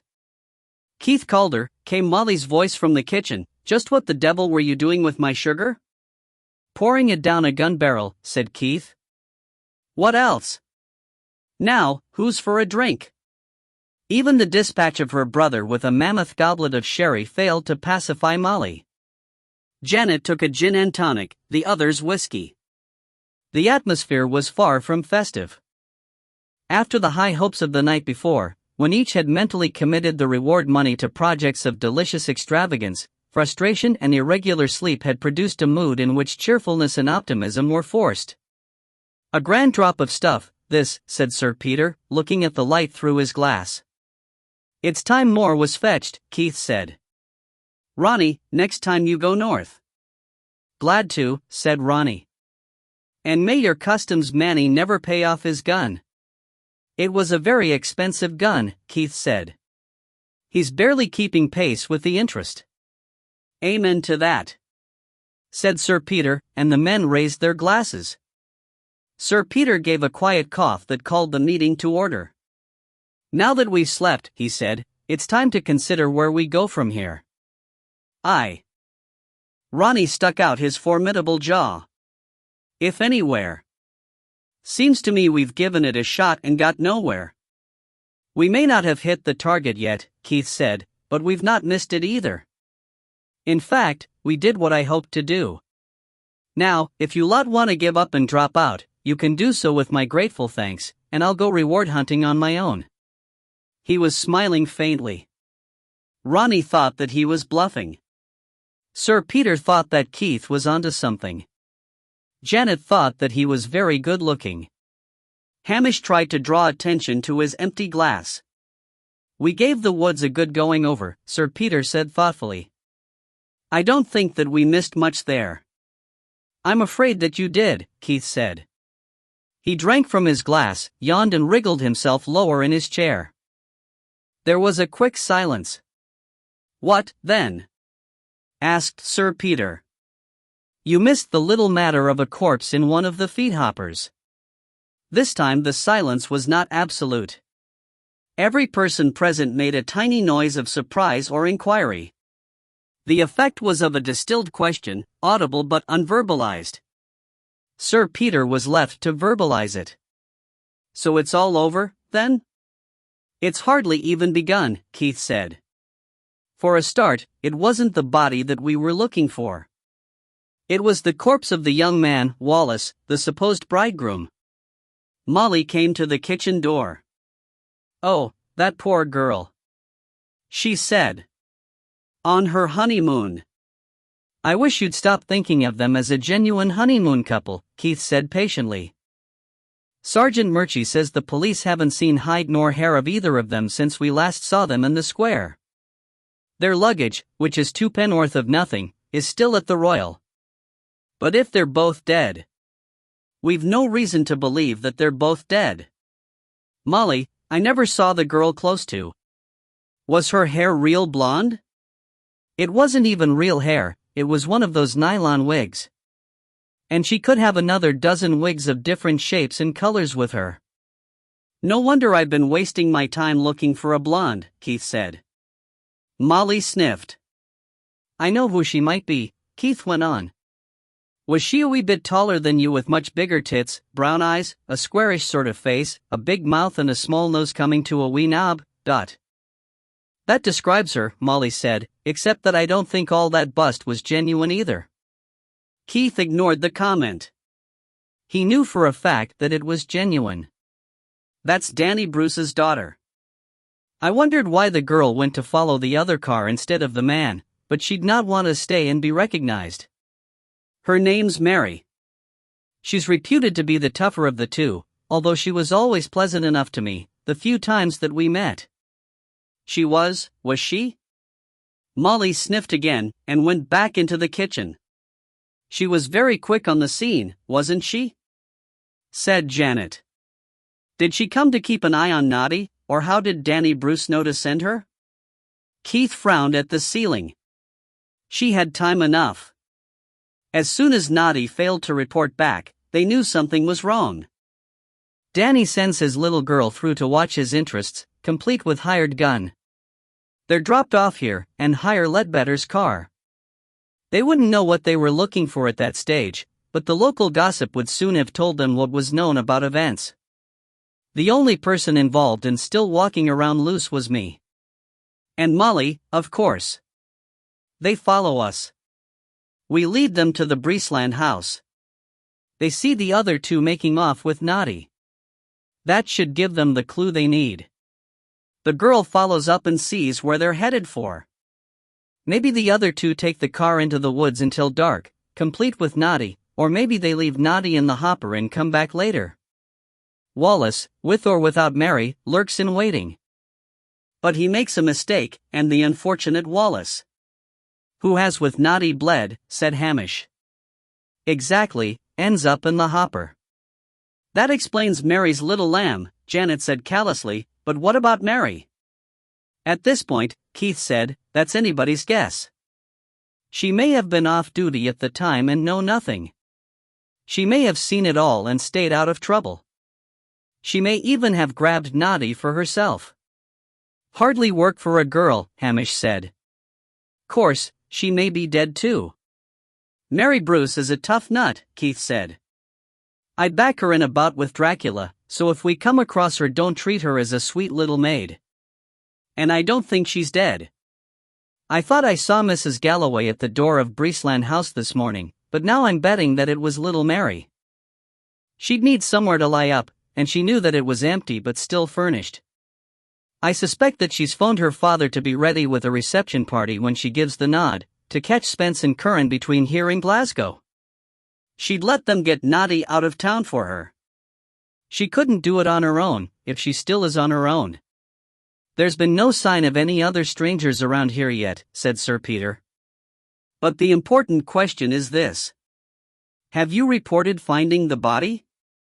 That's the question, isn't it? Keith agreed. He picked up the whiskey bottle. Let me top up your glasses. Janet looked shocked, and Molly darted through from the kitchen. Keith! You haven't left that poor young man in a pheasant hopper? It's not decent. You'll have to tell the police at once, Dot. Keith fought back another yawn. I don't suppose he's minding an awful lot, he said. The manny's dead anyway. He's safe from crows and foxes, and the weather's gusty cold. There'll be nothing coming over him while we talk about it. All the same. Something's burning. That got rid of Molly. It's a problem. I'm not very bright just now, but I think I can spell out our options. You'd better do that, said Sir Peter. He sounded colder than his usual self. But I must say that I can't like the idea of leaving the young man's body out there. Keith took another swallow and put his glass down. He rubbed his smarting eyes. As I see it, we have three choices. Firstly, we can tell Monroe that we found the body. It would have one advantage, he could hardly go on disbelieving in the other one. They'd certainly keep their cars at the junctions, and they might even be persuaded to make proper roadblocks. Against that, they'd be searching all over the place. Worse, we wouldn't be able to get out of making full statements to the police and to the press. Would all that really matter? Janet asked. It would if we still wanted to earn rewards. The second option would be to sit tight and say nothing. But then the panda cars will be withdrawn, and Noddy might go for a ride. And the third option? Asked Sir Peter. We make an anonymous phone call, reporting the body, stating that there's a link with the other one and implicating Archie Curran and Hughie Spence. That way we get the roadblocks, hamper the opposition and keep our freedom of action, but we might lose our claim to that part of the reward if some prying bobby happens on Nada's corpse. There was a babble of discussion, but Sir Peter broke into it. You said, that part of the reward. Is there another part? Oh yes, Keith said. There's another part, all right. I think it's time you heard about my day before we come to any conclusions about what we tell the police. You're a cold-blooded brute, Molly said from the door, but life must go on. You'd better come and eat, all of you. Eat plenty, because when that husband of mine gets talking about himself he forgets to stop. I married her for her witty monologues, Keith said. Bring your drinks through with you, Dot.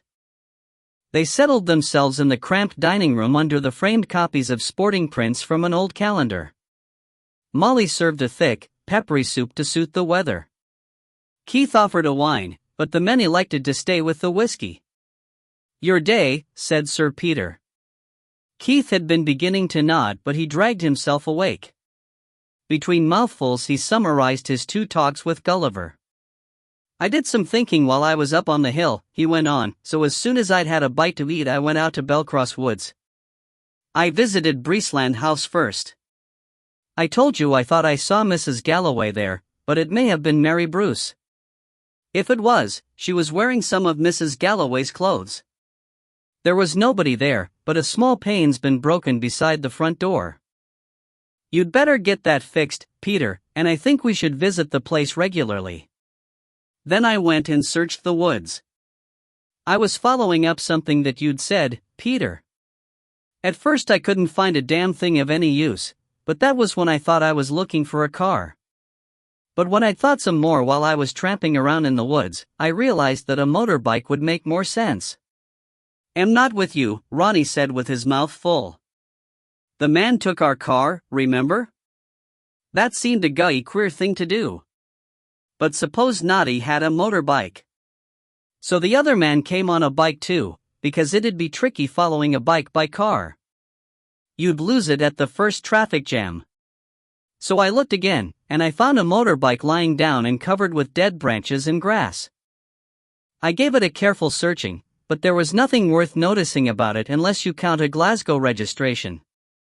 Keith's voice was slurring. Sir Peter paused with his spoon in the air and directed a searching glance at Keith. How much sleep have you had, last night and today? He demanded. I tried to get him to go to bed, Molly said, but you know how thrawn he can be when he feels like it. I'm used to going without sleep, Keith said. Not for the last couple of years, said Sir Peter. And I'll tell you something else. In your exhausted state, that whiskey'll hit you like a club. Thanks, Keith said. I'll be careful. So then I came back here to relieve Molly at the shop. Oh, and I took the dents out of your barrels, Janet. I won't charge you, because I did a lot more thinking while I was getting on with it. You seem to be been doing a lot of thinking, Molly said, but is it getting us anywhere nearer the reward? I think so. 2 motorbikes arrived at Belcross Woods. Noddy got shot. The other man put him in our car, but Molly drove it away. So what does he do?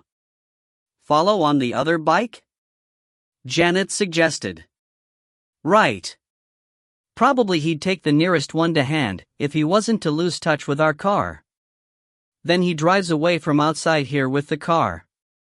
So what happened to the motorbike? Stayed here, said Hamish. No, said Keith, I don't think so. I think I chased him up on it. And when I came round after being nobbled I asked the police to return it to its loving owner, not knowing that same owner was either dead or unconscious at the time. Ronnie clattered his spoon into his plate. Why are we interested in bloody motorbikes? He asked sourly. There's been a ween of thinking going on, but not a damn bit of results. Molly might have said much the same thing a minute before, but only over her dead body would anyone else say a word against Keith. Don't you dare talk like that, she told her brother. You never had a thought in your life. But when Keith gets thinking, something always happens. And don't smirk, she added. I didn't say anything funny, Dot. We're interested in motorbikes, Keith said, because Andrew Gulliver worked out that the gems would take up about 5 cubic inches, and the most I could think of getting into a loaded tower pistol was about half as much. And that, by the way, is what I was doing with your sugar, Molly, before I relieved you in the shop. I tried it out and I'm about right. Sir Peter thumped the table and made the dishes jump. Sorry, he said. I'm used to a heftier table. Never mind. So it was a pair of pistols that Danny Bruce sent through as a container? Keith struggled with a yawn that screwed his face into a caricature. That's right. Noddy had 2 pistols with him. He took one out, either to be ready for John Galloway or because he knew he was being followed and it was all that he had to defend himself with. He could use it as a club, or poke it through a pocket and pretend that it was a modern revolver. When it went wrong and he got shot, his attacker didn't know that there should be another pistol, and so didn't look for it. But what's her name, Molly said, the girl with the falsies, she'd know that there was a pair of pistols, I mean. She would. But she'd be wondering whether we had the other one, or Curran, or the police. If she got around to wondering whether it wasn't still in Nada's motorbike, would she know what bike to look for? Do you think she'd recognize a bike belonging to one of her father's irregular employees? She might have had the foresight to note the number down before she came, or to phone her father for it, if Danny Bruce ever knew the number, which wouldn't be certain. Where's the bike now, then? Janet asked. If it's not in the police pound, it's probably still out in the square. There's usually a whole row of them by day, but not by this time. Want to go and have a peek through the front window? Janet jumped up and went through to the living room. She came back to the doorway. There are 2 out there. There's a big, new-looking one, a Jap, I think. No dot.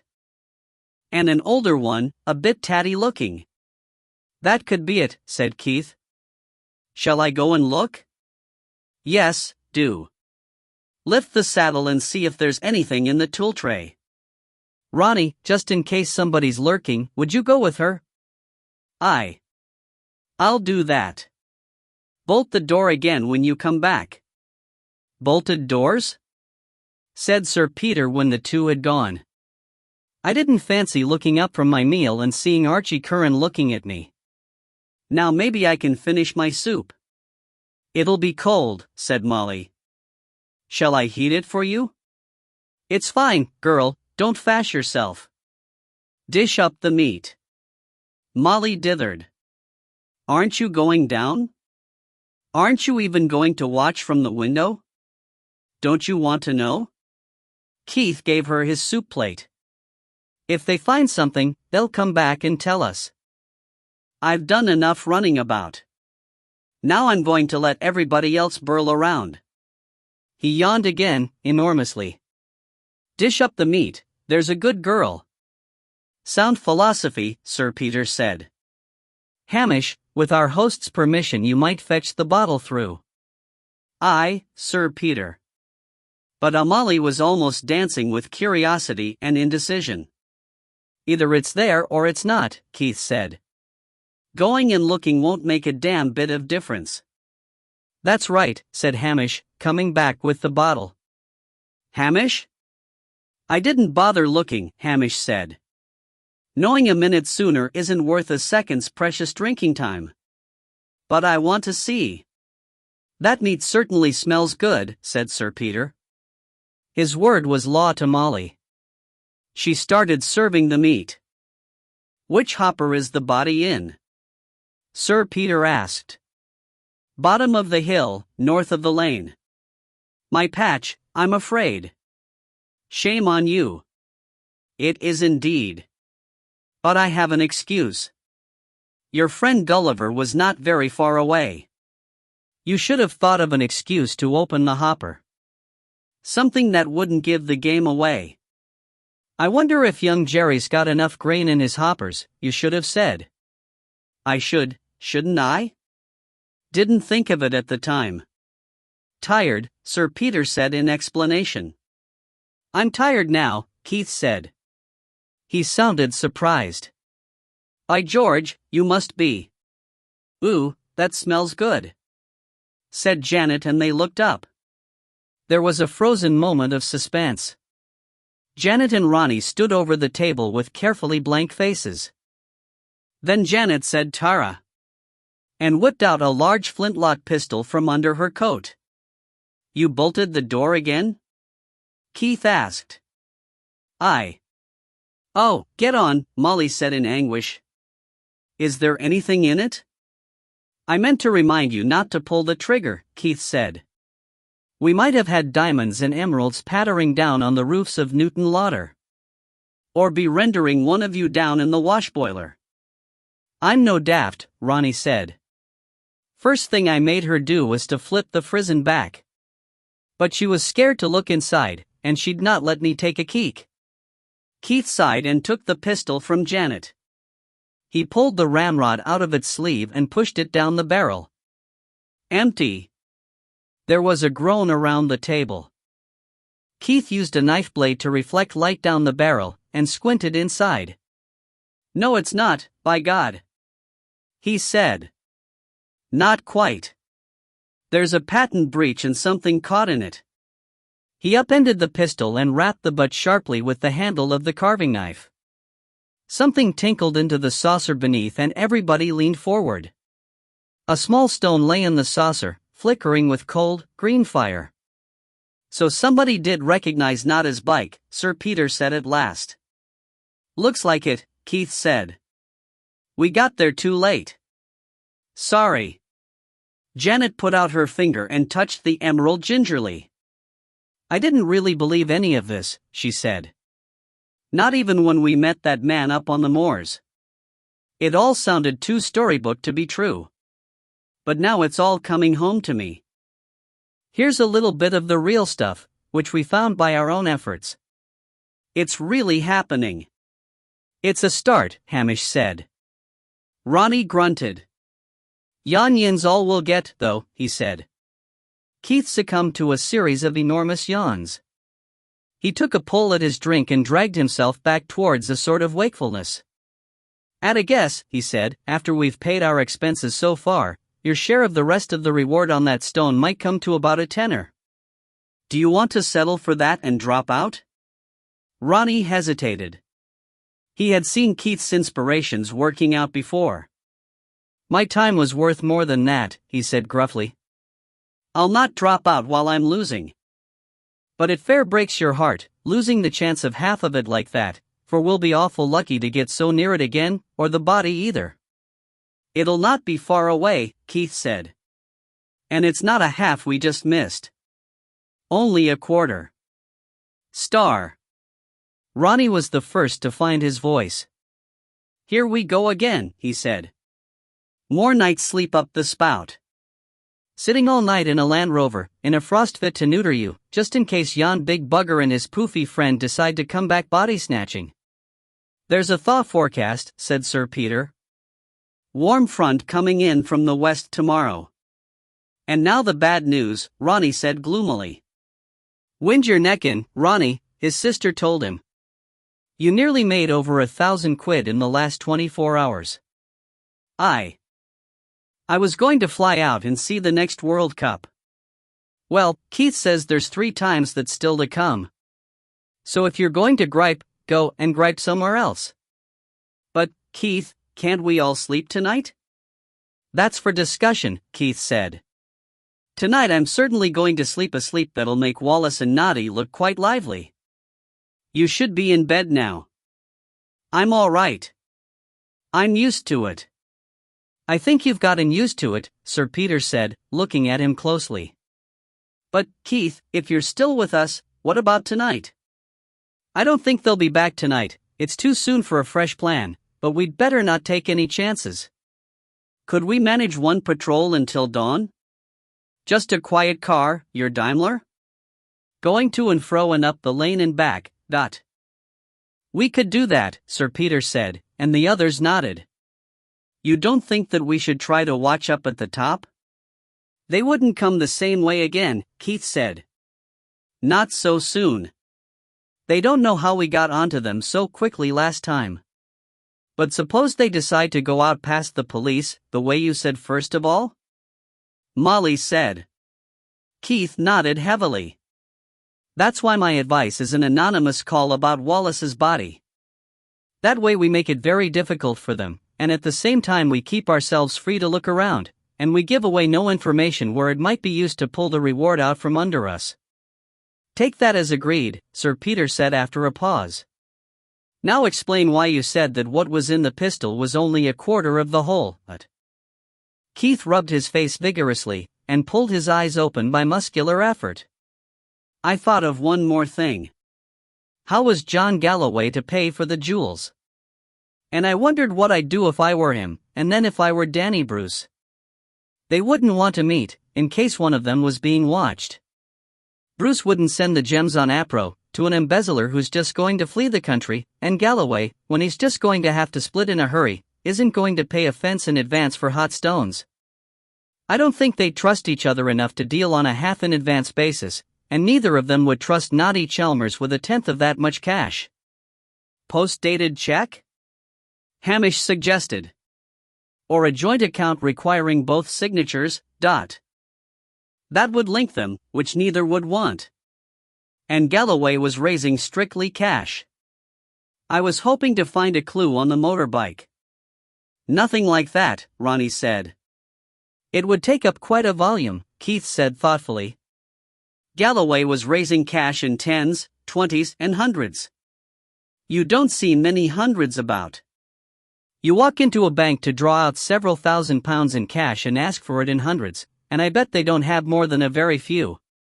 He may have been drawing out around 160,000 quid, which might be around 10,000 banknotes. Maybe he held the palms of his hands about 18 inches apart. You don't carry that in your hip pocket.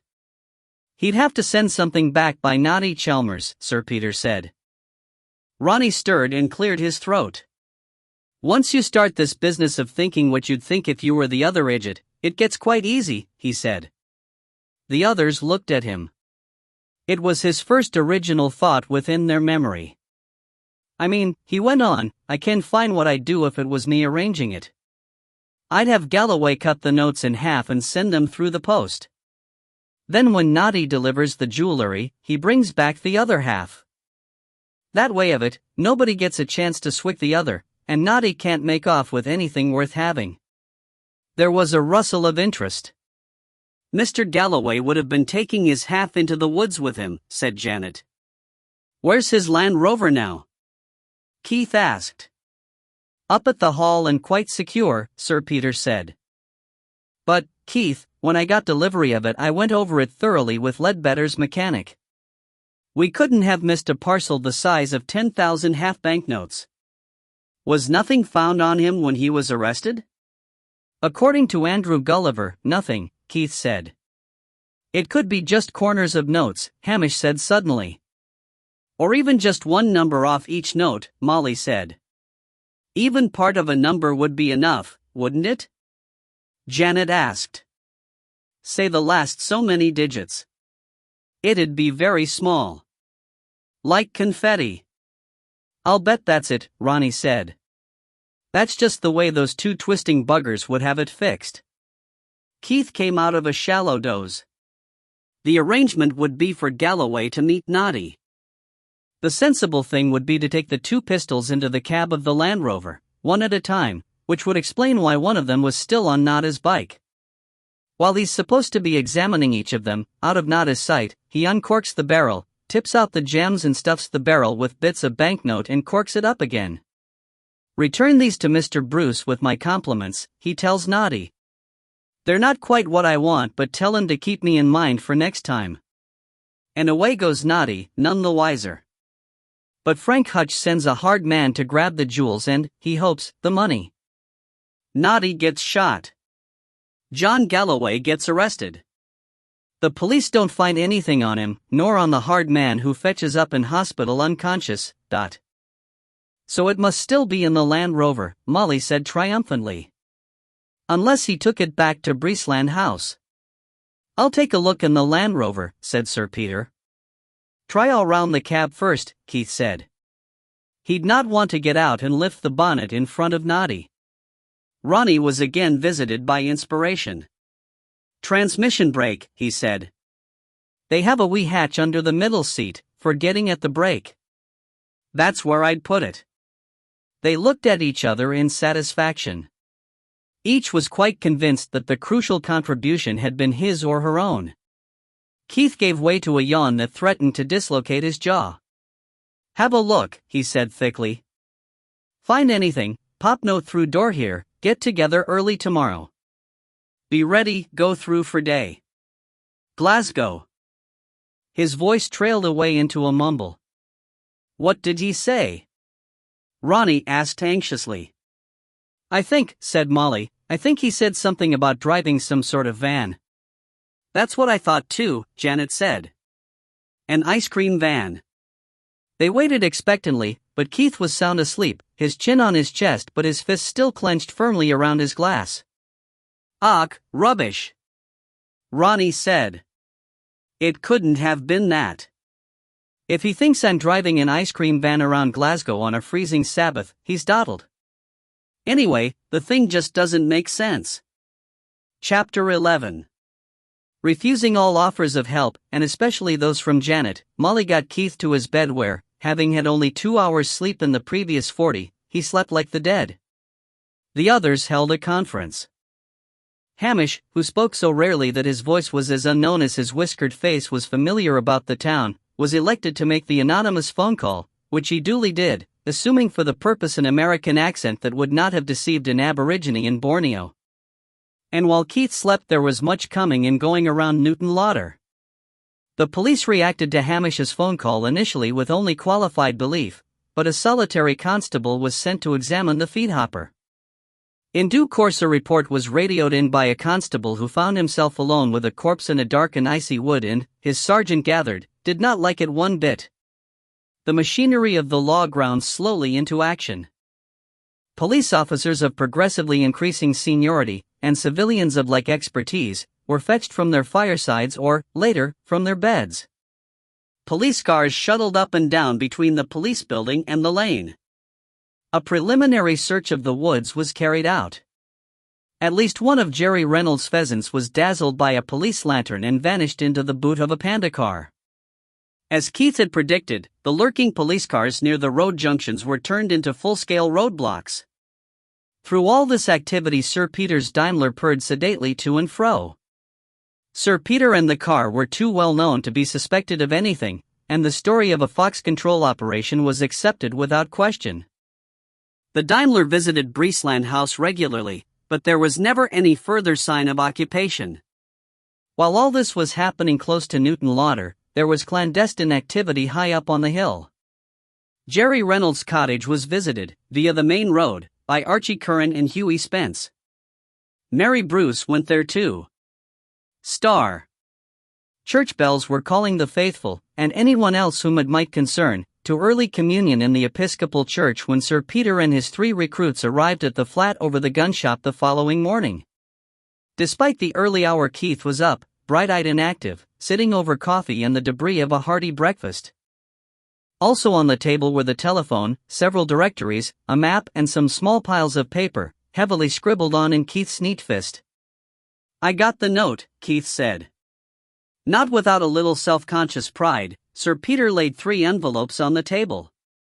John Galloway had affected a heavy, italic script with a broad nib and black ink, and it was clearly his hand that had marked the envelopes.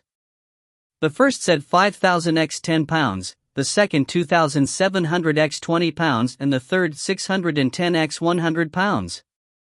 They were under the hatch to the transmission brake, Ronnie said proudly. There's others of us can think, beside yourself. Molly put out more coffee, and the group settled round the table. Keith's been up again since around 4, and phoning people, Molly said. Would you believe it? She spoke with quiet pride in Keith's eccentricity. On a Sunday morning?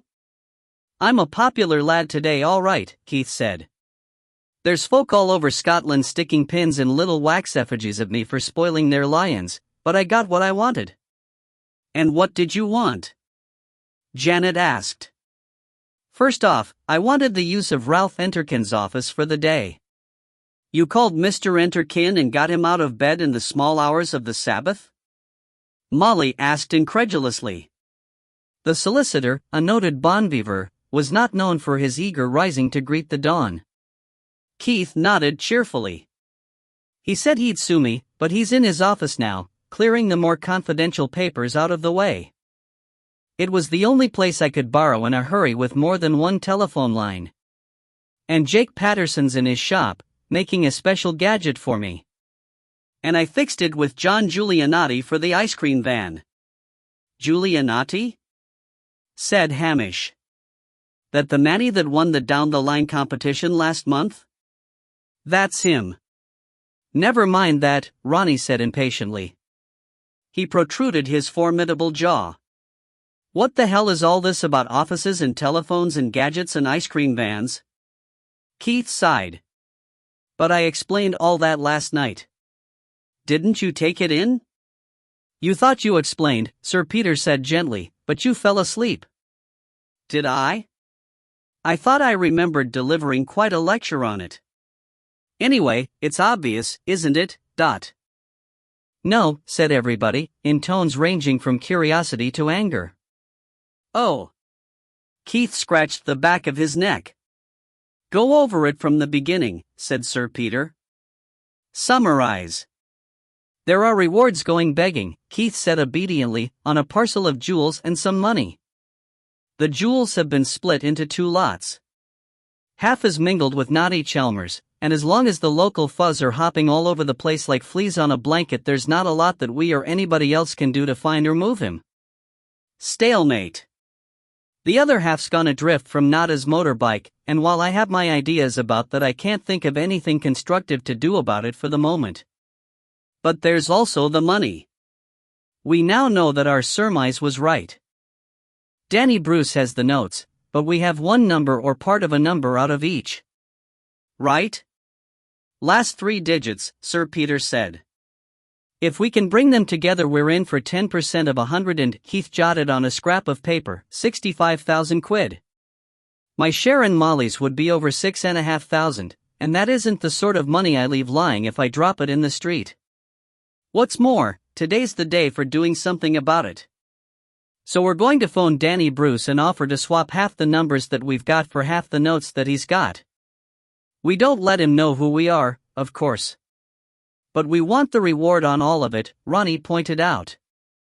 Of course you do, my little fellow, Keith said, and so do I, and God willing we shall have it. Cinderella shall go to the World Cup, and we'll buy Breesland House and live happily ever after.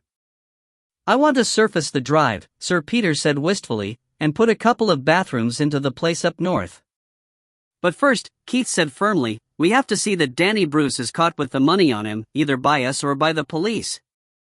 He's a cautious and slippery sod, and you can bet your boots the notes aren't in his house. He'll have them stowed in a safe deposit, or in one of the hideaways that Cathcart told me about. So we make sure that he has the notes in his sweaty paw, and keep him talking on the phone for a long time.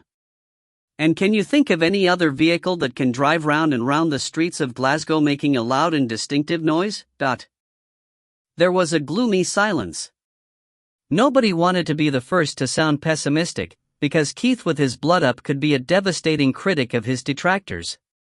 Hell of a lot of streets in Glasgow, Ronnie said at last. And quite a lot of time to play with. But given a little luck, I hope to be able to home you in quicker than that. You can always hear some background noises over the phone. It's bad enough that the GPO's considering changing to a new pattern of microphone. You won't hear much if it's a bad line, said Molly. That's if you're calling next door, Keith said. I had a call from the States last week. I could hear a dog barking and cars going by. Sir Peter was nodding. It might work, he said. Ledbetter kept me hanging on the phone last week and I could hear everything that went on. You came in, Hamish, and took 5 gallons and a pint of oil, and ordered some paraffin for the brooders. Well, I don't like it one damn bit, Ronnie said with his usual belligerence. I say we arrange to meet him and swap. 2 cars draw up, window to window, but we all hide in the back and jump him. It may come to that, Keith said. But suppose he's thought of it first. That's 2 cars full of men, presumably armed. Can you think of a better recipe for disaster? That's not on, Molly said. Keith, you're not going on any trip like that. Calm down, Keith said.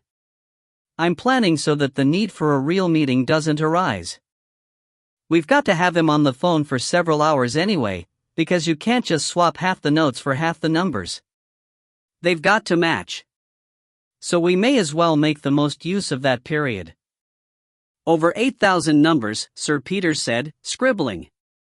At 5 seconds each, 12 to the minute, I make it more than 11 hours.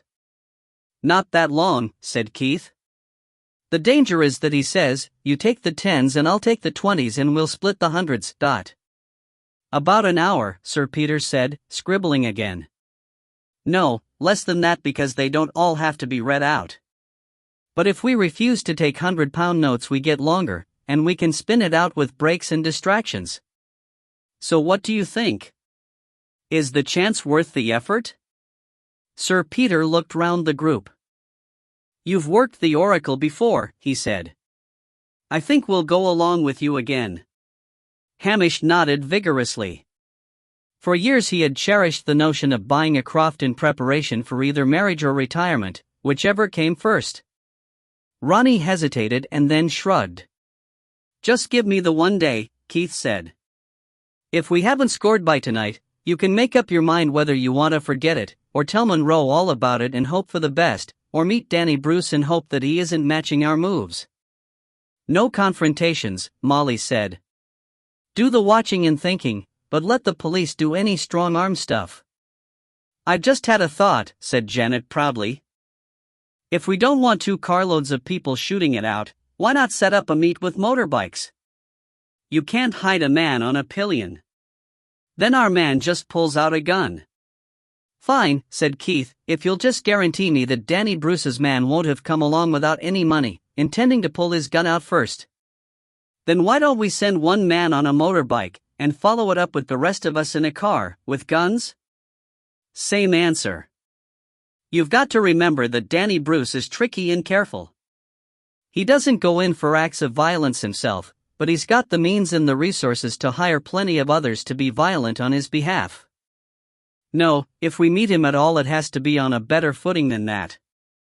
Any ideas that will work even if Danny Bruce has the identical brainwave? The others looked at each other uneasily. "'Fraid not," Janet said. "Right," Keith said briskly. "So much for democracy and direct action. We try the subtle way first. Now, Molly and Janet stay with me and the rest of you beat it to Glasgow. Take pencils and paper.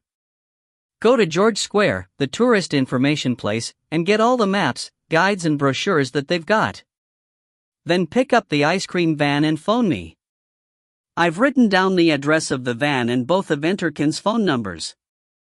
One more thing," he added. "We had 10% of the reward, 1% of the gross, uncommitted. I want to promise Jake Patterson half of it, and to have your agreement to commit the rest if need be. Is that all right?" "We trust you," Sir Peter said simply. "Thanks. Now, get going before the police arrive." "The police? Why should they?" "Because now that they've found the second body they'll start to believe in the first one. And when that happens they'll want lots and lots of statements from Molly and me, and we'll have to tell all. After that, we're sitting on the sidelines and watching the game. That's why we moved today, now.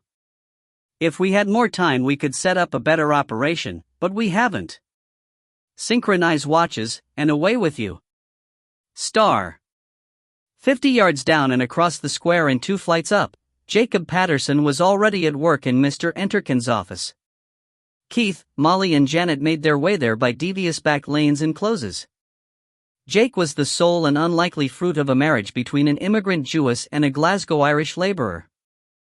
He had opted out of a career in computer engineering for the more peaceful and lucrative life as proprietor of Newton Lauder's only radio and television shop, but his natural genius for all things electronic kept him much in demand as occasional consultant to small firms all over Europe. His appearance was as startling as his aptitude, for he had inherited his mother's nose and his father's flaming red hair, both of which were still considered to be among the sights of Dennistown. Keith locked the entry door at ground floor level, and when they were in Mr. Enterkin's outer office he locked that door too. He then unbagged and loaded his repeating shotgun. Jake watched him from the door to the inner office. "Preparing for a siege?" he asked. "Not that I mind, but it's nice to know, Dot." "We're preparing," Keith said grimly, "to try and separate a crook from his money by tracking him down over the phone. He may have people trying to track us down in a wee while. On top of that, there's 2 other men don't like us over much. Our only advantage is advanced knowledge and being prepared. So I don't know about you, but prepared is what I'm going to be." Mr. Enterkin's office comprised 2 rooms, an outer office for his fat and friendly secretary telephonist typist and an inner sanctum. The outer office was a model of business efficiency and tidiness. The sanctum usually resembled a municipal dump, but due either to Keith's persuasiveness or to an unusual burst of energy on Mr. Enterkin's behalf, the desk and table were swept clear and the mounds of papers had been restacked in the corners. From his shop, Jake Patterson had brought a large hi-fi unit and it stood, half dismantled, on Mr. Enterkin's side table. Its intestines, usually secret, spilled over the surface of the table and were supplemented by a number of additional components attached by wires and clips. It looked like space-age garbage. 4 large speakers were relaying the sound of the speaking clock. "Crikey," Janet said. "I thought she was in the room." Jake shrugged. His mother's blood made the gesture expressive. "I can almost but not quite give you quadraphonic." He made a tiny adjustment to a variable condenser. "I only intended to use the amplifier and speakers, but I tried the Dolby unit as well, to see if it could wash out the background fuzz. And it did." "It's superb," Keith said. "We're almost home and dry." "The speaking clock's easy," Jake said. "It's coming straight off a good recording. But when you're hooked to a telephone at the other end you'll be stuck with a small microphone and a narrow waveband of sound." Keith said. "Which phone are you taking this off?" "The one next door." "And you can tape from it as well?" "No problem. But I couldn't play it back without losing the next bit." "That's what I thought," Keith said. "We need another machine, plus an extra one again, and earphones." "Easy enough. I've got a shop full of that sort of gear." "But what's the last one for?" Keith sat down in the swivel chair behind the desk and spun himself around. "A man as cautious as Danny Bruce won't give us his secret number. He'll want to call us. That will tell him what town we're in. If we can try to use background noise to find him, he might think of doing the same. So just in case we hear musical car horns outside, let's have some taped noises to confuse him." "What could you produce?" "There's a record of vintage cars in the shop," Jake said thoughtfully, "and a tape of a show with farmyard noises." "Keep it probable," Molly said. "I mean, if Danny Bruce hears the mating call of the killer whale, he's going to wonder. Or even an aircraft going over, because the map would tell him that Newton Lauder's miles off any flight path. It might be the purest coincidence that we heard an ice cream van or something, but if we play him a recording of charging elephants he's going to think, they're trying to confuse me. I wonder why. "Good point," Keith said. "Keep it probable, Jake, and you've got an hour. Lock both doors both ways." Jake paused on the way out and cocked his head to listen to the voice of the speaking clock. "If you turn the volume up and listen carefully," he said, "whenever she says in 20 seconds you can hear a tiny rustle of clothing." Yes, Keith said. "Very good. You're a clever lad. Well done. Now." "All right," Jake said. "I'm going. And I'll lock the door." "Both doors." "Both doors, both ways." Keith was left with the 2 girls, his small, dark wife and the taller, fair Janet. At another time the combination might have put ideas into his receptive head, if not of sex then of exquisite games of flirtation and jealousies and reconciliations. "We want a voice," he said. Just in case of reprisals or trickery, let's have a voice that won't be traced. Danny Bruce knows my voice, and he knows by now that I have an involvement in this, so he may think of Molly. Janet, can you do a disguised voice? Janet started to shake her head. Wait a minute, she said. At school I sometimes used to do a very posh, toffee-nosed English voice. A bit like Joyce Grenfell. Would that do? Could you keep it up for hours, if you had to? Oh yes. The more you do it, the harder it is to go back to your own voice. Give me some numbers. Janet cleared her throat and looked up at Mr. Enterkin's dusty ceiling. Righto. Jolly hockey sticks. Janet rattled off local telephone numbers in a voice that became progressively more Girton. Now read some of these messages. You can paraphrase. Janet took a handful of Keith's paper slips. Certainly, darling. Mr. Bruce, I'm told that you're terribly interested in numbers. Little paper numbers, rather a lot of them. 50%, Mr. Bruce. No, we've already been offered 40 by Frank Hutch. That should make him light up and say tilt, Keith said with satisfaction. Now pop through to next door, shut the door and practice loudly until I'm ready for the next stage. With pleasure, my dear. What do I do? Molly asked. When we get going, you sit and log every background noise that you can hear, with the exact time and the number on the tape counter. For the moment, just hang on while I make a couple of phone calls. While he spoke, Keith was listening for Janet's voice. It was barely audible. He estimated that the solid old building was as nearly soundproof as he needed. Keith found Inspector Cathcart's number in his diary and dialed it. He was quite prepared to try a dozen numbers before obtaining the inspector's home number, but to his surprise Cathcart answered at the second ring. Keith identified himself. You work a long week, Inspector. With people the way they are, I have to. Are you still prepared to be helpful? Until Superintendent Gilchrist tells me to stop. Or until I think you're coming it a bit. Would you like to catch Danny Bruce in possession of money that could be proved to come from the resale of stolen goods? Yes. Cathcart sounded cautious. Archie Curran's in this too, and I might be able to hand him to you on a plate. And, finally, we're chasing a reward. There's an uncommitted share that might run as high as 800 or 1,000 quid. I could promise, if we get the reward, to make a donation of that share to your favorite charity or police benevolent fund or whatever you like. Does that package buy some real help? There was a pause. Keith sweated. When Cathcart spoke, his voice had thawed considerably. It certainly does, he said. About Archie Curran. You said you'd like to get him. Before he killed. Again, you said. Off the record? Absolutely. Mr. Calder, that man killed a close friend of mine, a colleague who was doing no more nor less than his duty at the time. I know it, but we failed to convince a jury beyond reasonable doubt. Curran's been boasting of it ever since, but he can't be tried again.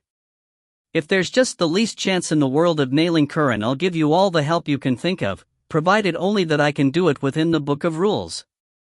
Keith wondered how strictly Cathcart would interpret the rule book. For starters, he said, do you know any of Danny Bruce's current addresses, the rooms or flats in Glasgow that he uses? Cathcart thought for a moment. I'll see what I can do and call you back. Keith felt more relaxed. Cathcart's rulebook might not be too stringent. He gave Cathcart Mr. Enterkin's 2 phone numbers. If we get Danny Bruce on the phone and he's got the money with him, could you get the call traced? On a Sunday? I can try. It depends who I can get hold of. If I'd known yesterday. If we can get an unlisted callback number out of him, could you get the address? Same answer. I can try, that's all. Nobody can do more, Keith said. What kind of car does Danny Bruce drive? Sometimes he hires. Rest of the time he uses taxis and public transport, and he doesn't mind walking. I see. How much of today can you be available? For the first time Cathcart's voice was amused. Mr. Calder, I'm a dedicated bachelor. Dedicated to my job, I mean, not to non-marriage. I was just about to go home and sit wondering what the hell to do next on a dull Sabbath in Glasgow. I can be available all day and all night. If we can get him to leave home, heading for where he's got the money hidden, could you follow Danny Bruce?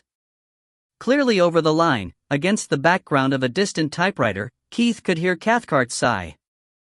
Mr. Calder, I've already told you about Danny Bruce and now you want me to shadow him at 10 minutes' notice on a Sunday. Try to understand. For a man like Bruce who always, as a matter of habit, ducks through alleys and goes home if he sees the same face twice, you need a big team. I'd want 2 plain cars and 6 men on foot, all with radios, before I'd even try it. And then I wouldn't be optimistic, not on the Sabbath with the streets empty. And the way we're manned these days, I could no more put my hand on a team like that today than fly in the air. The off-duty men will be scattered all over Scotland by now. Well, Keith said, if you can't, you can't. That's the way of it. Why can you not do it in a couple of days' time?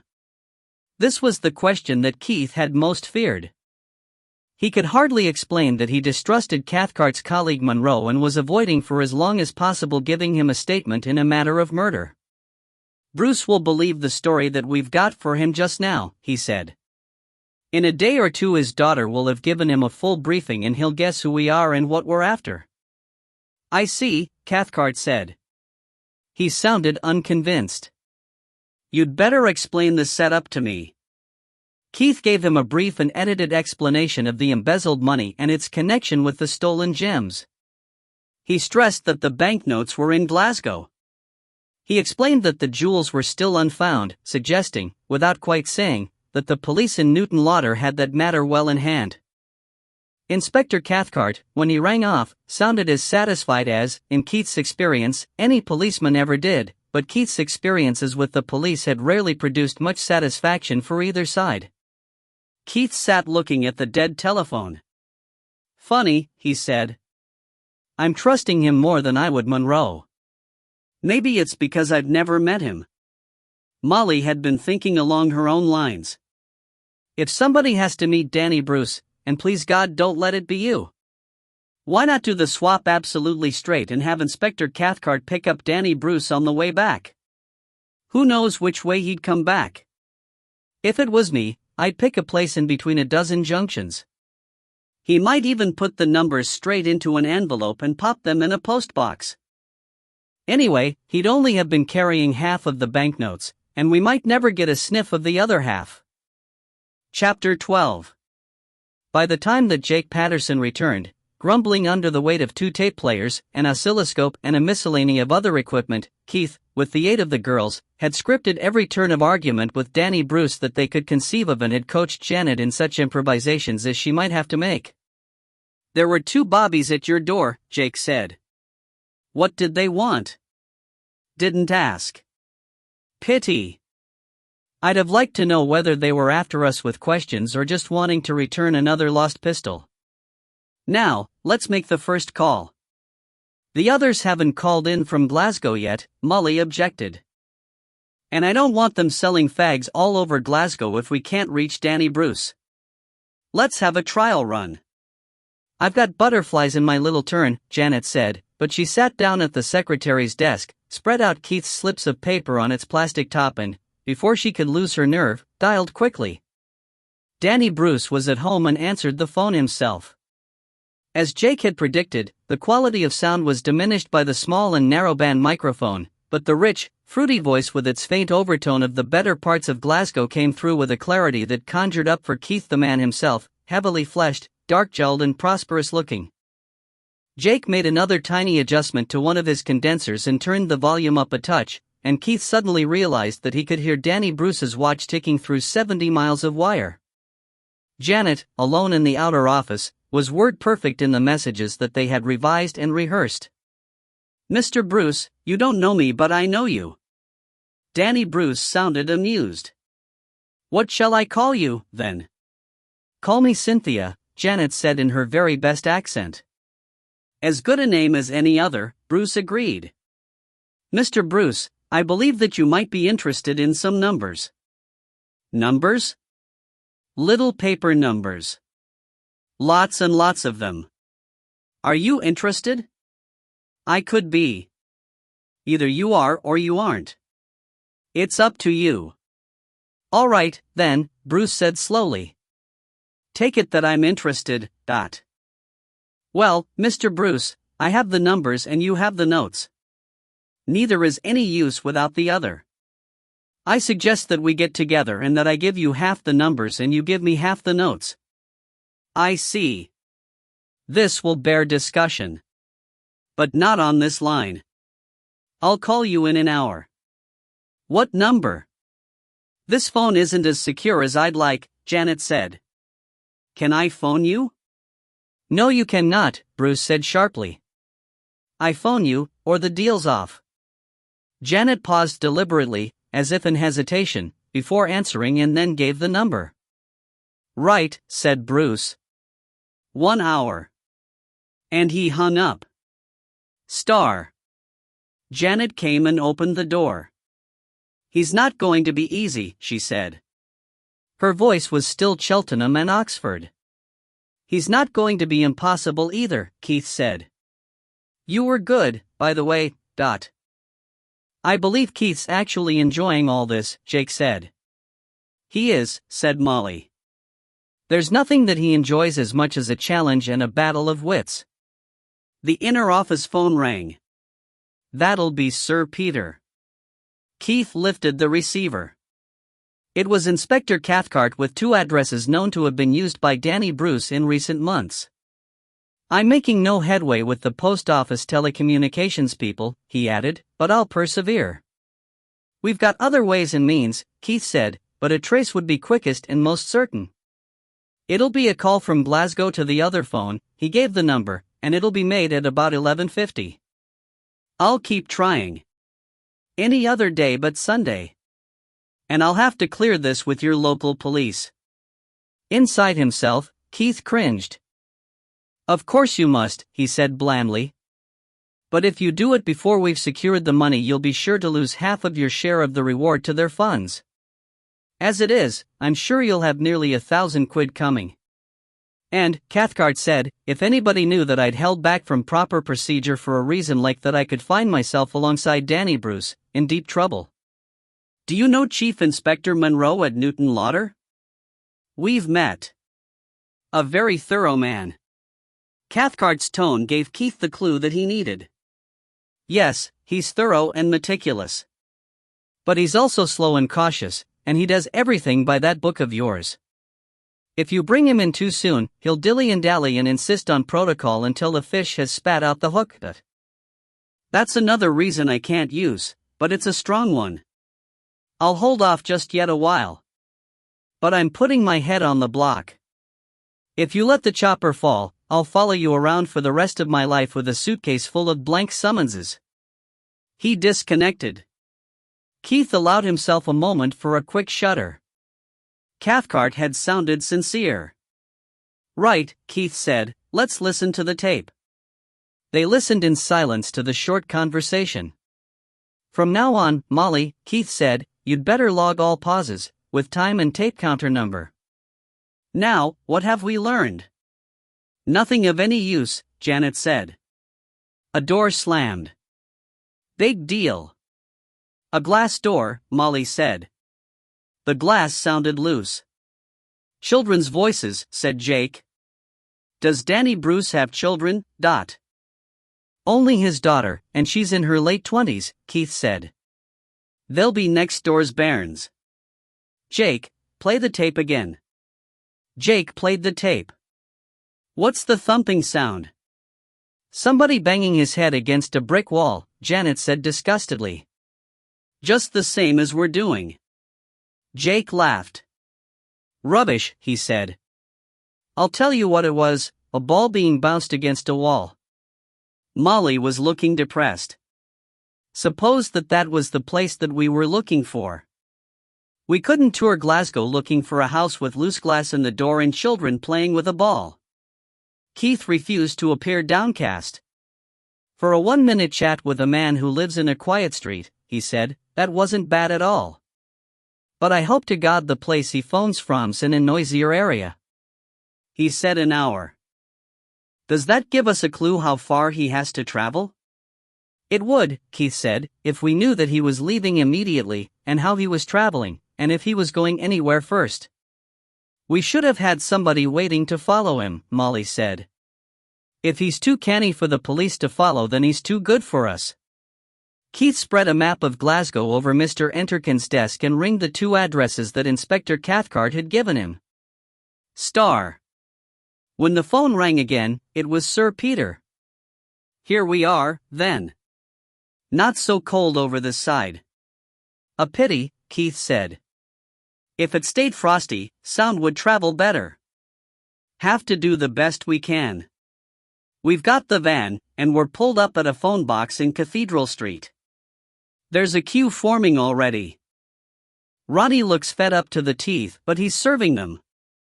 Good. Make sure you always have plenty of change in the car. You can switch places, but from now on we want one driving the van and serving, one sitting beside him and logging your locations and times and any noises heard so that we can backtrack, and one in the car tagging along and phoning me at every possible chance. I've got that. I'll brief the others. And I've got the list of chimes here. We're playing Daisy Bell at the moment. Too common. What else have you got? How about Von Sup Light Cavalry? Much better. That'll only be used for gymkhanas and such. And I've got 2 possible addresses. Berkeley Street and Curseland Street. Get out near one of them and call me back from as close as you can.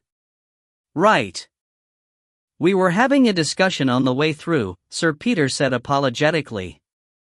Ronnie feels strongly. I never knew him feel any other way, Keith said. Quite so.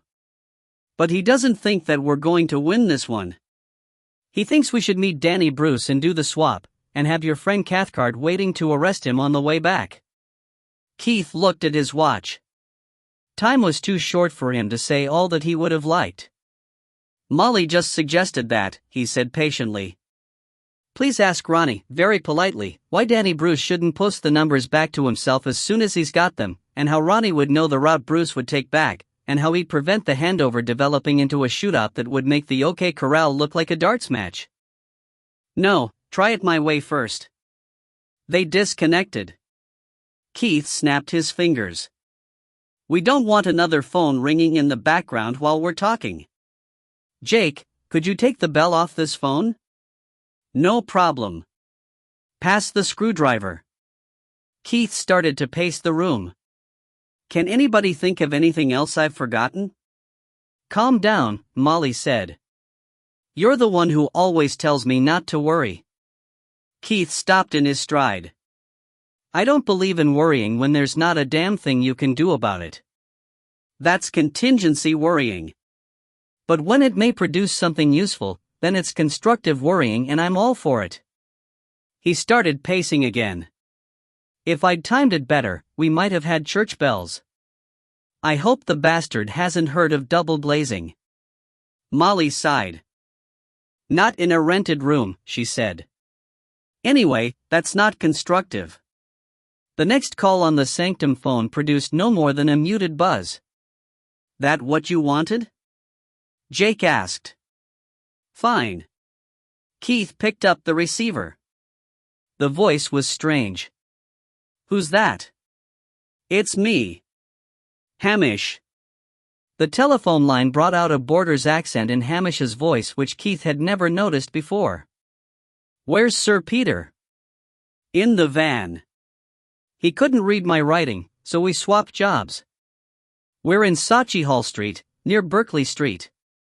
Sir Peter might be a better salesman than Ronnie. Hamish laughed shortly. Are you sure Ronnie can write? Listen, we've been discussing. Keith suppressed a sigh. Go ahead, he said. Why don't we arrange the meet and nail him on the way there?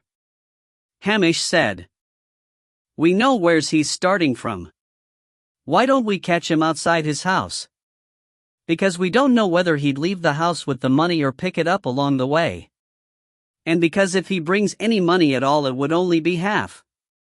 I see, Hamish said. Well, explain it to Ronnie, in words of one syllable or less. I think he only understands grunts. Don't stop thinking, because we may need all the ideas we can get, but you'll have to do better than that. Hold on, now. We should be away shortly. When I give the word, go through Berkeley Street and Curseland Street, dinging all the way. Right. Don't be longer than you have to, Hamish said. The queue's building up, and Ronnie looks fit to bust. Let him bust if he wants to, Keith said. Minutes later, the phone rang in the outer office.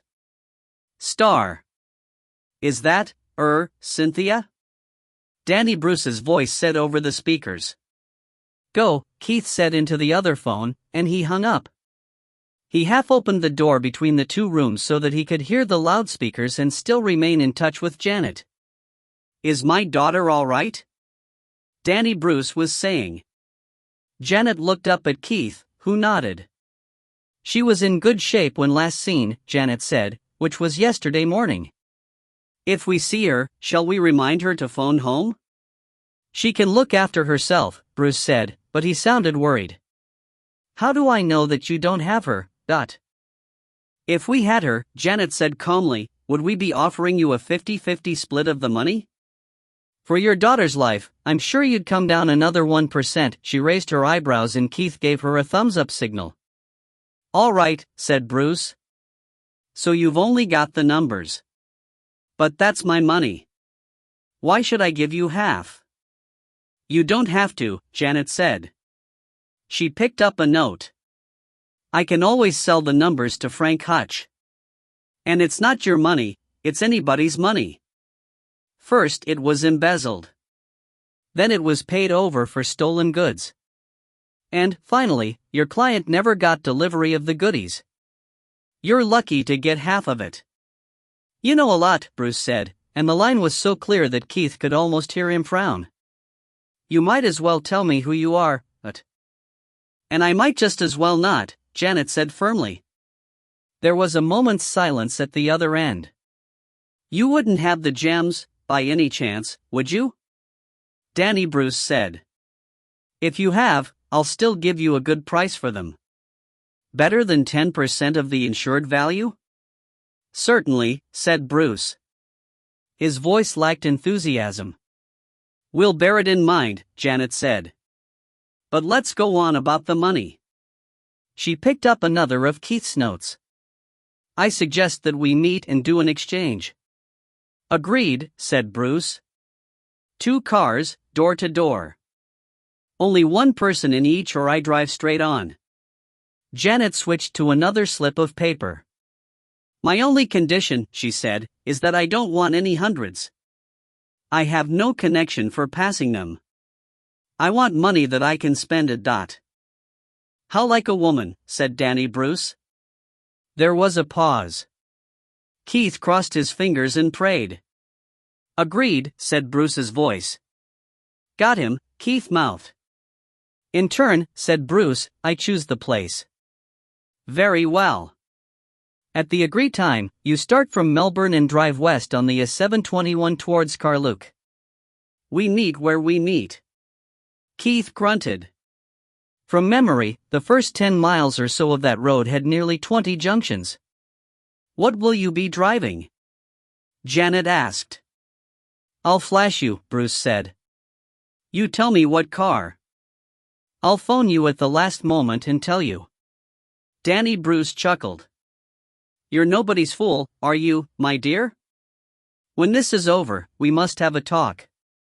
All right, you phone me at the last moment. When is it going to be? It must be quick, Janet said. Make it 7 tomorrow morning. Why the hurry? Because my partner wants to sell to Frank Hutch. He thinks he can buy himself into a share of the jewels that way. Do you think Hutch has got the jewels? Bruce asked. No. And you think you can keep all of your half of the money, and leave your partner out in the cold? Very understandable. Danny Bruce chuckled again, fatly. He was in familiar territory. All right. 7 tomorrow morning it is. If you don't phone me by 6 to describe your car, I'll know that your partner was too quick for you and I'll go back to bed and watch the newspapers. But this will never do, I'll be giving you cold feet. Which numbers are you going to bring? Janet flashed a quick smile at Keith and gave him back his thumbs up sign. How do you mean? She asked innocently. I suggest, Bruce said patiently, that I take the hundreds, you take the tens and we divide the 20s. Agreed, said Janet. Just a moment. There was silence on the line. Are you taping all this? Keith asked Jake. Every whisper. On that basis, Bruce's voice came back, I'm due £23,500 out of the 20s. 21.5, said Janet. She winked at Keith. Of course, Bruce said quickly. My mistake. But the numbers have to match. It's no use you're handing me the numbers from 1075 20s. I've got to have the numbers that match the notes that I've kept. Ah yes, said Janet. She sounded surprised and dismayed. Keith thought that, if life on the farm was not for her, she might well have a future on the stage. And vice versa, of course. This is going to take several hours, Bruce said. I suggest that you read to me the numbers of the 20s that you're going to give me. Janet looked at Keith. He reached the desk in 3 quick strides and sorted one of his notes out of the bottom of what was becoming a ragged pile. Janet nodded. The numbers are all muddled together, she said. It'll take me hours to sort out the different denominations, and all night to sort the numbers. You'd better read to me. All right, said Bruce, and Keith uttered a silent shout of rejoicing. So Bruce had the money with him. I'll read to you. I'll read out the numbers that you will bring to me. You understand? I quite understand, Mr. Bruce, Janet said. She sounded like the better sort of duchess. I bring you the numbers from all the hundreds, plus the numbers that you're going to read out from the 20s.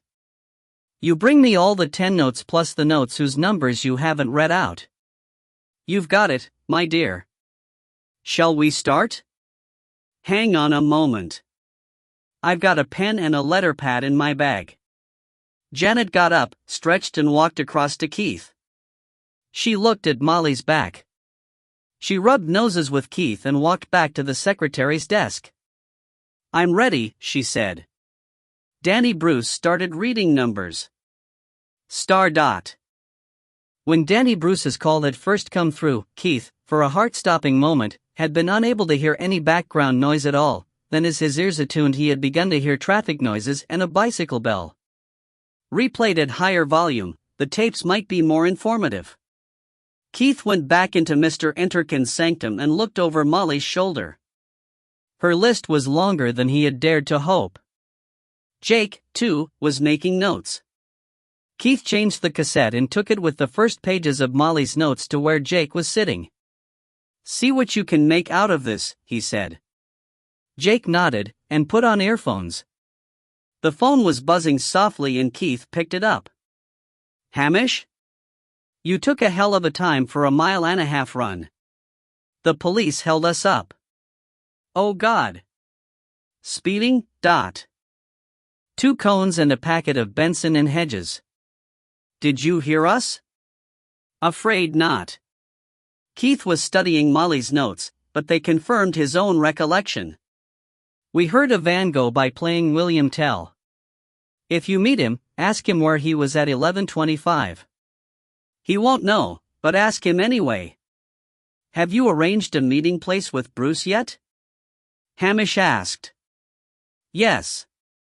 A country road with about 20 junctions on it. Couldn't you get him to change it? Say that you don't fancy anywhere so lonely, you want to meet him in a crowded place, say Queen Street Station at rush hour. Then we could have your friend Callahan, or whatever his name is. Cathcart. Yes. He could be waiting to pounce. We may have to try it, Keith said, but I don't see Danny Bruce falling for a trick like that. Do you? I suppose not, Hamish said. It's getting warmer over here. Maybe we're in for a thaw over this side, Keith said. The faint shadow of an idea passed across the deepest recesses of his consciousness, but it faded and was gone before he could examine it. Knock off for about 10 minutes and call again. I don't know that we can knock off, just like that. Every time we stop there's a queue of Wi-Fi's with pudding basins. Don't stand any nonsense, Keith said. Be bold, bloody, and resolute. Aye, said Hamish. I'll be bold, and Sir Peter's resolute all right. And Ronnie's being bloody as usual? You can put that to music and play it on the pipes, Hamish said.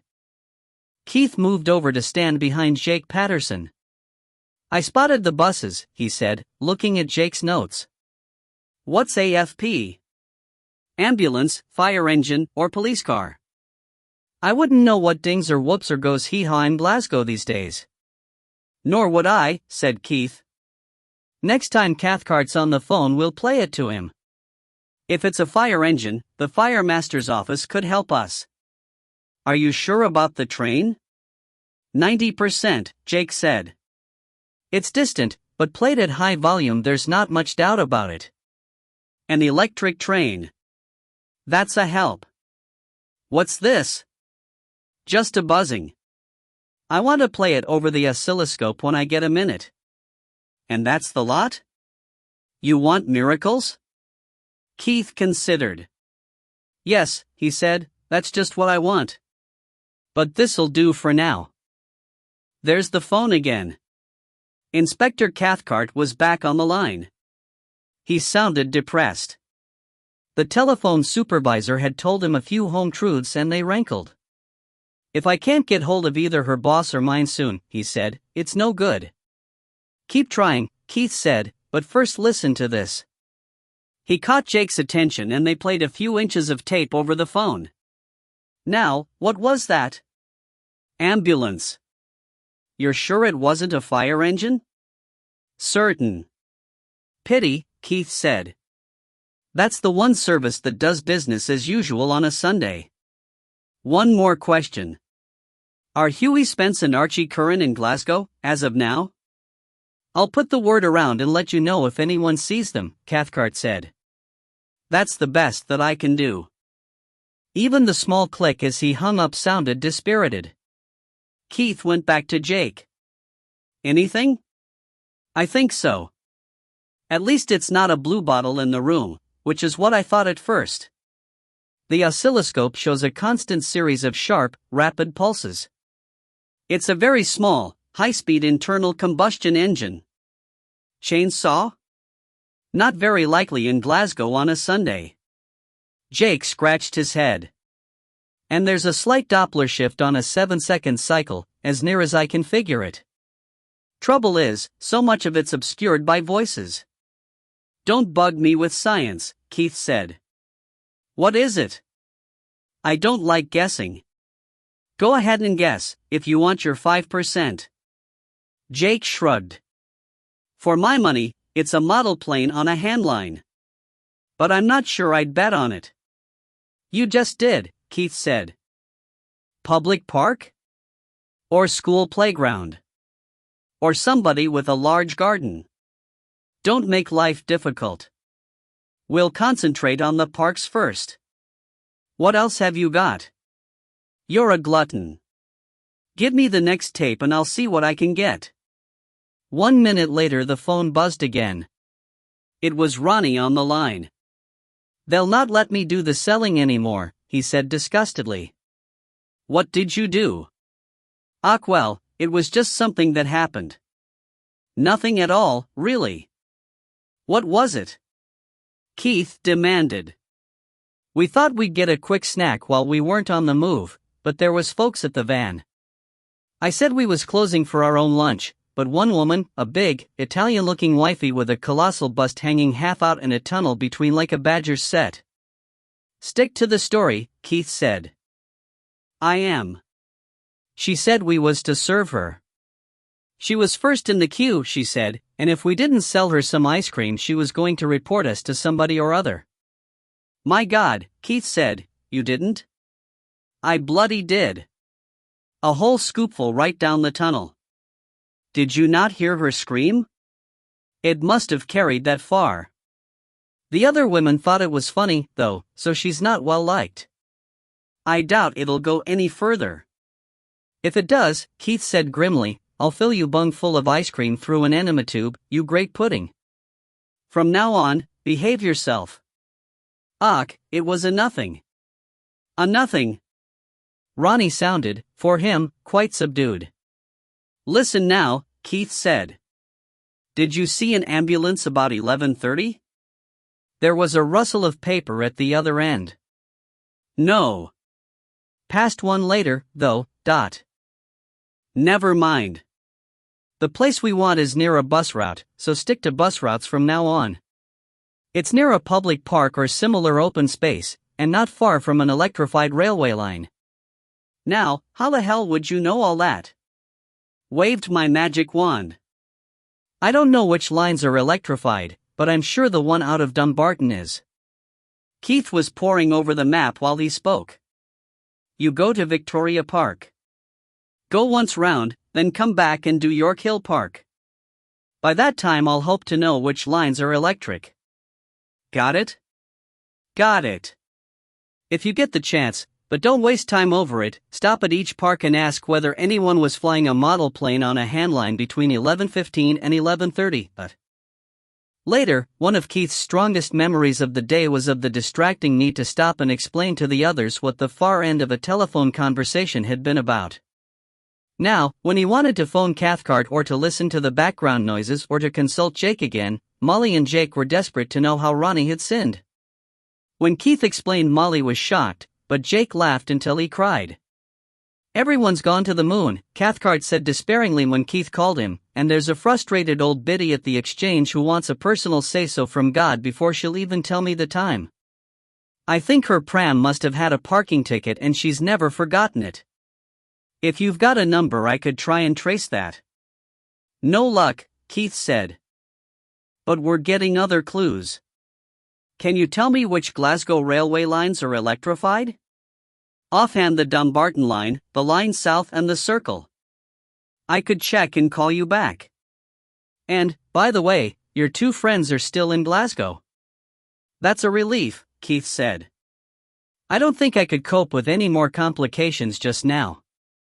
"They don't seem happy and fulfilled, do they?" "The reverse. One of my men spotted them, and he said that they look like thunder. They were speaking to a shady dealer in the car trade, if it's any help." "That's what I wanted to know.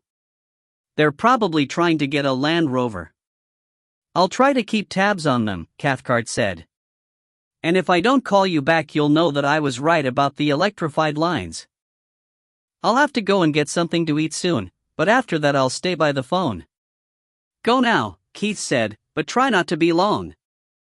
We may have something for you in a hurry. Star." "Nothing else so far," Jake said. Keith could only bite his nails, until Molly stopped him, listen to the patient voice reading numbers and wait. Time limped by. The background noises of some Glasgow street were muted, partially obscured by interference on the line, half covered by Danny Bruce's voice, and as far as Keith could tell they could have come from anywhere in the city. Ronnie phoned in from Ferry Road, near York Hill Park. "Try Glasgow Green," Keith said, and the connection was broken. "I must have been bloody well nuts," he said aloud. "I should have had Cathcart in on this from the start. I should have phoned him last night. We're getting nowhere, and that's the only place." "Shut up a minute," Jake said urgently. They listened. Danny Bruce's voice recited numbers. Only the fact that they were the numbers of banknotes, £20 at a time, saved Keith from being driven mad. Not the least hint of light cavalry came over the speakers. "Didn't you hear it? Whatever it was, no. Ambulance, said Jake. Another one. Not so near, this time. But it was getting nearer instead of going away, and it cut off at about the same volume as the other one. It may be coincidence. Or hospital? Could be. That's what I thought, said Molly. Come over here, Keith told Jake. He gave him one of Mr. Enterkin's pens. Make a ring round every hospital. Something thudded against the door. Molly opened it a crack and peeped through. Janet's signaling, she whispered. She's holding up a clenched fist. About 20 minutes left, Keith said. We'd better have a break. He looked at his watch. They should have cleared Glasgow Green in a minute. He went softly into the outer office, sorted one of his notes out of the pile and laid it before Janet. Just a moment, Janet said smoothly. I'm in trouble here. I can be seen at this phone, and I think one of Frank Hutch's boys is sniffing around. Give me a number to call back. Danny Bruce laughed. Put it out of your little mind, he said. His voice was becoming hoarse. I'll go and have a snack. You phone my home in half an hour and leave your new number with the cook. I'll phone you shortly after that. He hung up without waiting for an answer. He's as canny as a whore in a nunnery, Keith said. If I get my hands on him, he'll spend the rest of his life trying to grow a new pair of testicles. Well, we've bought some time. Janet came through from the other room. How did I do? She asked. She sounded as if she had been opening a bazaar. Very good, Keith said. You have a future as a confidence trickster. He kissed her cheek and she glowed at him. If he's as canny as all that, Molly said, mightn't he phone back from somewhere different next time? Keith swallowed. God forbid. He said. We'd have to start all over again, with only 20 minutes to go. But it'd mean shifting the banknotes, so he probably won't. Now, can I have some help marking up the map? Before you do that, said Jake, there's something else. Chapter 13. Jake spun the tape back for a second and set it to play. If he'd just gone on talking for a few more moments, he said irritably. Put it out of your little mind, said Danny Bruce's rich voice. Jake turned up the volume. The voice paused before the last sentence. I'll phone you shortly after that, it said, and they heard the receiver rattle and then a click and silence. Behind the voices and clearly in the brief pause a few melodious notes could be heard. Musical car horn? Suggested Molly. Military band, said Keith. Somebody turned up a radio? Janet suggested. Possibly, Jake said. What time did it start? Molly looked down at her log. The end of the call was just a few seconds after 1. The bands in the parks usually start at 2, don't they? There's no law says that they can't start earlier. Keith had brought the Sunday paper with him, and he flicked over the pages until he found the radio and television programs. Unless they've put on a brass band record as an entr'acte, I can't see anything. Janet was looking over Keith's shoulder, one breast deliberately nudging his cheek. Family favorites? She suggested. Molly gave Janet a look which could have cut that young lady in half. Or somebody upstairs putting on a record, she said. I'd go for that, Keith said, except that Danny Bruce seemed to hang up in one hell of a hurry. Damn, damn, damn. He got up and started pacing the room again. We're back to shading probabilities. We'd already guessed public park, so a brass band adds to the likelihood, and to the time we'd waste going up a blind alley if we were wrong. We're pretty sure of the electric train, but we're only guessing that 2 ambulances suggest a hospital. The point, began Molly. The point is, said Keith, that we've got to be looking somewhere. Hijacking him tomorrow morning would be a desperate last resort. And if we call on Cathcart and don't deliver the goods, we'll have another policeman fed up at us. So, We've got limited time available, and that means a limited area that we can cover. We'll plump for what we've got. He dialed Inspector Cathcart's number. There was no reply. I said he could go to lunch, Keith said.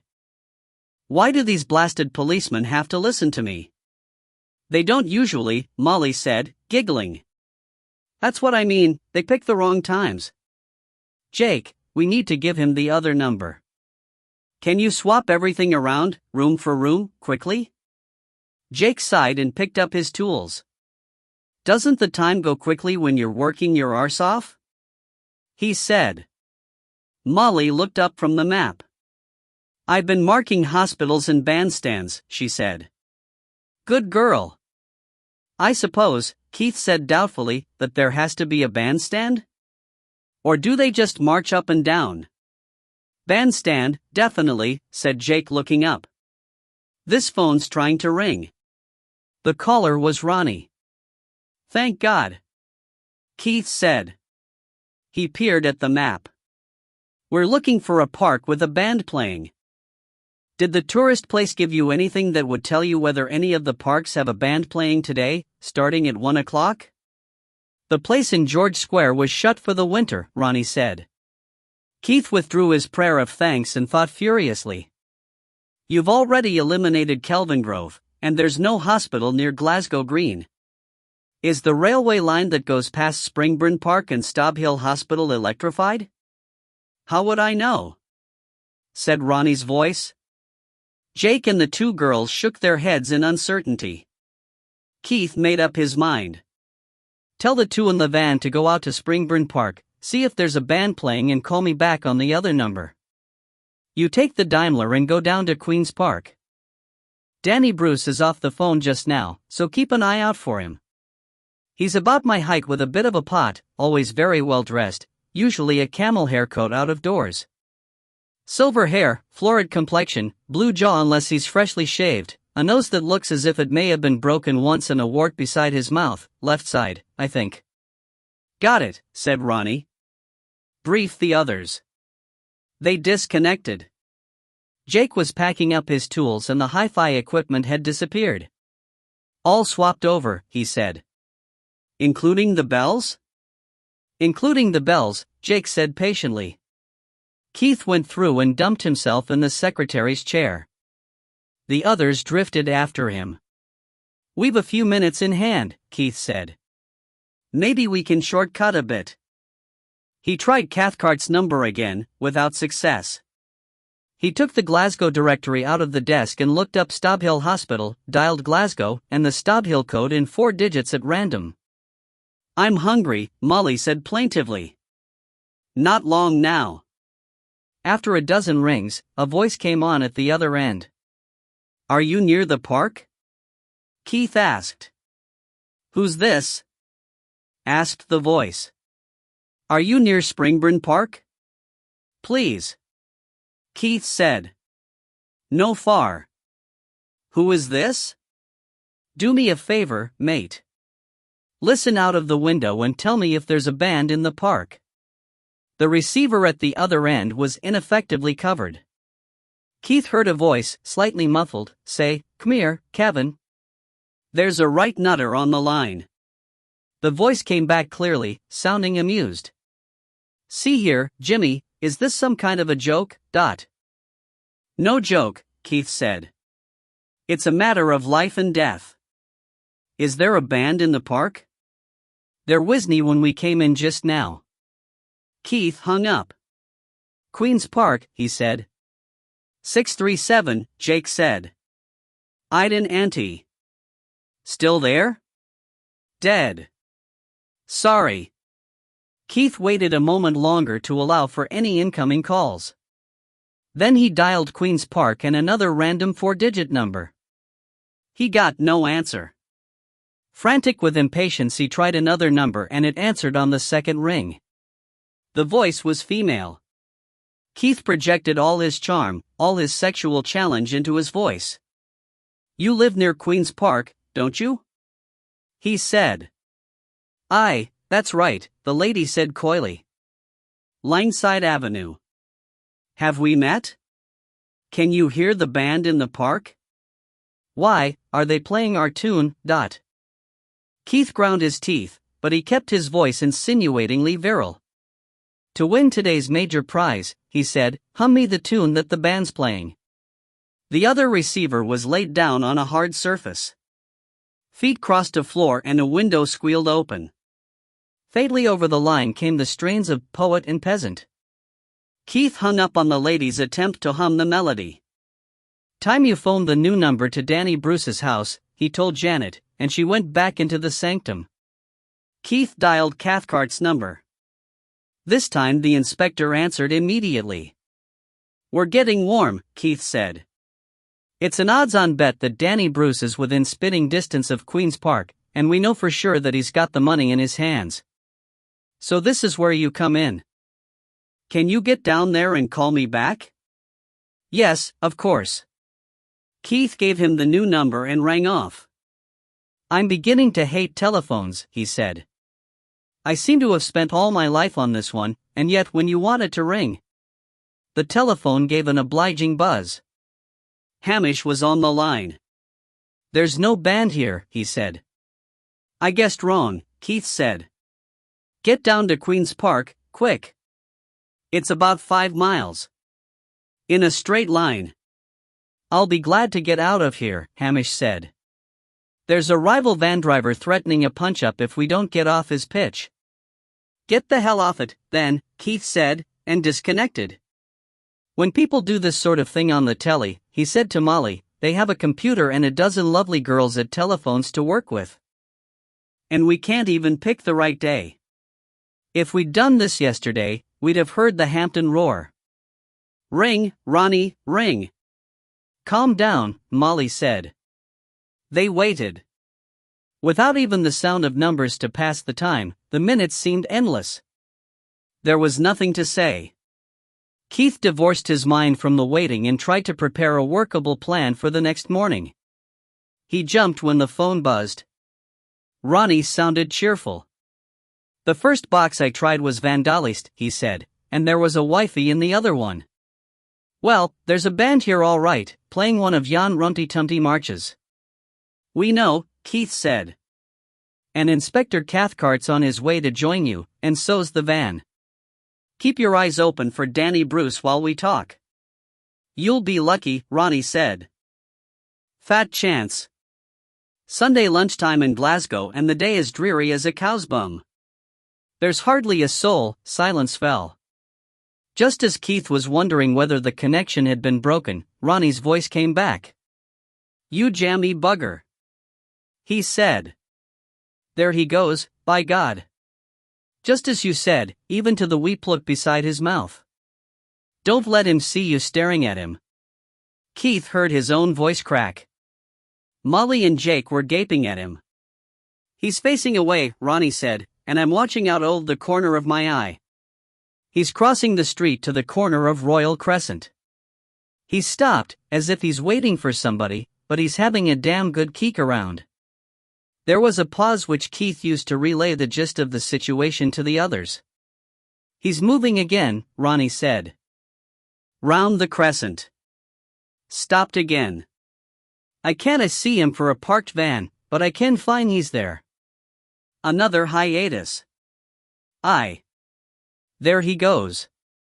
I didn't see the number, but it's the only bright blue door.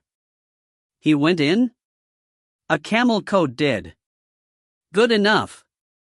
Give me the number of the box and then hang up so that the others can get through. Wait in the box. I can't do that, Ronnie said. There's a manny wanting in now. It may be urgent. I'm going to see if I can spot the right flat. Don't do that, Keith roared, but Ronnie had hung up. Star. It's been a guddle, a proper pig's breakfast, from beginning to end, Keith said. He was sitting with his head in his hands. Now that we've almost done it, that stupid sod's going in on his own. He saw Danny Bruce going into a stair in Royal Crescent. At least, he said it was Danny Bruce. Knowing Ronnie, he's probably just about to burst into the Lord Provost's love nest. Get back into the other room, Janet. If Ronnie hasn't fouled it up, Danny Bruce should be calling about now.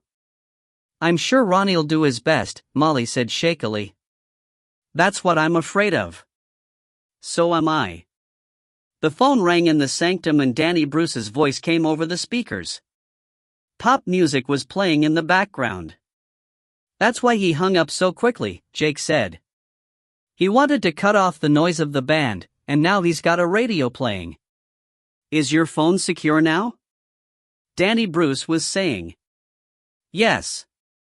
Let's get on with it then. Turn that thing down slightly, Bruce's voice added. I beg your pardon, said Janet. Not you, my dear. Danny Bruce sounded abashed. He's got somebody with him, Keith said despairingly. He met some henchmen on the doorstep and Ronnie didn't even notice. The secretary's phone buzzed and Keith grabbed it up. Yes? It was Inspector Cathcart. I'm at Queen's Park, he said. Sorry to have been so long. I thought it'd be quicker to use a public phone than to try for a link through the car's radio, but the first phone I tried had been vandalized, and in this one there was a rough-looking character who told me to push off. You arrested him? Keith said hopefully. No, why? Keith tried to think what he would do to Ronnie, but his mind was preoccupied. He would give the matter his attention later. I'm afraid that was my brother-in-law, he said. He saw Danny Bruce go in through the bright blue door in Royal Crescent and he's followed him. Can you get over there, sharpish? On my way. The phone went dead. Danny Bruce had resumed the reading of numbers but he broke off again.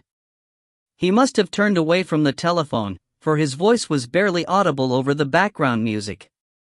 Somebody on the landing, he said. See that they don't linger. Oh my God. Molly said. Ronnie's going to be killed. Janet said later that the next few seconds were filled with noises that might have made a soundtrack for the climax of some radio melodrama after the Dick Barton School, fists and grunts and voices shouting, except that instead of the Ride of the Valkyries, Danny Bruce's radio was playing a minuet. Then somebody lurched against a table, the telephone went down and they were left with the dialing tone coming faithfully over the speakers. Molly's face was white, and her eyes looked large and black. Keith judged that she was close to hysteria. Any distraction, even if it angered her, would be the better for her. Janet, he said, there's nothing more we can do for the moment. Be a love and pop out for fish suppers all round and something to drink. Molly rounded on him. Keith Calder. How can you talk about food? Ronnie may be being killed. I told him not to go in there. And when I say Ronnie's being killed, don't smile. Sorry, Keith said. It's subconscious. That did it. The insult to her brother kept Molly on the boil for the next few minutes. Her tirade was still in flood when the phone buzzed for the last time and Inspector Cathcart spoke to Keith.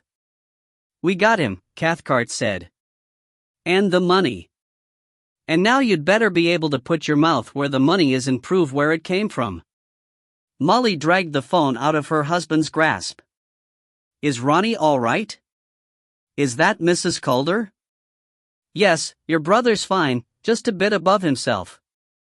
He took it on himself to administer the caution, and he got it wrong. Keith was listening, his ear beside Molly's. That's Ronnie he's talking about, all right, he said. Stay where you are, Cathcart said. I'll be with you as soon as I can. ... During the 2 hours and more that intervened before Inspector Cathcart's arrival, Keith went into a trance and paced about the room, leaving it to Molly to help the others restore Mr. Enterkin's rooms and gather up Jake's tools and gear. When Molly sent Janet to help Jake carry his things back to the shop and told her not to hurry back, Keith came out of his brown study to suggest that if and when she returned she might bring some food with her, and he was then lost to the world again. Grumbling, Molly opened her purse. When Janet did come back, too soon for Molly's liking, she brought beer with her, and parcels of fish and chips, and they sat down at Enterkin's desk to eat and enjoy a meal that would have offended that gourmet's sensibilities. Later, Keith began to talk. As far as he was concerned, the reward for the money was already as good as in the bank, and he had already put it out of his mind. The gems which had been in the second pistol, he thought, were beyond their recovery, and he wasted no time on them.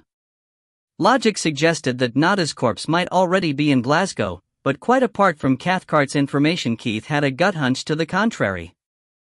And Keith believed that hunches were no more than logic not yet recognized by the conscious mind. Starting from the known facts, Keith, who knew the surrounding countryside rather better than the back of his hand, started building theories to explain the missing links in the chain of facts. He invited the girls to knock his theories down and then exploded them himself. He paced about the room. He phoned Mr. Ledbetter at home and learned that the red hire car was being collected from a Glasgow car park, but that the white car had reappeared on the garage forecourt during the previous night. Fretting over these new facts, Keith devised more theories, but each one had a damning flaw. "There's something I haven't thought of," he said at last. "And it's so close. It's as if I once had it in my mind but let it go." Molly had seen Keith in these moods before. "Never mind," she said. "Take your mind off it and it'll come back to you. Anyway, we got half of what we set out for. And that's above par for the course, so you've done well." "More than that," Janet said. I thought it was a brilliant performance." Molly looked at her coldly. When she married Keith, Molly had known what she was taking on. She had too much sense to show jealousy, which might have been the one thing that could shake Keith's newfound faith in marriage and in his own ability to stay faithful. But, on the other hand, she had no intention of encouraging other girls to hang around Keith, admiring the charm which he exuded so easily and responding to it in a way that just might strike a response in him. "What happens next?" Molly asked briskly. Keith withdrew his speculative look from Janet. "I think," he said to Molly, "that we've got to accept that whatever was in the second pistol is beyond our grasp. But poor Nada's corpse is probably still around. With all that police activity, I doubt if they could have got it out last night, and it isn't a job to be done by daylight. But by now they've had a chance to get organized." "Organized what way?" Molly asked nervously. "Cathcart may be able to give us a hint. He says they've been looking up contacts in the car trade. If Spence and Curran have already left Glasgow, then it's odds on they've got a map and a Land Rover. They'd probably come over the moors by daylight until they can see the town, and then come down after dark. And if they're still in Glasgow? Then they're probably coming in by road and taking him out up past Jerry's cottage." Janet, irritated at having lost Keith's attention, was twisting in her chair and showing an escalating length of pretty leg, but by force of will Molly held Keith's eyes. "We've got a reward coming," she said. "Can't we take it and opt out? If it isn't enough to buy Breesland House, then I shan't mind." "I don't like being beaten," Keith said rebelliously. He looked very young when he spoke like that and turned his head that way, Molly thought, like a small boy trying to evade a bath. She tried not to sound maternal. "And I don't want you to be beaten." "But, Keith, those two men are bad news. According to you, they're coming to collect a dead body, and they've already killed another man for it, so why would a few more deaths matter to them?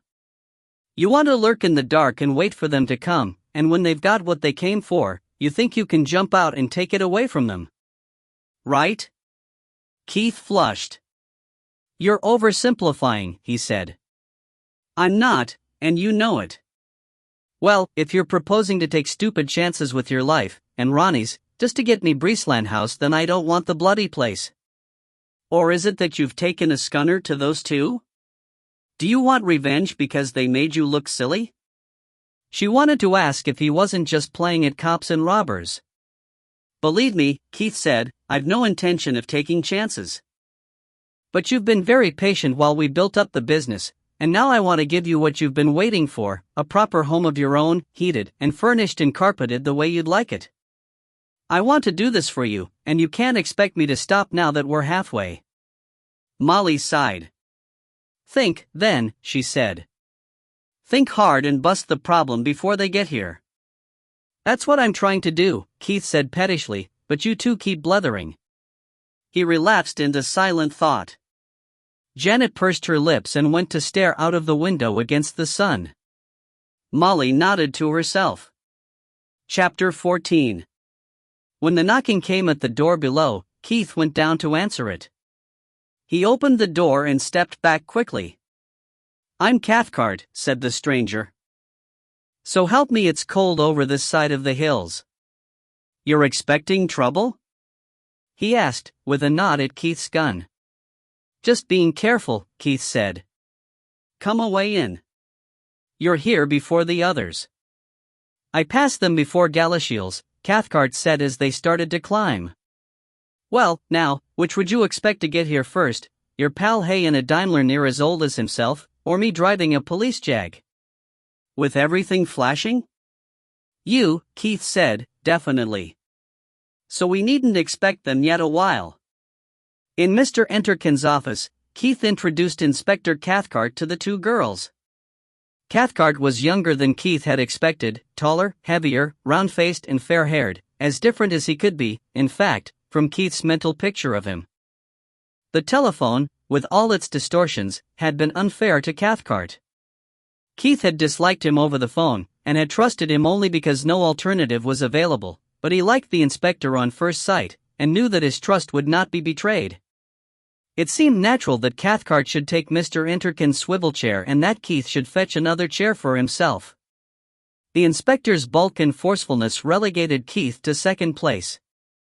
"I didn't think you could pull it off," he said when they were settled. "In fact, you'll never know how nearly I told you to hand over what you'd got and leave it to the experts. But then I remembered how often we tried and got nowhere, and I thought that a new approach might pay off." And it did. But if you ever come up with a chance like that again, don't jump the gate. Or I suppose you'd say go off at half-cocked. "No, I wouldn't," Keith said. "Well, I would," Cathcart said, smiling. "You succeeded, but you could have blown it badly because you didn't have a tenth of the resources that the job needed. Given a little time we could have set up for call tracing, we could have had radio communications, cars, shadows, the lot. And," Keith said, "you could have blown it by being too active and making Danny Bruce suspicious." "That I don't deny," Cathcart said fairly. "You'd better tell me the whole story." Between them they led the inspector through the whole tale. He was a good audience. He laughed himself out of breath at Keith's misadventures in the washhouse and shook his head over Monroe's refusal to believe in the demise of Naughty Chalmers. He listened intently to the salient parts of the tapes. "There you are," he said at last. "You had the devil's own luck. Ambulance, model aircraft, and a brass band. 3 of the most penetrating noises you could expect." "If it hadn't been one thing, it might have been another," Keith said. "We had to go straight ahead and act. Now that Monroe has a proven murder on his hands, he'll be wanting complete statements. That may have been a good reason as far as you were concerned, but it was a bad one from the standpoint of justice," Cathcart said. "You accepted a reduced chance of success in order to increase your own chance of a reward." "But we succeeded," Molly reminded him. "The fact remains. And," Cathcart said, "if I don't clock in with the local force before they notice my jag in their car park, the fat'll be in the fire. But I'd like to get your statements down first. What you might call a debriefing." "You're not debriefing me on our first date," Janet said. She fluttered her eyelashes at him. Star. The taking of statements was interrupted by the arrival of Hamish, who was his usual quiet self, and Ronnie, who had swung from caustic disbelief to triumphant assurance and a blind faith that Keith could be expected to pull more rabbits out of hats at any moment. Sir Peter had dropped the pair and had departed for home and urgent business, but sent messages of congratulation and a promise to visit and confer shortly. Patience is a characteristic of a good policeman. Cathcart waited and smiled, like an uncle at a children's party, while the 5 compared notes, exchanged felicitations and criticism, did calculations as to the probable value of their shares in the reward and speculated as to just where the hell Naughty Chalmers could be. In the babble, only Molly heard the phone ringing in the outer office. She went to answer it and came back. "It's your sergeant," she told Cathcart. Cathcart rejoined them in a few minutes. "Danny Bruce has hardly said a word," he told them. "But he's sent a message. He wants to know if Cynthia would like to marry an aging widower. He thinks they'd make a great team." "Do you think I should?" Janet asked. "Tell him that he'll have to wait for her to grow up," Ronnie said. Janet blew a raspberry. "And he didn't want to say anything about his daughter, but there's no doubt that he's worried," Cathcart said. "But the real point of the message was to say that Curran and Spence have just left Glasgow, going east, in a breakdown truck." "Then all you have to do," Molly said, "is what you ought to have done all along. Get Inspector Monroe to put men to watch them and they'll lead him to Noddy. With Mr. Cathcart here as a witness." Keith jerked upright in his chair. "By St. Christopher's holy fart," he said loudly. Talk stopped dead. "What did you say?" Molly asked sternly. Keith ignored her. "I've got it," he said. "I've bloody got it. We don't have to follow anybody. I know where Noddy is. Star." "I tell you it's obvious," Keith said. "What the hell do you think they'd want a breakdown vehicle for? Transport?" Ronnie suggested vaguely. "Do you suppose," Molly said, "that Nod is in the boot of a car that's broken down?" Keith shook his head. "You'll have to do better than that. They'd just swap him into another car. Anyway, there isn't a vehicle that's not accounted for." "No, it's simpler than that and more obvious. They want to use the crane." "Crane?" "They want," Keith said patiently, "to lift something heavy." "Like what?" asked Janet. "Like Noddy." "Noddy isn't heavy," Molly objected. "Not what you'd call heavy. Not heavy enough to need a crane." "He is now," Keith said. "Something's been happening that's made him very heavy indeed. Let me give you another theory, what they call a scenario, and you can see if you can spot any holes in it. 2 nights ago, we caught the 2 men up by Jerry's cottage. Remember? Well, this is what I think happened. They humped the body up there, intending to fetch a car up to the main road and spirit it away. But only when they got to the cottage did they realize that the hillside below the main road is as near as damn it a cliff. No way could anyone climb it unassisted, with a body on his back. So they hid the body and went to collect some rope. They stole Harry Glynn's car and Spence, being the stronger man, took the rope and drove Harry's car up to the top. Curran walked up again, to attach the body to the rope. But we turned up and chased Spence into the hills, and Ronnie put a couple of shots close past Curran and then sat tight with a rifle. Even if Ronnie hadn't been there, I doubt if they had a rendezvous nearer than Glasgow. So I think they came back last night with a decent bit of rope. And that's when they found out what had happened." Janet turned round from the window. "Well, what had happened?" she asked. "Ronnie," said Keith, "if you were at the gable of Jerry's cottage with a corpse to hide, where would be the best place to put it?" Ronnie looked baffled. Hamish said water barrel. "Exactly," Keith said. "I think they'd stowed Noddy in the water barrel. Only, remember, one hell of a record-breaking frost was just starting. The canal's frozen inches thick by now, so just imagine a water barrel with the cold air getting all around it. Noddy was frozen into a solid barrel of ice. It must weigh a ton or more. You don't haul that up a cliff on a bit of clothesline." Cathcart pointed a finger at Keith. "So instead of waiting for the thaw and risking somebody else getting there first, they're coming over with the breakdown truck to haul the whole caboodle up the cliff and drive it away to Glasgow?" "You've got it," Keith said. "Now, can anybody think of any other reason why they might want a breakdown vehicle?" They looked at each other in silence. "That has to be the answer," Cathcart said. "God," said Hamish. "If it weren't so macabre it'd be damned funny.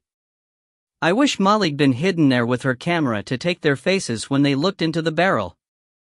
"Well," Keith said, she wasn't. And she won't be there tonight either.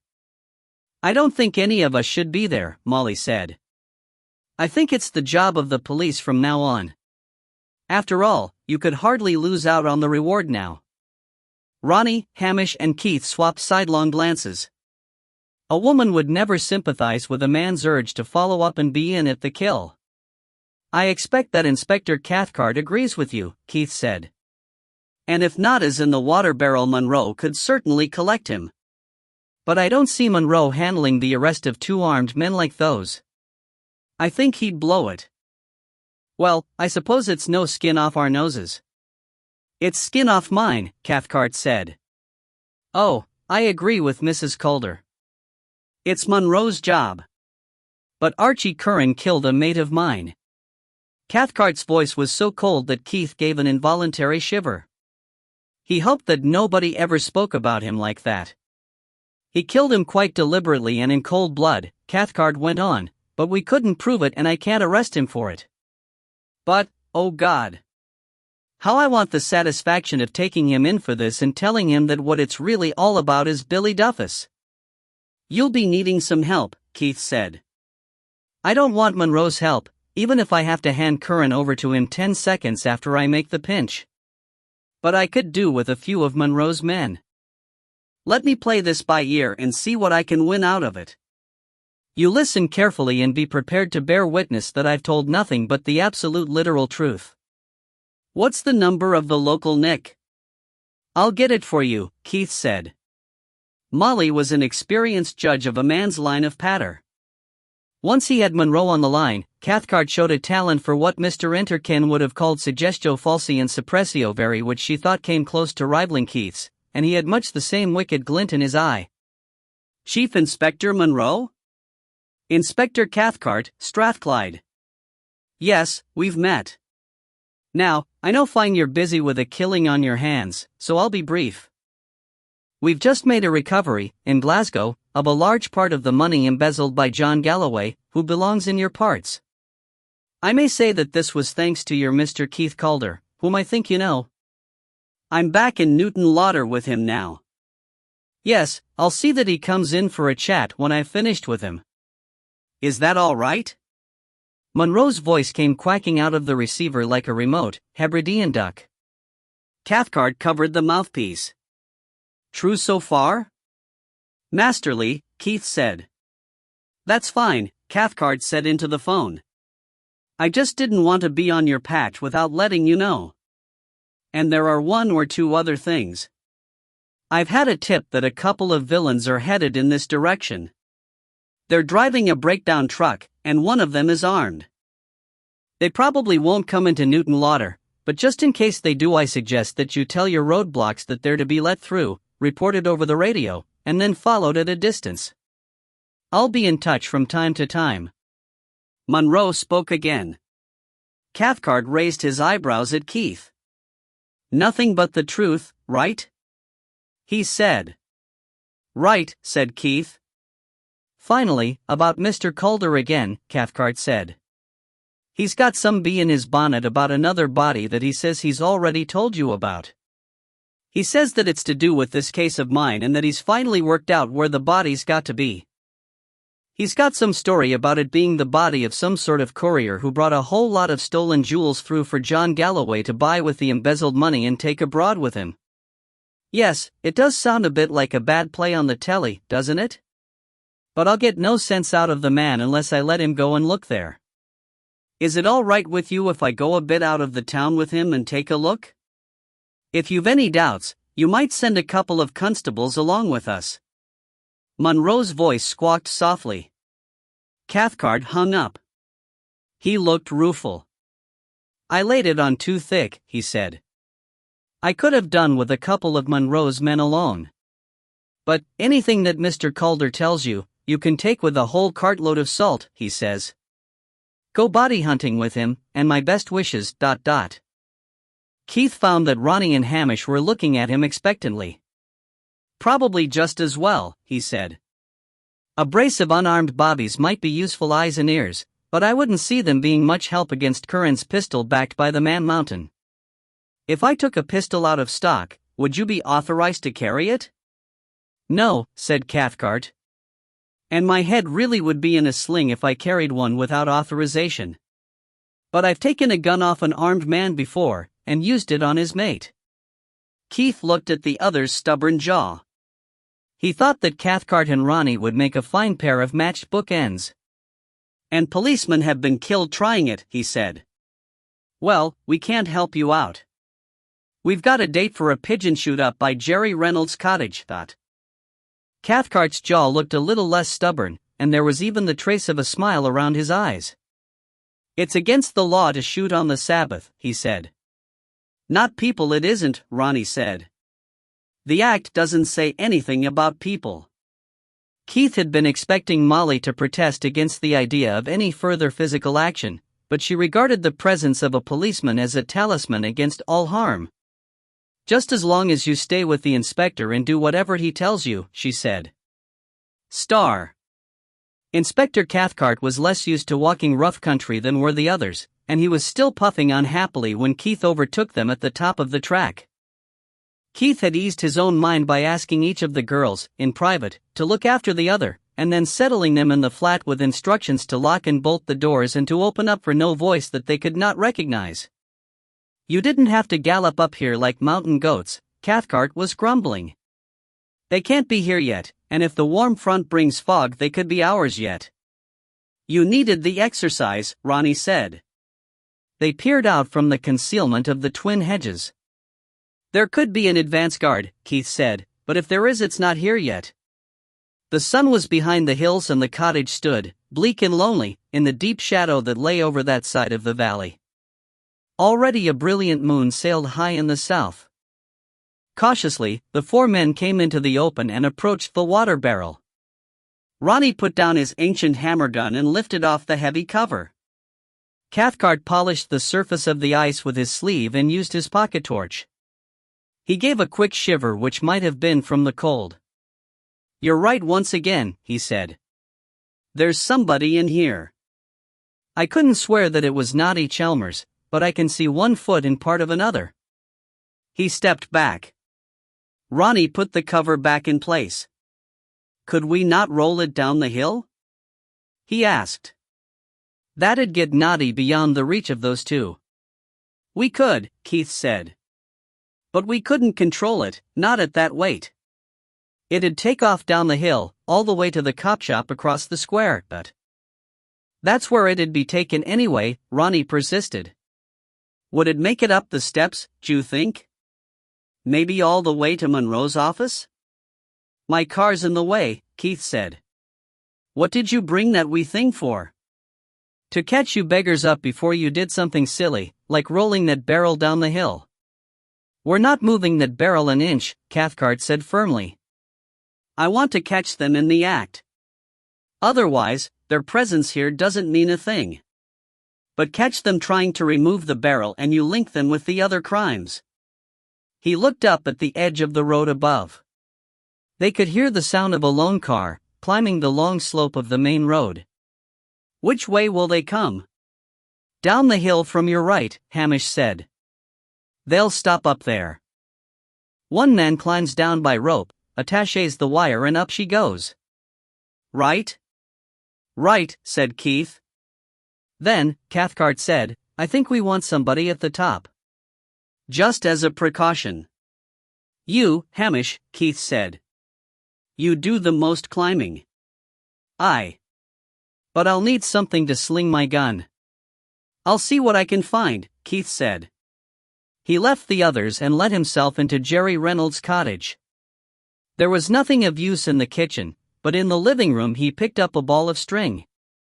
Having penetrated so far, he thought that he might just as well check the rest of the cottage, and in Jerry's bedroom he saw something that interested him very much indeed. He nodded to it and left the cottage, locking up and dropping the key into his pocket. He paused for a moment on the doorstep and looked over the town. A slow grin split his face. Then, wiping his face clear of any trace of a smile, he walked round the corner of the cottage to join the others. Star. While Hamish fashioned himself a sling, Cathcart spoke. You get across the road and into hiding, he told Hamish. If you seem to be needed, come out fast. Otherwise, stay put. And don't forget that your first job's to disable the vehicle, they'll be lost without transport. You, he told Ronnie, will be in the bushes over the far side. Mr. Calder and I will stay by the cottage. When they come, we'll wait until there's no disputing what they came for. Then I'll go out and tell them that they're under arrest. If and when they resist, and only then, you three can come out of hiding. Hamish whistled softly. You're a braver man than I am, he said. Very likely, said Ronnie. What if Curran pulls out his popgun, Keith said, and looks like shooting you? In that eventuality, don't hang about. Got you, said Keith. It'll be a pleasure. Hamish started up the wall of rock as effortlessly as a spider going up its web. Like an ape, isn't he? Ronnie said. Stay down there, groundhog, came Hamish's voice from above, and I'll pelt you with coconuts. Then he was over the top and out of sight. Keith looked at his watch. I think I'll take a good look inside the cottage, he said. Just in case. And I might do a wee patrol. Cathcart nodded. If a vehicle stops, or if you hear voices, come back fast and quietly, Keith unlocked the cottage door and went back inside. Star.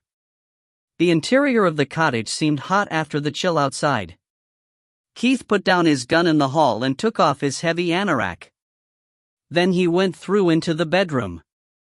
Good evening, he said. By the light of the lamp which Jerry Reynolds had left burning to deter intruders, supplemented by the last daylight filtering through the curtains, Keith studied his find. Darly, over the silk scarf that was tied tightly round her face, Mary Bruce stared back at him. Keith walked round her once. Her wrists had been tied behind her with nylon climbing rope, and her ankles bound. It had been done by a skilled hand, for there was no escaping, and yet the blood was not cut off from her fingers. Thereafter, she had been sat in Jerry's sturdy bedside chair and roped firmly to that. Keith untied and removed the silk scarf and pulled out the sodden handkerchief that was gagging her. From the initials, both belonged to the absent owner of the cottage. Keith sat down facing her, on Jerry's bed. Mary Bruce worked her jaw and lips. Her makeup was smeared and the corners of her mouth were reddened, but she was still, Keith thought, a very attractive woman. His description of her to Molly had been tempered in the direction of what a wife prefers to hear. Thank God, she said hoarsely. I thought you mightn't be coming back. Did you think I'd leave an old friend to starve? Worse. I thought you might be going to leave this old friend until those, she stopped. Frank Hutch's boys? You know that, do you?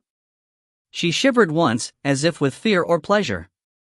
It came back into Keith's mind that as a business contact she had been firm and ruthless, but that as soon as the occasion became social her sexuality had expressed itself in a feminine subservience which, like Janet's, had been an open invitation to domination or even cruelty. Keith was adept at reading a woman's mind, and he began to have certain thoughts about Mary Bruce. We know, Keith said. We know an awful lot. I think we've just about got the whole story. He watched her carefully, trying to interpret her tiniest shifts of expression. Aren't you going to untie me? She asked. Keith lay back on the quilt. How long have you been there? Too damn long. Since about 3 this morning. Then a little longer won't hurt you. What do you want first, the good news or the bad news? She tried to shrug, then threw up her eyes. Now he wants to play games. If there's any more bad news to come, you'd better break it to me now. All right, brace yourself. The Strathclyde Fuzz just picked up your dad in possession of most of the money that John Galloway embezzled. They know that it was paid over for the jewels from the Prestwick robbery. They've found Nada's little corpse with half the jewels in him, and they know that he worked for Danny. There's a hell of a good case building up against him for resetting. For 10 seconds she hung her head. Then she stiffened. Get me out of these damn ropes, you bastard, she said. There's things I've got to do. Not if you call me names, Keith said. She slumped again, and Keith waited. He was careful, but it was bound to happen sometime, she said at last. Keith saw that there were tears on her cheeks. Wipe my face, she said. Keith sat up. He took out his handkerchief and gently wiped her face dry. Don't you want the good news? He asked. What is it? You can buy your way out of this mess. I'm not in it, she said indignantly. You came through here, Keith said patiently, as soon as the jewels and the money went adrift. You brought a hired gun who got himself killed. You flitted around the place in a blonde wig and dark glasses, during which time half of the hot gems went missing from your dad's courier's motorbike. You're in it, my girl, right up to the ears I used to nibble. But you're in a great position to buy yourself out. How? You can put the finger on Archie Curran. I'm surprised he left you alive. So was I, she said and shivered again. There's an inspector here from Glasgow. Curran killed his mate. If you could shop Curran for killing Wallace, I think I could get him to promise you immunity. You did see Curran do the deed? She nodded. He hit Peter Wallace, from behind with a pipe from one of those water trough things. But I was in the bushes and he didn't know I'd seen him. When they caught me watching them last night, I pretended that I still wanted to know what had happened to Peter. I think maybe that saved my life.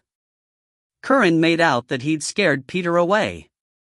He said that he was leaving me alive for the moment in case he found that he wanted a hold over Dad, but that if he didn't he'd leave me in the water but when he came back for wee Noddy. Did they search you? Keith said suddenly. She hesitated for a second too long. And then she nodded. Beasts, she said. But it was a lie. Keith was sure that Archie Curran had never known of the existence of a second pistol. Will you testify against Curran? Keith asked. She stared at him whitely and bit her lip. Nobody clips on Archie Curran without something awful happening to them. Keith sighed. But something awful, like prison, is going to happen to you if you don't. Think about it. Your father's going up the river for a few years. Well, with his money and connections I dare say he can arrange to pass the time without too much misery. But don't tell me that he doesn't have money salted away abroad where you can get at it. The shops could run themselves for a while, and the other business is finished for now anyway. And if Curran goes down, you've nothing to worry about for years. I'd rather just beat it out of here now, she said. Go on, then. She pulled against the ropes. Untie me, you sod, she snapped. Not yet. We're laying a trap for Archie Curran. You could say that we're doing you a favor. You can wait and think about it for that long. I'm bloody uncomfortable, she said coaxingly. Untie me, Keith. Just for a few minutes. Keith nearly laughed. Not just yet a while, he said. You're too slippery by half. I don't see myself getting your hands tied again without losing some skin, and I've been dunked on the head once already in the last few days. You stay as you are and I'll see if I can't make you a bit more comfortable. He got up and walked round her. Your bra's hurting you, isn't it? She fought the ropes, Keith thought, like a trapped mink. No, it isn't, she said between her teeth. You leave me alone, Keith Calder, or I'll have you up for indecent assault. Keith slid down the zip at the back of her dress and unhooked her bra. She tried to beat him off by striking backwards at his chest with her head, but he slipped his hands down her front and round her generous breasts. I thought so, he said. You looked just a little bit too smug when I said that we knew the whole story. He brought out 2 packages that crunched when he fingered them. Keith, please, she wailed. I'll give you half. That's better than you'll get from the insurers. They're not yours to give, sweetheart, he said. He weighed the warm packages in his hands before slipping them into his pockets. I'll just have to make do with 10%. I envy those stones, but they can't have been comfortable for you. She managed a small laugh. For that money, I could have stood the pain a little longer. Look on the bright side. You don't have to stand the pain any longer. Shall I kiss the place and make it well? Keith thought that, with her clothes in disarray and her hair flying, she looked irresistible. He put his hands down and weighed her heavy breasts in his hands. They were beautifully shaped, soft and as exciting as lips. She squirmed as much as she could. "Leave me alone," she said in a very small voice. "You never used to say that. You never had me tied up before. If you were free, would you really fight me off?" Mary gave no answer except to stop struggling and lean back against him. Quick shudders ran through her. "This is more like old times," Keith said. He could feel her laughter. "You always could get more out of me than I meant to give you," she said. "They were good times. We went well together." She sighed under his hands. "We never should have split up," she said. "It was when you stopped doing business with Dad, wasn't it? You were just a wee bit priggy and holier than thou. Dad didn't like that. He thought that you might be a danger, but I said that you might not want to play his games but you'd never grass, and anyway, I said I never talk in my sleep. Doesn't he mind? Me having a lover occasionally? No. He knows I'm as careful as he is, and it makes him feel better about his fancy women. But then you didn't come round anymore. I thought perhaps you were afraid that Dad was using me to persuade you round. Perhaps." She twisted her head to look at him. "That's one thing I wouldn't do. Accept my apologies." "This is hellish uncomfortable," she said, moving uneasily. "Let me stand up for a minute or two, Dot." "I'm not letting you loose," Keith said. "I'll let you up for a minute if you want, but that's all. You've got too many tricks." "That's almost a compliment," she said. Keith unwound the many turns of climbing rope and pulled her up. With her ankles still tied, she swayed against him for balance. "That's a bit better," she said. "But my bum has gone to sleep and now I've got pins and needles." "A rub might help," Keith said. He rubbed. "Just for old time's sake, of course." "Yes, of course. I hate to spoil the mood, but I'll need to pay a little visit in a minute. You'll have to untie my hands." "What can you do for yourself?" Keith asked, "that I can't do for you? And that I haven't done before?" Dot. But later, as they lay on Jerry Reynolds' bed, Keith said, "I'll untie your hands if you like." "Don't be a fool," she said. "This is the most exciting thing that ever happened to me. Keith, if I give evidence and then go out to a place Dad's got near Benidorm, would you come and see me sometimes?" Keith stilled his movement for a few seconds. "I'm a married man now," he said stiffly. Chapter 15.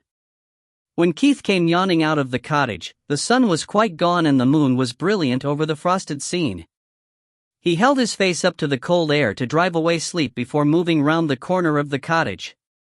There was black shadow under the cliff, but the gable was almost floodlit. Ronnie and Cathcart were chatting softly, squatting in the shadow of the water barrel. Keith crouched beside them. "You should be over in the bushes," he told Ronnie. "When I'm good and ready," Ronnie said. "If you're so worried, you go over there. How come you've been so long?" Keith spoke to Cathcart. "I've been doing some more investigating," he said, "and I've got a witness who saw Archie Curran kill the Englishman, Wallace." Ronnie gave a low whistle. "What did you do? Wave your magic wand again?" "Something very like that." Keith smiled secretly in the shadow. "The point is, this witness will only testify in exchange for immunity in respect of a minor part in the fencing of the jewels." "Can you swing that?" Cathcart hesitated. "I'm not allowed to make promises in the name of the Procurator Fiscal," he began. "Who's this witness?" Ronnie asked. "Never you mind just now," Keith said. "Inspector, shouldn't we be getting into position?" "We needn't hurry," Cathcart said. It could be a long wait. They'll probably stop for a meal and time themselves to get here after the traffic's died away. And we're not too badly placed as we are. We can scatter in a second or two if we hear their truck pull up. All right. Molly appointed you our nanny, Keith said. So what about the immunity question? It's tricky, Cathcart said. Wallace's murder took place over here. But the theft of the jewels was in Strathclyde, and the fence was arrested there, so any offences in connection with those same things would almost certainly be tried in Glasgow. I won't know for sure until I've spoken to both fiscals, but I could promise your witness a 90% chance of immunity. You're sure he can bring Curran down? I don't think there's any doubt about it, Keith said. He slanted his watch to the light of the moon. Ronnie, I think you'd better be moving over the other side. And I think he'd better not, said a high and fluting voice, and Archie Curran came round the front corner of the cottage.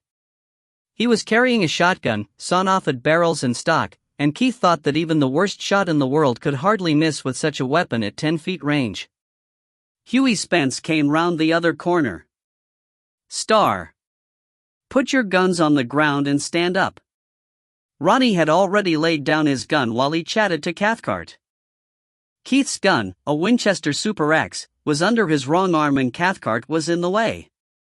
With a sick sense of doom, Keith lowered the weapon. Even in such an emergency, it was too expensive a gun to throw down. He leaned it carefully against the wall and stood away. When he had the three men backed against the cottage wall, Curran gave a mirthless snort of laughter. He switched the sawn-off gun to his left hand and from under his coat he pulled out the silenced automatic. If you feel like trying something, go right ahead, he said. I'd rather not make loud bangs just yet, but if I miss with this, he hefted the automatic, I'll blow you apart with the other one and we'll be gone long before the police get here, if they bother to come at all to investigate a shot or two on the hill. And if somebody stops their car to see what all the noise is about, it'll be too bad about them as well. So, if anyone prefers to die sooner than later, and slowly rather than quickly, who am I to say them nay? Hughie? Yes, boss? The hoarse whisper was almost drowned by the rumble of a heavy vehicle climbing the hill overhead. Curran waited until the rumble died uncaringly away. Calder was talking about a witness. He must mean the girl. Go and see if she's still there. And if she is, I'll fetch her out here? Curran paused and, suicide or not, Keith prepared himself for a running tackle. Then Curran shrugged. All right, bring her out. Time enough when we're sure that we don't need her anymore, but... Hughie Spence nodded, and moved off with his curiously light step round the front of the cottage. They heard him try the door, grunt and put his shoulder to it. Wood splintered. A vehicle coasted to a halt above them with no more sound than a faint groan of brakes. A door was gently closed and the driver's feet gritted on the road. A figure appeared against the stars. Let down your cable, Curran said, and put your lamp on. Seconds later a light shone down from the vehicle's roof, filling in the shadows and putting an end to Keith's hopes that a sudden cloud over the moon might give him a chance. Cathcart cleared his throat. Don't be a fool to yourself, Curran, he said. My colleagues know where I am, and they know that I've been keeping tabs on you all day. They told me the minute you left Glasgow. You might get away with what you've done so far, but you know how we react when one of our own gets chopped. They'll be after you with everything they've got within minutes. Within minutes of putting the pieces back together and making sure it's you, Curran said. Under the stark light of the moon, his face, with its inky shadows, belonged in the darkest corner of hell. And then they've got to catch me. And I'll be long gone. Leaving Frank Hutch and the others to whistle for their shares in the jewels? Curran glanced up. As if in answer, the truck's starter whirred. Along with anyone else who thinks that they can cut themselves a piece, Curran agreed. But you try to suggest that when they come back and I'll cut you in half before you can get 3 words out. Spence came back with the girl under one arm. He carried her as easily as a pillow, and as casually dropped her near Keith's feet. She was weeping through a fresh gag. She'd been moved to the bed, the big man whispered, and her gag was out.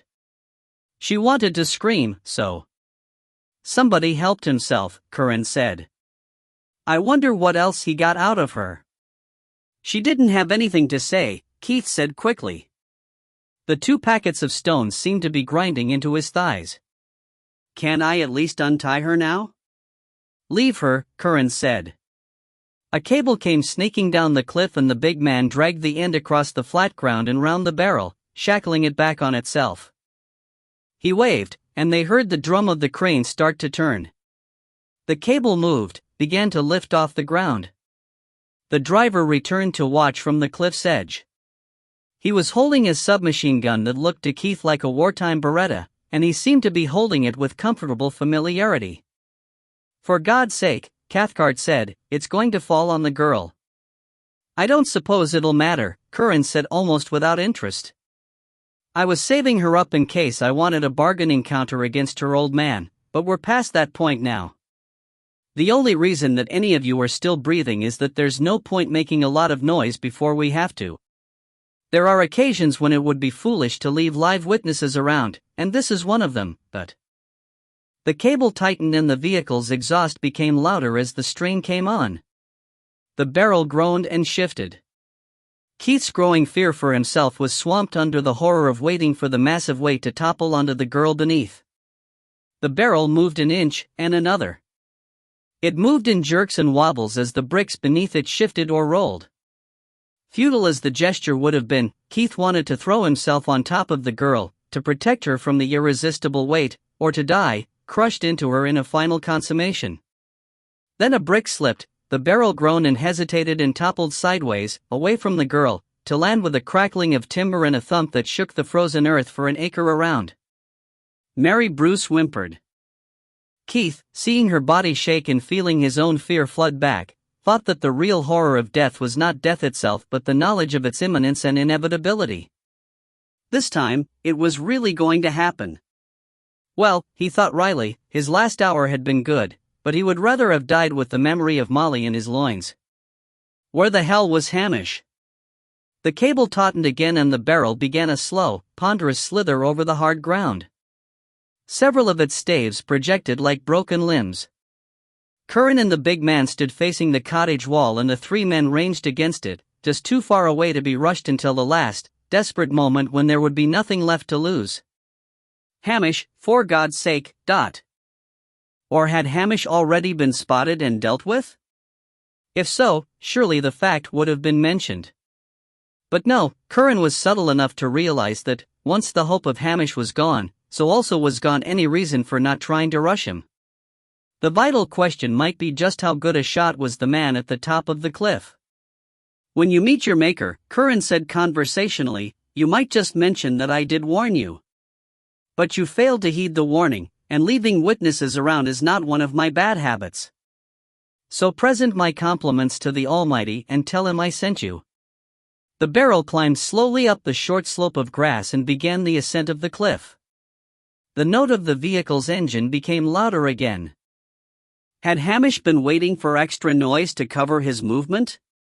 Keith made up his mind that Hamish was already dead. Curran was still speaking.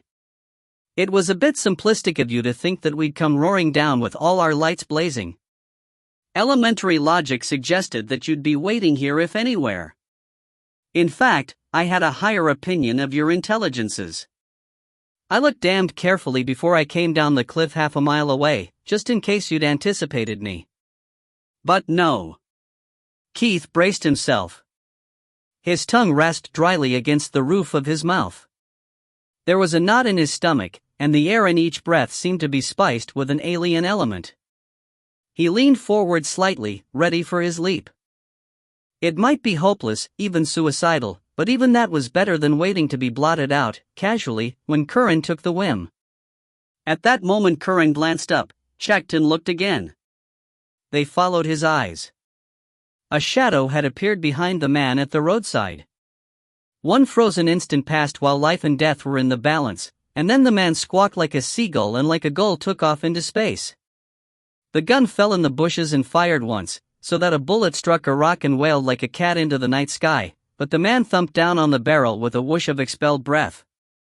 The barrel rocked in its sling and the man half rolled and half slid into a position between the barrel and the rock wall. Since the barrel was still moving upward, Keith had time to think that the man's position was unenviable. "Sorry I'm late," Hamish said. The bugger kept looking around. "Keep those guns pointed at the ground, Curran, or I'll blow you to hell." The shotgun in his hands glinted. Curran froze, uncertain of his ability to outshoot Hamish but reluctant to lower his guns and lose his advantage. Hughie Spence, a quicker thinker on the physical plane, dived at Keith in the hope of using him as shelter. Remembering Cathcart's advice, Keith jumped to meet Spence and swung a blow at the big man's head. He might as well have punched the wall of rock.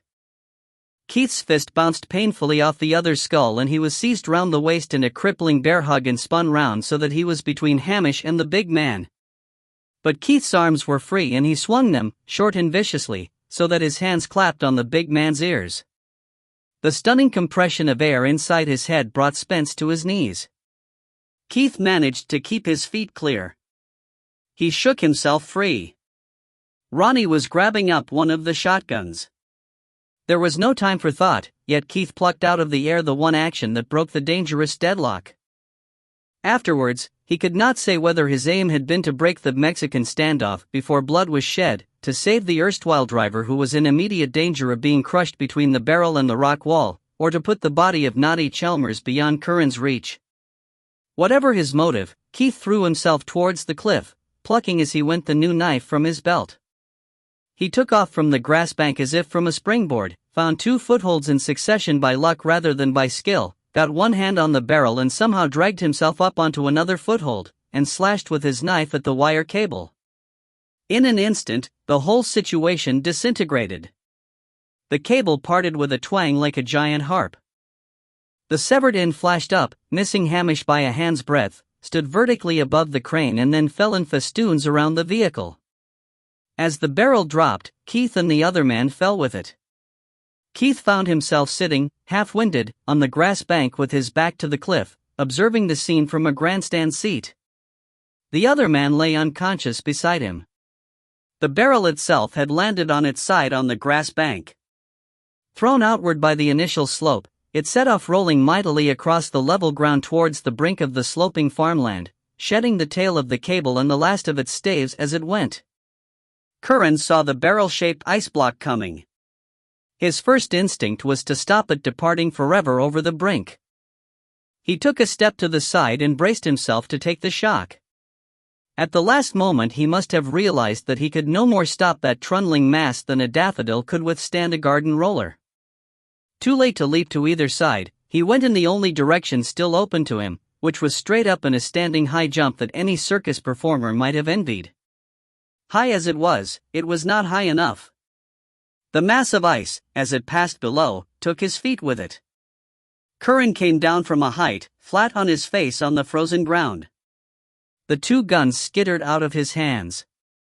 Cathcart pounced immediately, one hand already fishing for his handcuffs.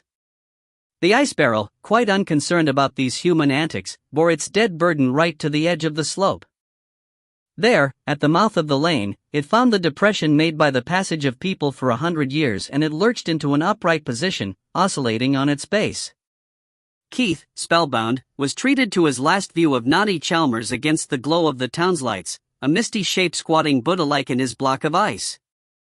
Black flowers seemed to be growing from his chest. For a second or two it seemed that Noddy was taking a last look around, then the rim went over the edge. The ice block toppled, rolled, and entered the mouth of the track. Without being aware of moving, Keith found himself standing at the top of the slope, watching it go. Twice it slewed, tried to climb the bank, failed and set off again. Then it settled into steady progress and accelerated heavily. Keith glanced round, and jumped when he found Hughie Spence beside him. But the big man had accepted the situation philosophically, with no fee in view. He saw no reason to take further action. He was looking with dour amusement down the hill. "Your car?" he asked. Helped by a drop in ground level, the ice roller hesitated at Keith's car and passed on. The car, which had already been low to the ground, now hardly made a hump in the lane. It was, Keith said sadly, for he had enjoyed the little car. And he had refused to sell it to Janet. Tough. The big man held out his hand. No hard feelings? Keith took the hand, and his own was held in the feather-like grip peculiar to the very strong. Only later did he think what an extraordinary gesture that handshake was. "I'll away then," Spence said.